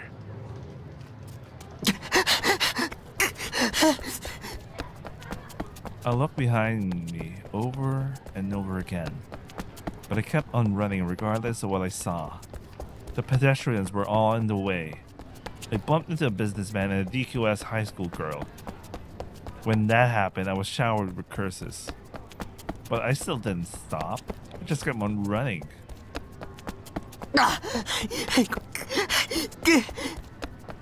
It hurt to breathe.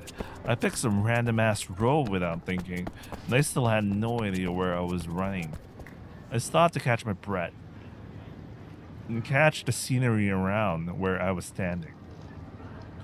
It was in front of Maruuchi, which meant I could take shelter in Mayashita Park. I would take a quick break there. Then I would run somewhere further away. If I went to Yogi Park, there would be plenty places to hide, so I could spend the night there. Oh yeah, Yogi Park is really huge. It's a really huge park. It's almost as if I wouldn't say it's Central Park huge. It's like probably 1/4 or so. But it's still huge. 1/4 of Central Park's huge. Anyway, I couldn't help but wonder what was behind me. I didn't see signs of Yua. However, I wouldn't be surprised if she appeared in front of me at any second now, complete with the most terrifying demonic expression I've ever encountered. My instinct screamed at me, "Run! You need to run!"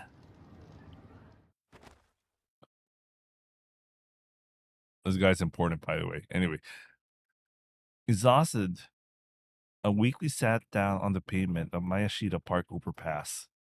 I run away too much. My throat was dying. I wanted to drink a nice ice cold cola, but I didn't see any vending machines nearby. Maybe I was okay now that I'd come this far. No, I couldn't be careless. I had to be fully aware of my surroundings. There should only be a few people in Mayashita Park at night, or at least that was what I expected. But much to my surprise, that wasn't the case. There was a businessman walking briskly through the park, likely using it as a shortcut. An older man sitting on the bench, messing with his cell phone. Several homeless people sitting around absent-mindedly. And lastly, a person walking wearing blue, talking to one of them. A police officer. Let's go green. Positive delusion! Keisatsu. I gulped audibly. I remembered that I'd been questioned by a pair of detectives a while ago. I hadn't heard a single thing from them since then. They said they were going to guard the area surrounding my base, but there was no sign of them following through on it. Although, according to Misumi-kun, they apparently came to investigate Sume. This should be a past tense, you know. Those two detectives. What were their names again? I couldn't remember. I told both of them the truth about what I witnessed at the scene of crucifixion, but in hindsight, I couldn't help but think they'd clearly been looking at me with suspicion as I did.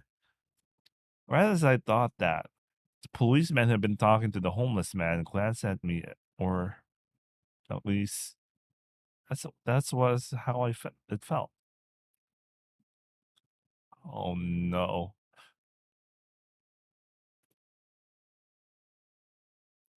No. I had to be imagining things. There was no way the police would suspect me of anything. I wasn't a murderer. I wouldn't hurt a fly. Forget that for now. I'd just take a break for a little bit longer. My chest still hadn't stopped pounding.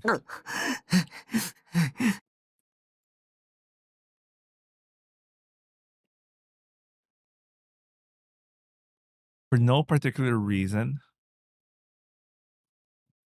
I looked up at the night sky as my shallow breathing continued. I couldn't see any stars. The glaring artificial light that shone above the ground cast a thin veil across the Shibuya sky.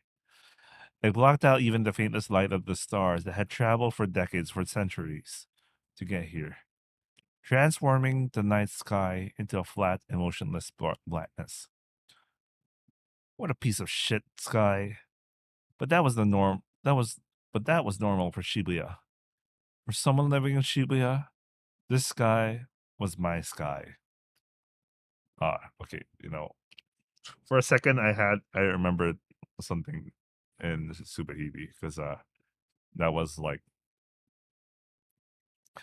you know, that was some Wittgenstein thing.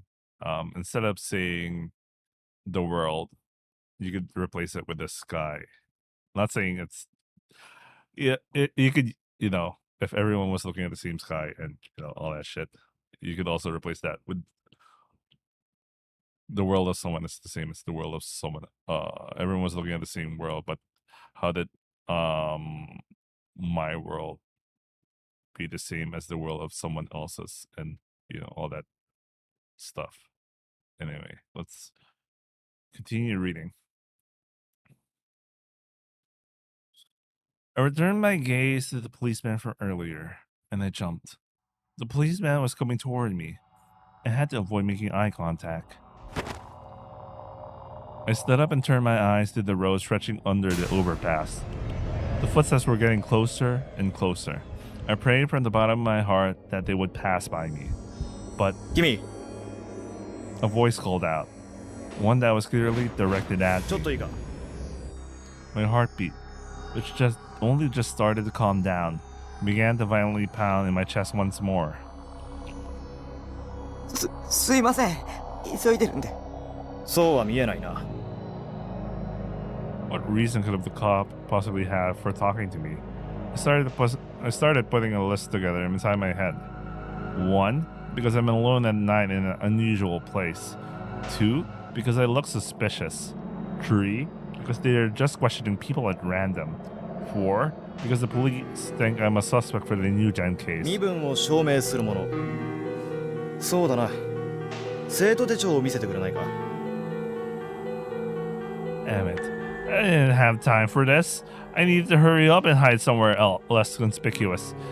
If I didn't, Yua would find me again. But if I ran away from the cops, I could get arrested for obstruction of justice. Not only that, but if they were investigating me because of reason 4, then bolting would put me in an even worse position. Regardless of the circumstances, I had to get past this cop, and I had to do it fast. With no other options, I took my student handbook out from inside my uniform pocket and handed it over to the officer. The officer took it and flipped it open to check my name and photo. Immediately after, something changed in his face. His expression stiffened. What? What was up with him? Did my name really warrant that kind of reaction? Maybe I really am a New Gen suspect. The police were mistaken. I hadn't done anything. Yua made up her mind and decided that I was the New Gen criminal. She said I just wasn't aware of it. That couldn't be true. I didn't sleepwalk. I didn't have multiple personalities. Stop screwing with my head. ありがとう To my surprise, the policeman readily returned my handbook to me. He then quickly turned back around and headed toward the park, almost as if running away. How he was acting spoke far louder than words. I had a terrible feeling about this. Did they actually suspect me? I stared at the officer's back, frozen. Then the policeman suddenly gave a light bow to the man sitting on the bench, or at least that was what it looked like. Something's off. Was it just my imagination? I knew for a fact he looked at the man on the bench, but I couldn't figure out if he actually bowed to him or if it looked like he had to. The policeman left the park directly after that. The man on the bench looked like he was still messing with his cell phone. Looked like being the key words. It didn't even look like his fingers were moving. I couldn't see him clearly because of the darkness. Normally, the cell phone screen would be glowing, but the one he was holding was completely dark. Something's really off here. I looked around to check on everyone else in the park. One of the homeless people was crouching on the ground at the base of the large tree, a spot that was far removed from the others. He didn't move in the slightest. All he did was hold up a strange sign, his face staring down on the ground. The 3 or so homeless people squatting in front of the small hut, covered by a blue tarp, didn't seem to be having much of a conversation. They were just sitting around in a circle. One of them had their hands over their mouth. It almost seemed like they were doing it deliberately, like they were trying to cover their mouth with their hand and collar or something, or at least that was what it looked like. I don't know why exactly, but something feels off. There was a strange sense of tension seizing the air. Granted, it could have been just my imagination, but... Hold on. Was it possible that everyone was an undercover cop? That delusion floated up on top of my head, and I stuttered. I frantically told myself that it was nothing more than that. A delusion. But even if it was, I didn't want to stay here any longer. Time to run. I broke into a sprint. I ran across the overpass and headed for the stairs leading to Meiji-dori. I stopped right in front of them and whipped around to look from behind me. The man on the bench was getting up. None of the other people moved. His body turned toward me, but his head was facing sideways. He was making his way toward me. He seemed to be walking a little faster than someone normally would. He was chasing me. That man was a detective. His build was unusually bulky. I didn't even know what his job could be otherwise. I couldn't figure anything out from his appearance alone. I couldn't tell if he's a detective from just that. No, he had to be one. There was no way he wasn't one. He was tailing me. I couldn't stay here. I bolted down the stairs. Shit. Now it wasn't just you that was after me, but the police too. And I hadn't done anything wrong. I haven't done anything wrong. Should I just tell them I was innocent? But even if I did, I couldn't get away from the fact I was literally running away from the police right now. Besides, I was sure the police would find some way to pin it on me regardless. They would never believe an otaku freak like me. I didn't have time to think about what would happen next. For now, I just need to get away from you and the police. That was the sole thought occupying my mind. I passed on the pedestrian overpass and ran up the stairs leading to it. There were people everywhere. All of them were blocking my path. It felt as if each and every one of them were deliberately getting my way, like they all had some form of malicious intent. Everyone looked like they could be cops. I was this close to completely panicking. I looked behind me and saw someone sprinting after me. I caught the glimpse of the person cutting through the crowd just like I was. It was one of the people that I'd seen in the park. I didn't know who it was. It didn't matter. They were following me regardless. I was horrified. If I got caught, my life would be over. I would be falsely accused of a crime I didn't commit, sentenced to death, locked up in the high security prison for decades and decades. Then after I finished enduring the living hell, I would finally be told, "Alrighty then, your number's up. Time for you to die." I didn't want that. I wouldn't be able to handle that. I didn't want to live like that. Even if I somehow managed to prove that it was a false accusation, once I was branded a criminal, it would never go away. Everyone around me would look at me suspiciously for the rest of my life. I didn't want that. I hadn't even done anything.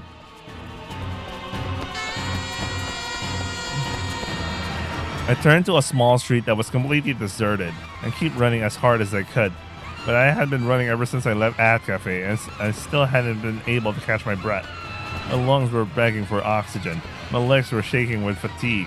I hated myself for not exercising more, but it was too late for that regardless.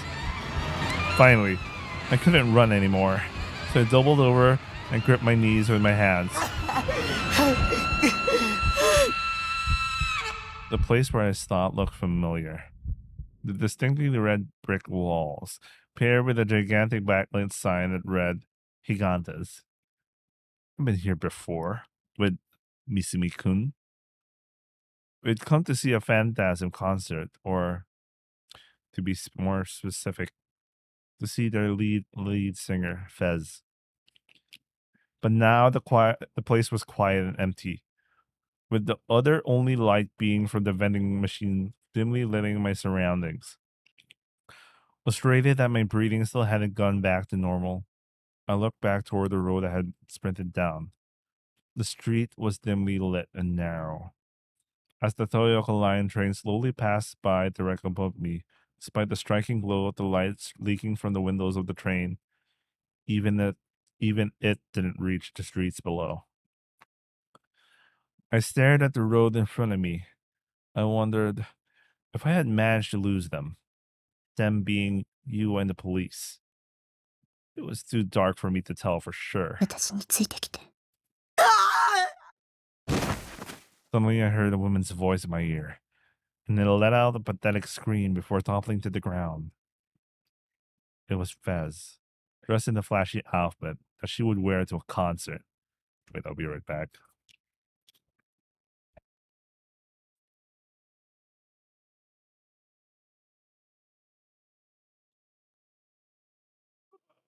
Streaming for 4 hours and 27 minutes. Not bad.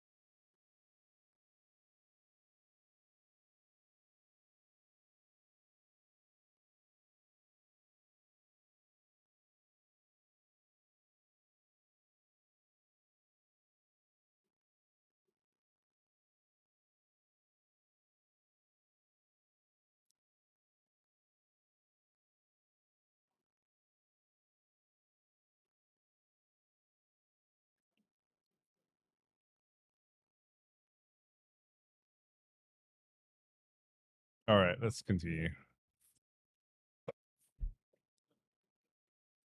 She quite looked down at me from the darkness, and the interrupted energy that she'd given off was on stage, was completely absent, making her absolutely almost transient, like she might disappear at any moment.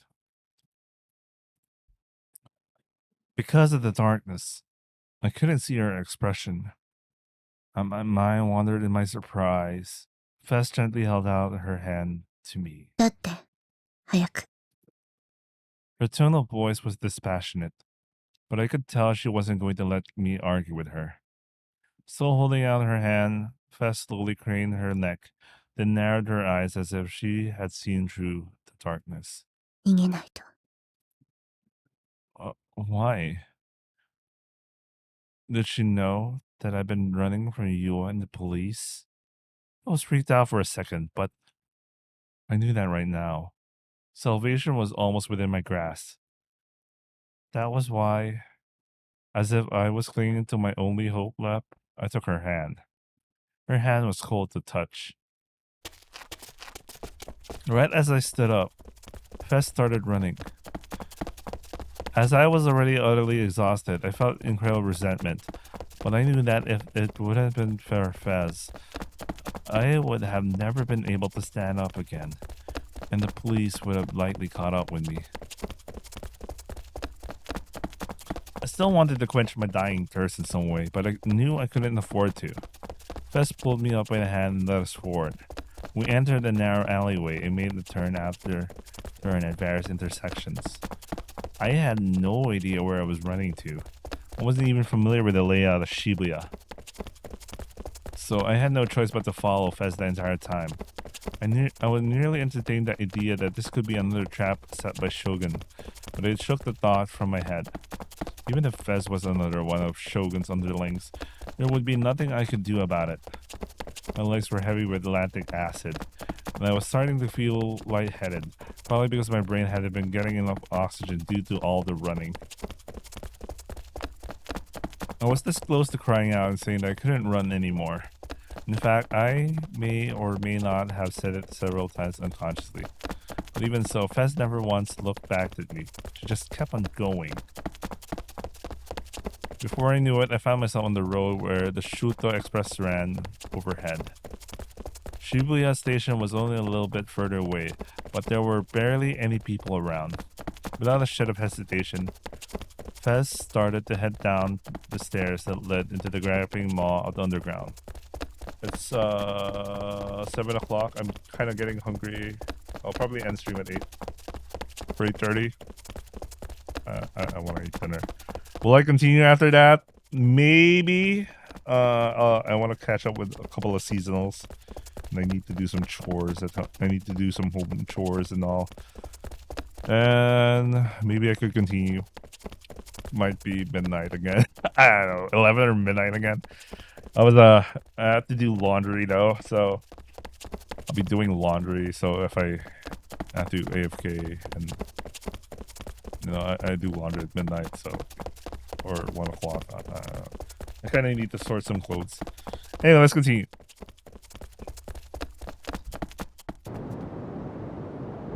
Upon reaching the bottom of the stairs, she finally came to a stop.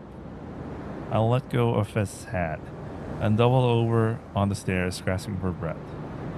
I wondered how much running I had done today. I didn't think I'd ever exercised so much in my entire life. Oh, she was hugging herself, and her face is kind of flush. That is interesting. For a while, the only sounds present in the dim, dreary underground tunnel were the sounds of me and Fess breathing. I looked at the entrance where we had just come down from, but there was no sign of any of our pursuers. I guess that meant we managed to escape somehow. That aside, this was my first time learning that this underground passage even existed. On top of that, even though it was fairly close to the station, there wasn't a single person passing through it. One of the fluorescent lights that illuminated the tunnel was on its last legs, flickering on and off without end. There was a faint smell of rotting garbage in the air. It was a place that symbolized the underground side of Shibuya. If someone were to attack me here, even if I screamed as loud as I could, I may not even reach outside. This was not the place I would ever want to come alone to. Alright, positive delusion. Here we go. Just gonna have a good time with Fez. Still breathing heavily. I slowly examined. There you go. There you go. I slowly examined Fez's profile. She was a charismatic songstress who was captivated the youth of Shibuya. People even called her a prophet. And now, that very same Fez was here alone with an otaku freak piece of shit like me. I wasn't sure what to make of it. Her forehead was beading with sweat, with several drops running down her cheeks. She was wiping it off with the back of her hand. Her breasts, exposed to her camisole, rose and fell with every breath she took. Wait, I need to get some water. This is really quick. This is really quick.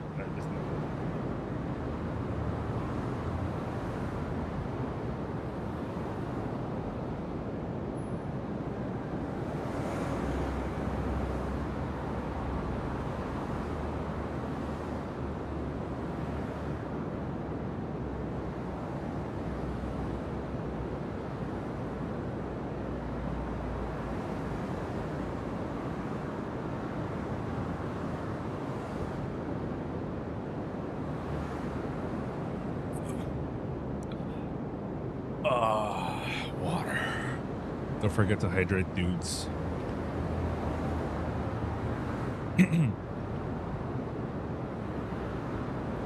A glimpse providing healthy eroticism in the air flowing with ennui. Moe didn't do it justice. The best and only possible word benefiting of her was erotic.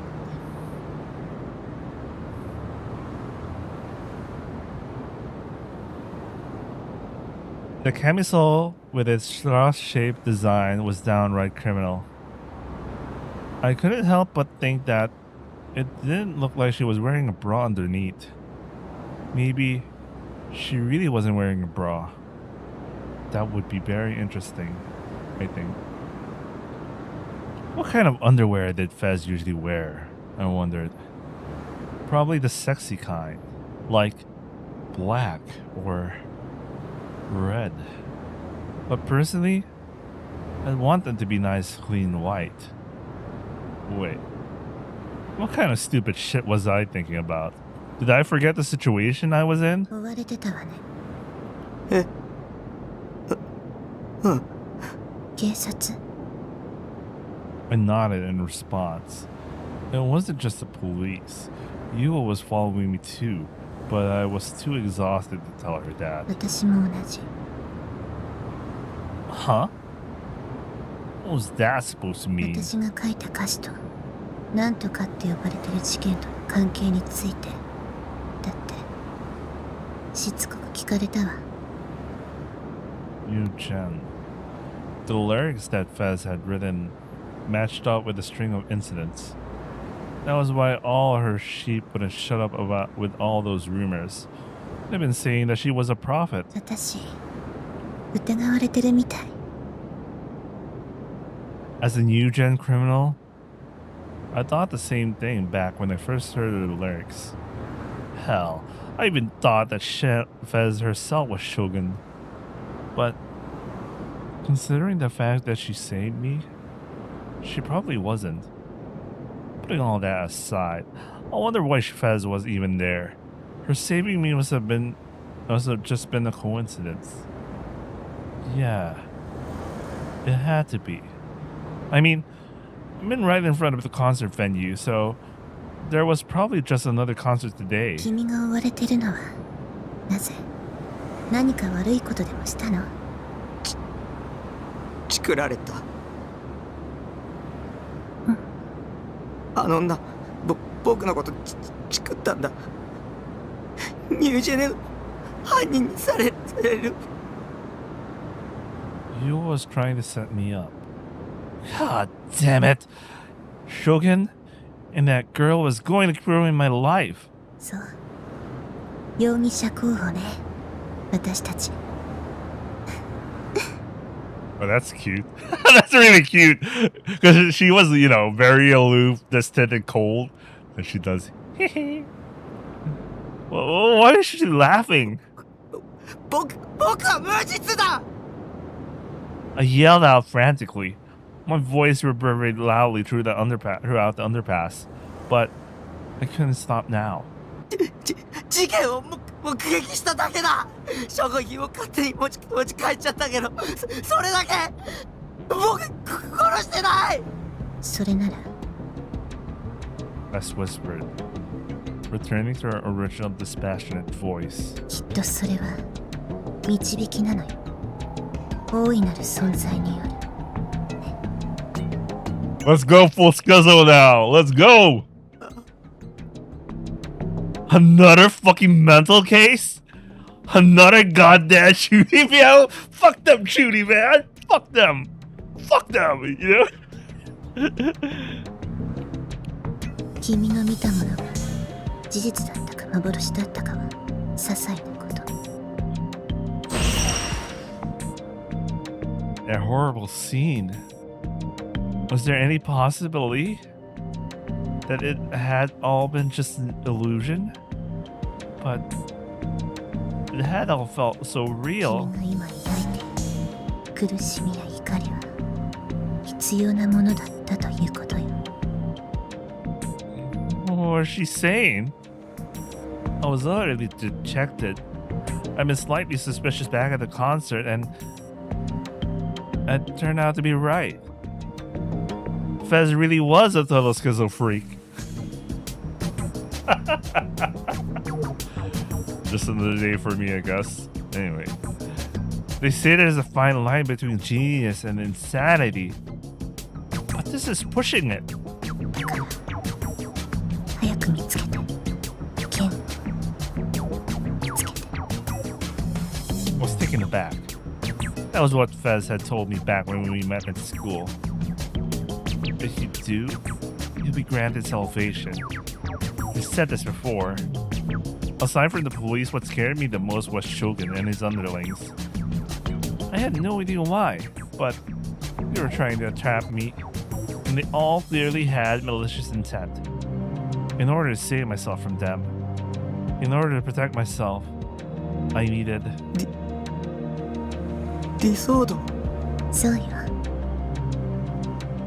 That lips twisted in the shape of a smile. Yeah, she's pretty cute right now. 勉強したみたいねそれなら手に入れた僕はディソードを持ってる今家に知ってるわ He knew? How did she know? 見たから君が渋谷のど真ん中を歩いていたの大きなおもちゃを抱きしめて恥ずかしそうにしてたわね Was she talking about the day I bought the T-sword? Ah, Fess had seen me! Fuck my life! Wait a minute. What had she just said? おもちゃ The smile had already disappeared from Fezz's face. She glanced at my face and let out a small sigh.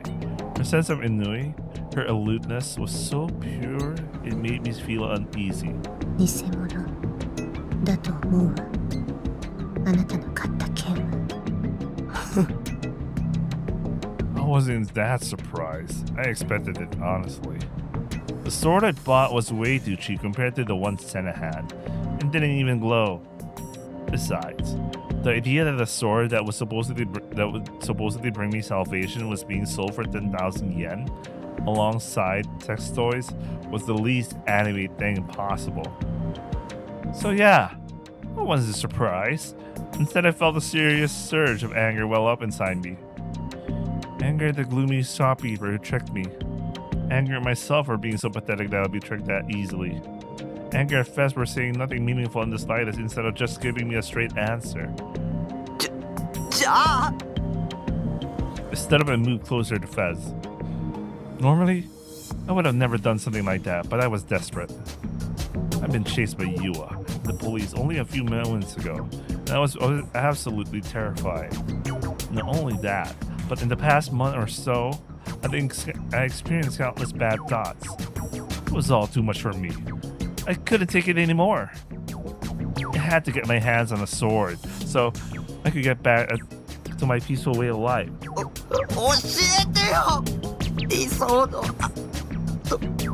うやって手に入れるのか Best expression stiffened, but she turned to me.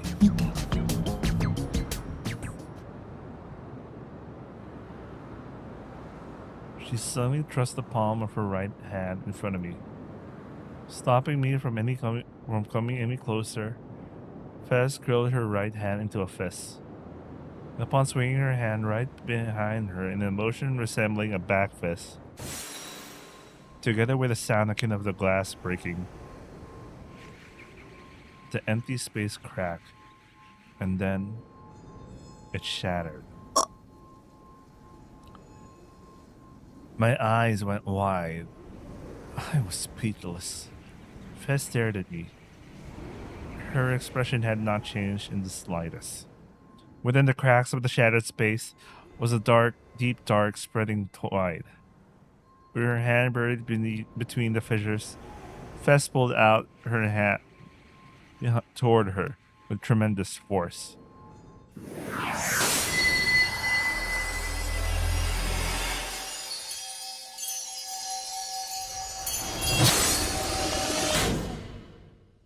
Yo! And now within that hand was a giant sword. The sword. The fissures and empty space were repaired in an instant. The cracks disappeared as if nothing had ever happened. It all happened in the span of a few seconds. Had that been a magic trick? Or was what I was seeing just a delusion? If it was farther removed from reality, I couldn't believe what had just happened right in front of me. This was a fantasy? A fantasy anime. この剣は命運を握るもの。 That sword. It was the same one she was wielding at the concert. The same one I mistaken for a microphone stand. It's shaped almost like a battleship, ripped straight from a sci-fi anime. この剣は嘆きを収束させたもの。 There was no straight lines to be found on it. And yet, it appeared incredibly sharp, incredibly beautiful, incredibly sinister. この剣は超越した場所に干渉するためのもの。 And that, if you so much as touch it, your fingers will be severed from the bone. 超越した場所って I was mesmerized. Her D sword utterly captivated me. Which is why I asked her that without thinking. Ah, the back of my neck. 異空間のようなもの。 Oh boy. You fucked up time. This was definitely an anime at this point. 同一次元上にあるもう一つの可能性、あるいは妄想。 A delusion.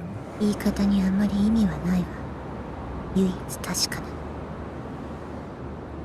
この剣もその領域に存在しているということ。 So, in other words, she was saying that her D-sword was a product of her delusions. Did that mean that the supernatural phenomenon I'd seen before had also been delusions? Had they not been real? そんなのありえない。そう。 If it was a delusion, then why was I seeing Fez's sword right now? 言葉に引きずられてはダメよ。後ろを振り返ってみて。 I was baffled by Fez's request, but I complied anyway. Behind me was a flight of stairs, and on those stairs... What? Oh! Was Fez wearing only white lingerie?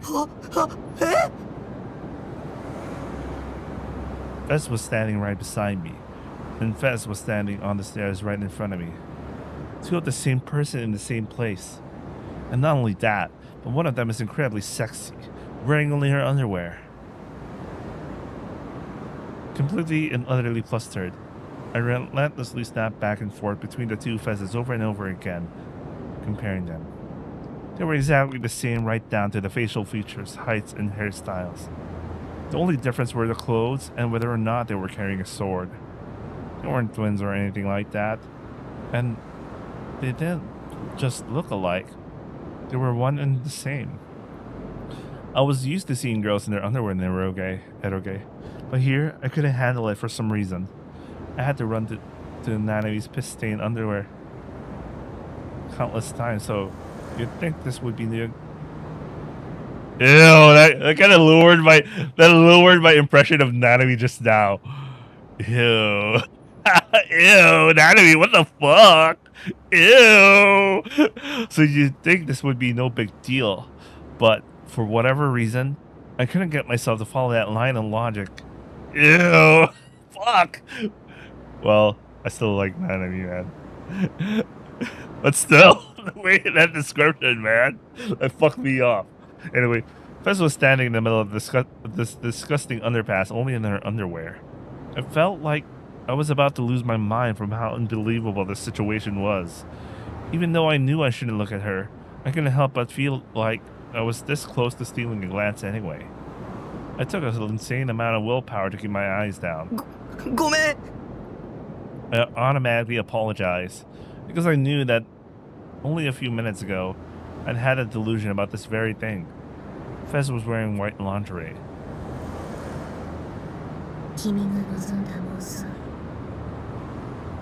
The two Fez said that at the same time, as if they could see right through me. I jumped, startled.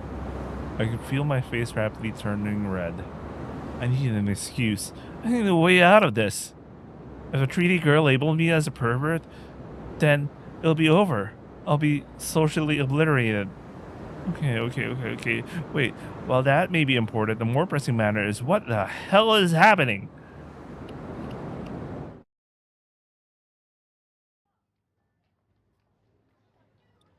As they walked cautiously through the narrow, trash-hidden streets of Maruyama-cho, Ban Yasuji jammed one hand inside his pocket pants. Inside he found a few dozen small coins. 先輩、貼り付けの現場に何があるって言うんすか？もう事件から2週間以上経ってるし、散々調べられた後っすよ。新しい証拠なんて出てきませんって。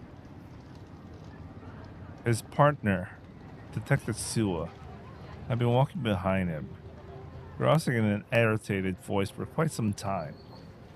That was understandable, of course, as the job originally assigned to them had been to tail an important witness for the New-Gen cases, Nishijo Takumi.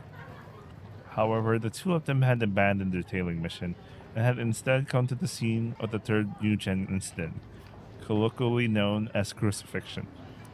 Ban had decided to abandon the original task of tailing Nishijo Takumi, forcing the burden onto some detective in the same jurisdiction. The rookie detective Suo was not pleased by this. やっぱまずいっすよ。尾行に戻りましょう。The rookie detective had consistently been pushed around by his senior without any explanation, and he could not stand it. For that reason, he had been consistently trying to persuade Ban for a long while now. But to this, Ban only said, いいから黙ってついてこいって。 He remained aloof and refused to heed his junior's perfectly sound arguments. Can I just say Kawai Senpai, because this is kind of weird to say. For me, at least. Finally, they at least came across a narrow road, blocked off by yellow barricade tape. As Suwa let out the latest in his myriad of sighs, his cell phone began vibrating near his chest. He quickly took out his phone, which had been set to vibrate, assumed the look of a capable detective and pressed the accept button. 座っす。はい。はい。 As he listened to Sua's voice coming from behind him, Ban came to a stop in front of the barricade tape. Behind that tape was the crime scene. A deep darkness had settled over the area, just as it had when the crime had been committed. But now, there was no remaining traces of the incident, save for the barricade tape. 見失った？女か。やられたっすね。とりあえず、深センの家に戻ってほしいっす。はい。張り込んでてください。いやいや、大丈夫っすよ。責任はバン警部補が取るっすから。Ban smiled really upon hearing that. Sua could be surprisingly shrewd. Of course, Ban had no intention of placing the blame onto his subordinates, nor onto the detective that he had placed in charge. なるべく早くこっちも合流します。本当申し訳ないっす。お願いします。Right as Sua hung up the phone and returned his begrudging gaze to Ban, Ben ducked under the tape, and Sua had no choice but to reluctantly accompany him. 見失ったって？尾行に気づかれたっす。直前にネットカフェで人騒動あったみたいっすし。女っての？岸本綾瀬っす。お騒がせバンドの嬢ちゃんか。つながりは？同じ学校の同じ学年っすね。他は今のところ特に。クラスメートでもないっす。Ban brought a pan to a shin, savoring the rough texture of his stubble for a moment. After which he took out several coins from his pocket and started counting them in the dark one by one. Sua stared at his eccentric senpai with his puzzled look on his face. 何してるんすか？よりによって5円玉だけありゃしねえ。そう、お前5円玉持ってねえか？はあ。Perplexed, Sua took a 5-yen coin out of his wallet and held it out to Ban. However, instead of taking it straight away, Ban tore the bottom button off the shirt he was wearing. He then untied the thread and fastened. He then untied the thread fastened to the button. 先輩、ついに頭おかしくなったんすか？生意気な口聞くようになったじゃねえか。Ban chuckled and lightly rapped Sua on the head. He then took the thread and weaved it through the hole in the center of the coin. よし、お前にやらせてやるよ。After pinching both ends of the thread with his fingers, Ban let the 5-yen coin hang down and handed it to his chohai. 振り子っすか？ああ。Ban smiled mischievously. こいつが事件の重要なヒントを与えてくれるかもしれない。マジっすか？バンさん、勘弁してほしいっすよ。そのために仕事をほっぽってここまで来たんすか？Sua's tone was almost mournful. He had been pushed around countless times by Ban before now, but this time, Ban had finally managed to utterly stump the rookie detective. サイキック操作とかダウジングとかその手のテレビでも見て影響を受けたんですね、先輩。そういうお前も詳しいじゃねえ。いやまあ自分も見たは見たっすよ。先週のユーリ・ブライトマン。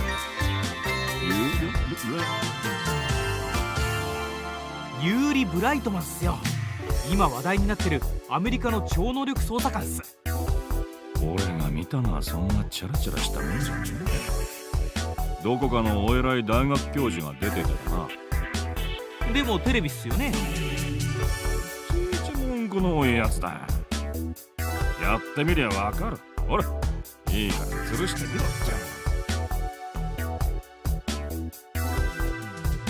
When his senior issued that request, Suwa did not have any room to refuse. His lips pursed in a sullen manner. He reluctantly accepted the 5 yen coin. He pinched the ends of the string and began to twirl it around in a circle, creating a centrifugal motion. It was too dark for either of them to see it clearly, so Ban flicked on a 100 yen white cigarette lighter and used it as their light source. 先輩ってタバコ吸いましたっけ？ 10年以上前に禁煙したよ。飲んでる。ライター持ってたっすか？こういうこともあろうかと用意していたんだよ。はは。で、これで何がわかるいろいろ動かしたり止めたりしてみろ。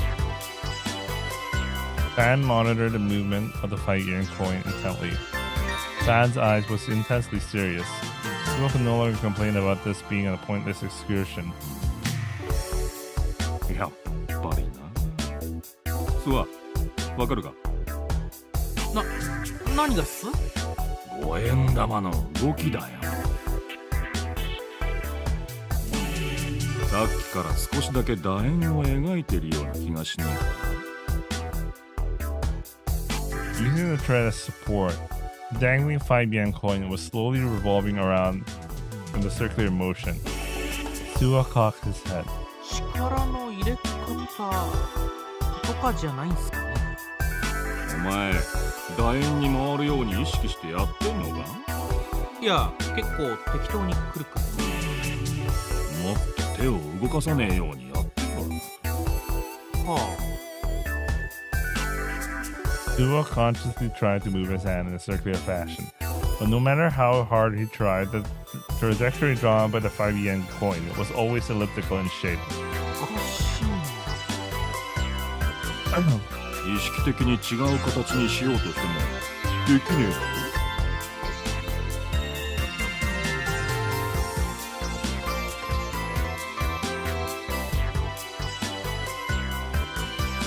まあ、渋谷のどこでもこの現象が見られるわけじゃねえな。Wait, something's wrong with my audio. Give me a few seconds.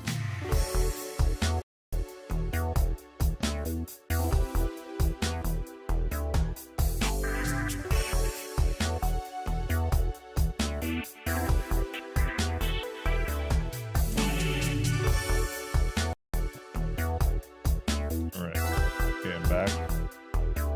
Yeah, something weird that happened to my audio. Anyway, we're back. それでも十数箇所はここみてえな場所があるらしいぜ。確かに不思議っすね。でも、だから何なんす？ Ban looked up in satisfaction, put his lighter back in his pocket, and retrieved the hand fan that he had stabbed between his belt and his pants. お前、渋谷がなんでここまで若者を引きつけるか知ってるか？5円玉が楕円を描くからっすか？ Suwa thought he was making a clever jab, but Ban nodded readily in response, calmly fanning his face all the while. そういうこ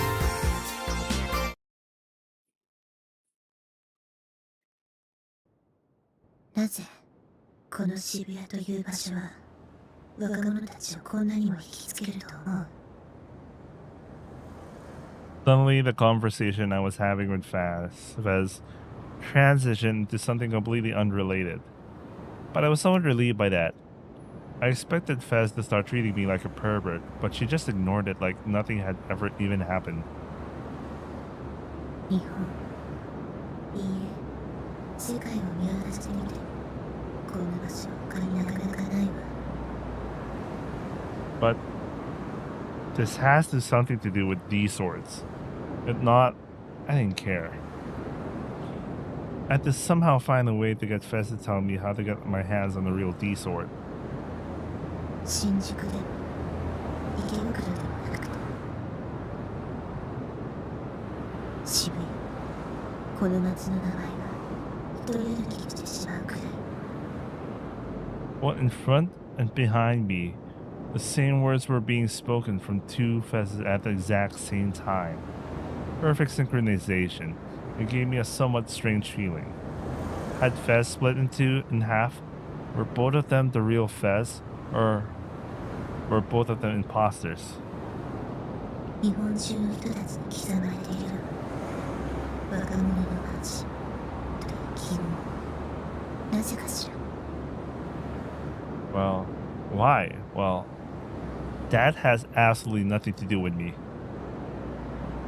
ファッションの街だからお店がたくさんあるから流行の発信者だからよくテレビに映るから交通の便がいいから違うわどれ The two Fezes paused for a moment. Being watched from both in front and from behind started to make me feel uncomfortable. 大いなる意志よ高次存在もっとわかりやすく言え神による意志なの This is bad. A rational sign warned me. Could this be?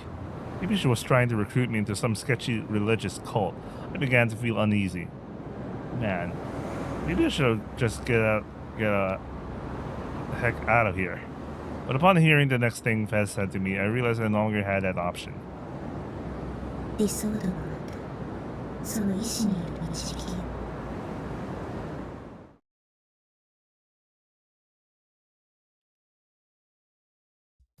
引力ってあるだろう Fan returned to the main street from the alleyway, then began walking towards Shibuya Station. Suwa, who now assumed they were going to Shinsen, chased after senior detective with an obvious frown on his face. 万有引力のことですか？よく知ってるじゃねえの。さすがいい大学出てるだけあるな。Suwa grew this courage in response to Ban's shockingly mocking tone. あいにく大学じゃオカルトは勉強しなかったっすけどね。オカルトじゃねえよ。世界には引力がアンバランス化してる地域ってのが何か所もある。アンバランスグリコが楕円を描いたのはその影響ってこと。G レートって呼ぶらしい。G レート。ああ、正式名称は何だっつってたかな。グルバケーショングラビッシュエラー。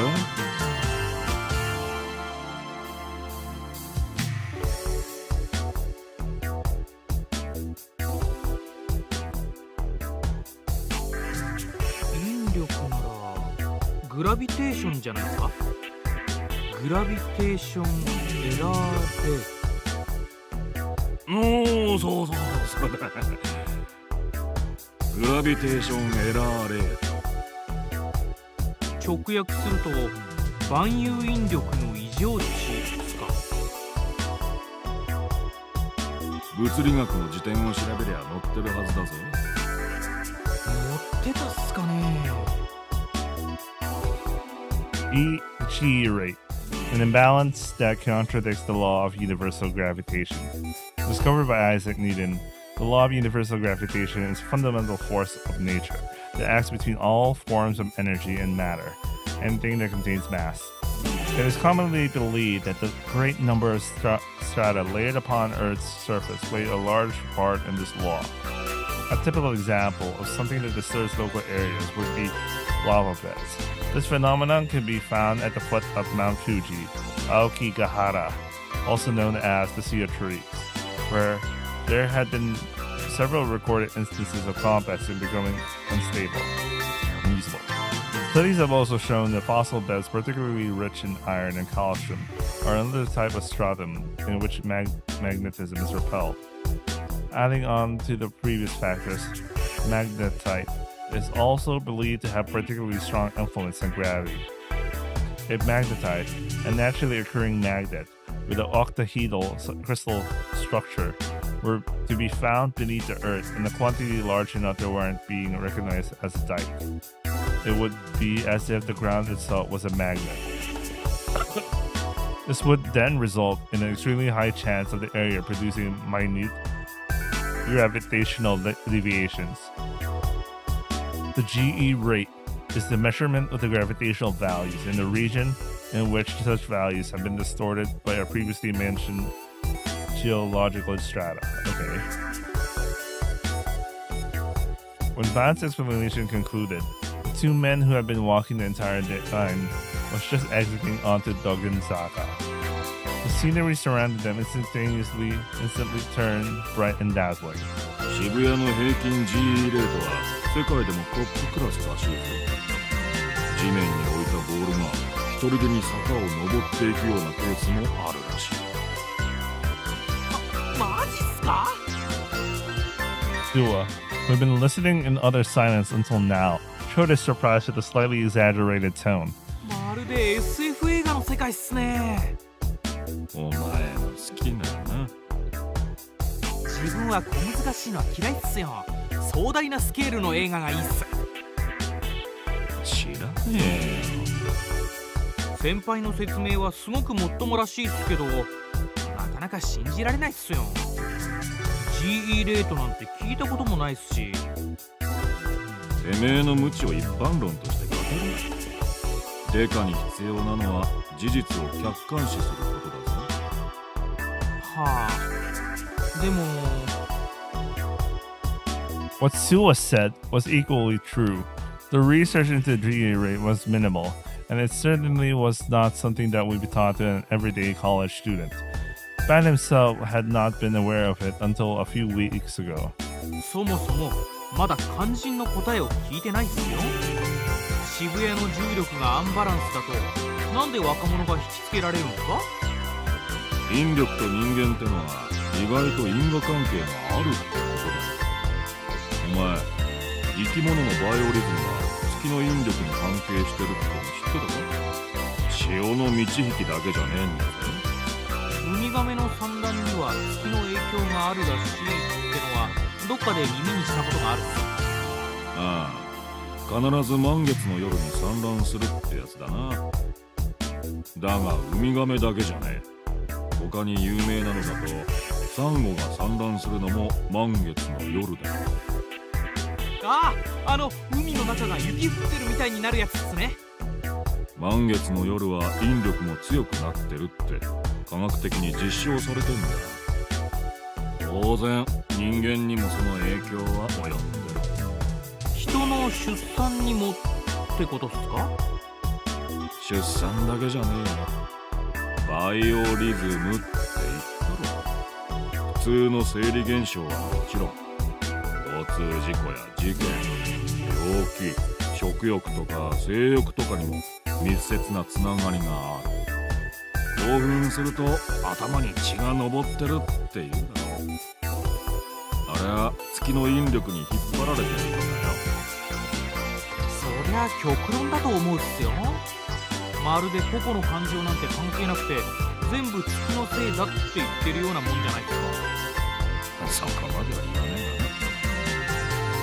集団心理っていうのはこの街に来た途端に楽しい気分になる。ちょっと無茶したくなったりするかもしんねえんだよね。ニュージェネの一連の事件に対する反応だったそうだ。この街でそのニュースを見た連中は大抵反応が同じだ。どいつもこいつも楽しんでやがる。自分だけは被害者にならないって気持ちだ。そういう集団心理も GE レートのせいってことですか？可能性としてはありだね。渋谷に来たら楽しい気分になるってのが若いやつらの頭の中に無意識に刷り込まれる。若者がこの街に惹かれる理由になるってわけですね。Dua really is a fast learner. Van thought to himself, impressed. The junior detective was still young, but that part of him was worthy of praise.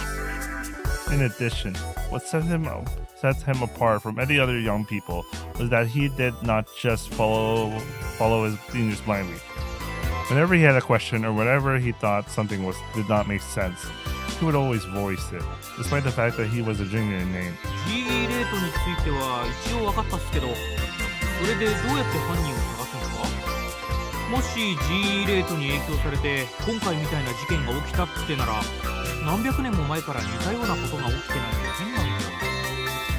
そいつはこれから調べりゃいいさ。専門家だな。先輩は調べないんすか？俺はデカだぞ。Dan smirked from ear to ear. 調べるのはニュージェネのことだけだ。そのために今日はわざわざ仕事サボって現場の GE レートを測ったんだ。もしこれまでの一連の現場の GE レートが異常を示したなら、何を意味すると？まさか。Dua's eyes went wide. He stopped dead in his tracks. It seemed as if he had realized what Dan was trying to imply. 事件は GE レートが異常を示している場所で起こるってことですか？だとしたら次の事件が起こる場所をある程度予測できるんですね。まあそう決まったわけじゃない。それをこれから調べるんだ。There was something lurking within this city. Something yet unknown, hidden deep beneath its flashy exterior. Perhaps it was akin to Pandora's box, something not meant to be touched by the hands of men. Thoughts such as these pervaded Bland's mind as he watched pedestrians file down the streets of Shibuya.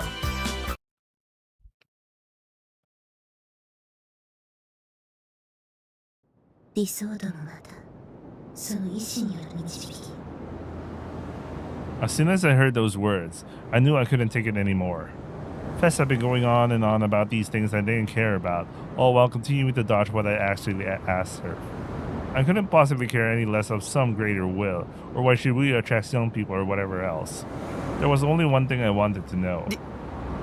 理想度はどうすれば手に入る？ Mustering up my courage, I asked Fess that question. 教えてよ！ Without changing her aloof expression, Fez gazed down at the D-sword she was holding. Despite how gigantic the sword was, she seemed to be handling it with incredible ease. Maybe she just had an absurd level of physical strength or something. 教えられることじゃない。なんて。 Why is it that you'll go on and on about this random shit, and you can't tell me the most crucial thing I need to know? 見つけなくちゃいけない。自分自身で方法なんて私には分からない。 You don't know? Then, how in the living fuck did you get the D-sword you're holding in your hand right now? 理想度は力を持つ人の目にしか映せない。 So, in other words, those without the power couldn't see them, but I could see them extremely well, extremely clearly. But then, what did she mean by the power? Was she saying that I had supernatural powers, like what the two faces in front of me had? 君には私の剣が見えているでしょう。それが意味するの一つだけ。 If Shogun and you are destroying my life because of it, then I didn't want this stupid bullshit power. But I still don't want a D-sword. Sort of. But because it'll grant me salvation. Fez had said so. Stuff like the greater will and the reason why Shibuya attracted young people made no difference to me. I didn't want some random power, nor did I want to be roped in all this bullshit in any way, shape, or form. But in order to escape the clutches of Shogun and Yua, I had to get my hands on the sword. 感じて世界を選択した意志。 But Fess's answer was as ambiguous as every other damn thing she said. Biting my lip, I tried to desperately think of any way I could extract information from her. But as a person who was terrible at talking to 3D people, I couldn't think of anything that would be effective at all. I tried to pull from a bank of eroge situations, but everything that came into mind was fairly unsettling, such as slipping her an aphrodisiac, tying her up, or imprisoning her. Man, I may or may not be extremely fucked up. 君、名前は？ Fez turned her back to me, then slowly began to walk deeper into the tunnel. 私は岸本綾瀬。When she said that, I realized that we still haven't introduced ourselves to each other yet. 西条匠 I couldn't see IS's expression from here where it was. Why was she laughing? Why she was laughing, I don't know. また会いましょう匠 Ayase was moving farther and farther away. I fearfully turned my head to see what happened to the other Ayase, only to find out that she had disappeared without a trace. Had she literally disappeared? Or had she walked out of the underpass? Ayase had said the other Ayase was a delusion. Maybe that was the power of a Disordo. I returned my gaze to the inside of the underpass, and right as I did, I saw Ayase was going up the other staircase, which was about 50 meters deeper into the tunnel. Eventually, her figure disappeared completely, and now all that remained was the eerie silence of the underpass. I wasn't brave enough to yell after her. I was too exhausted to run after her, and I was overwhelmed with the feeling that it wasn't worth the trouble. In the end, all I could do was return home as cautiously as I could, making sure not to be spotted by Yua or the police on the way. Oh, it's 8 o'clock. Maybe this is time to need to end the stream. Yeah, I'll end stream here. Oh, look at this. Why is it Arcwade? Not. And where is Saber? What happened to Saber and Ryder? Why is it Arcwade over there? Kind of makes you think, huh?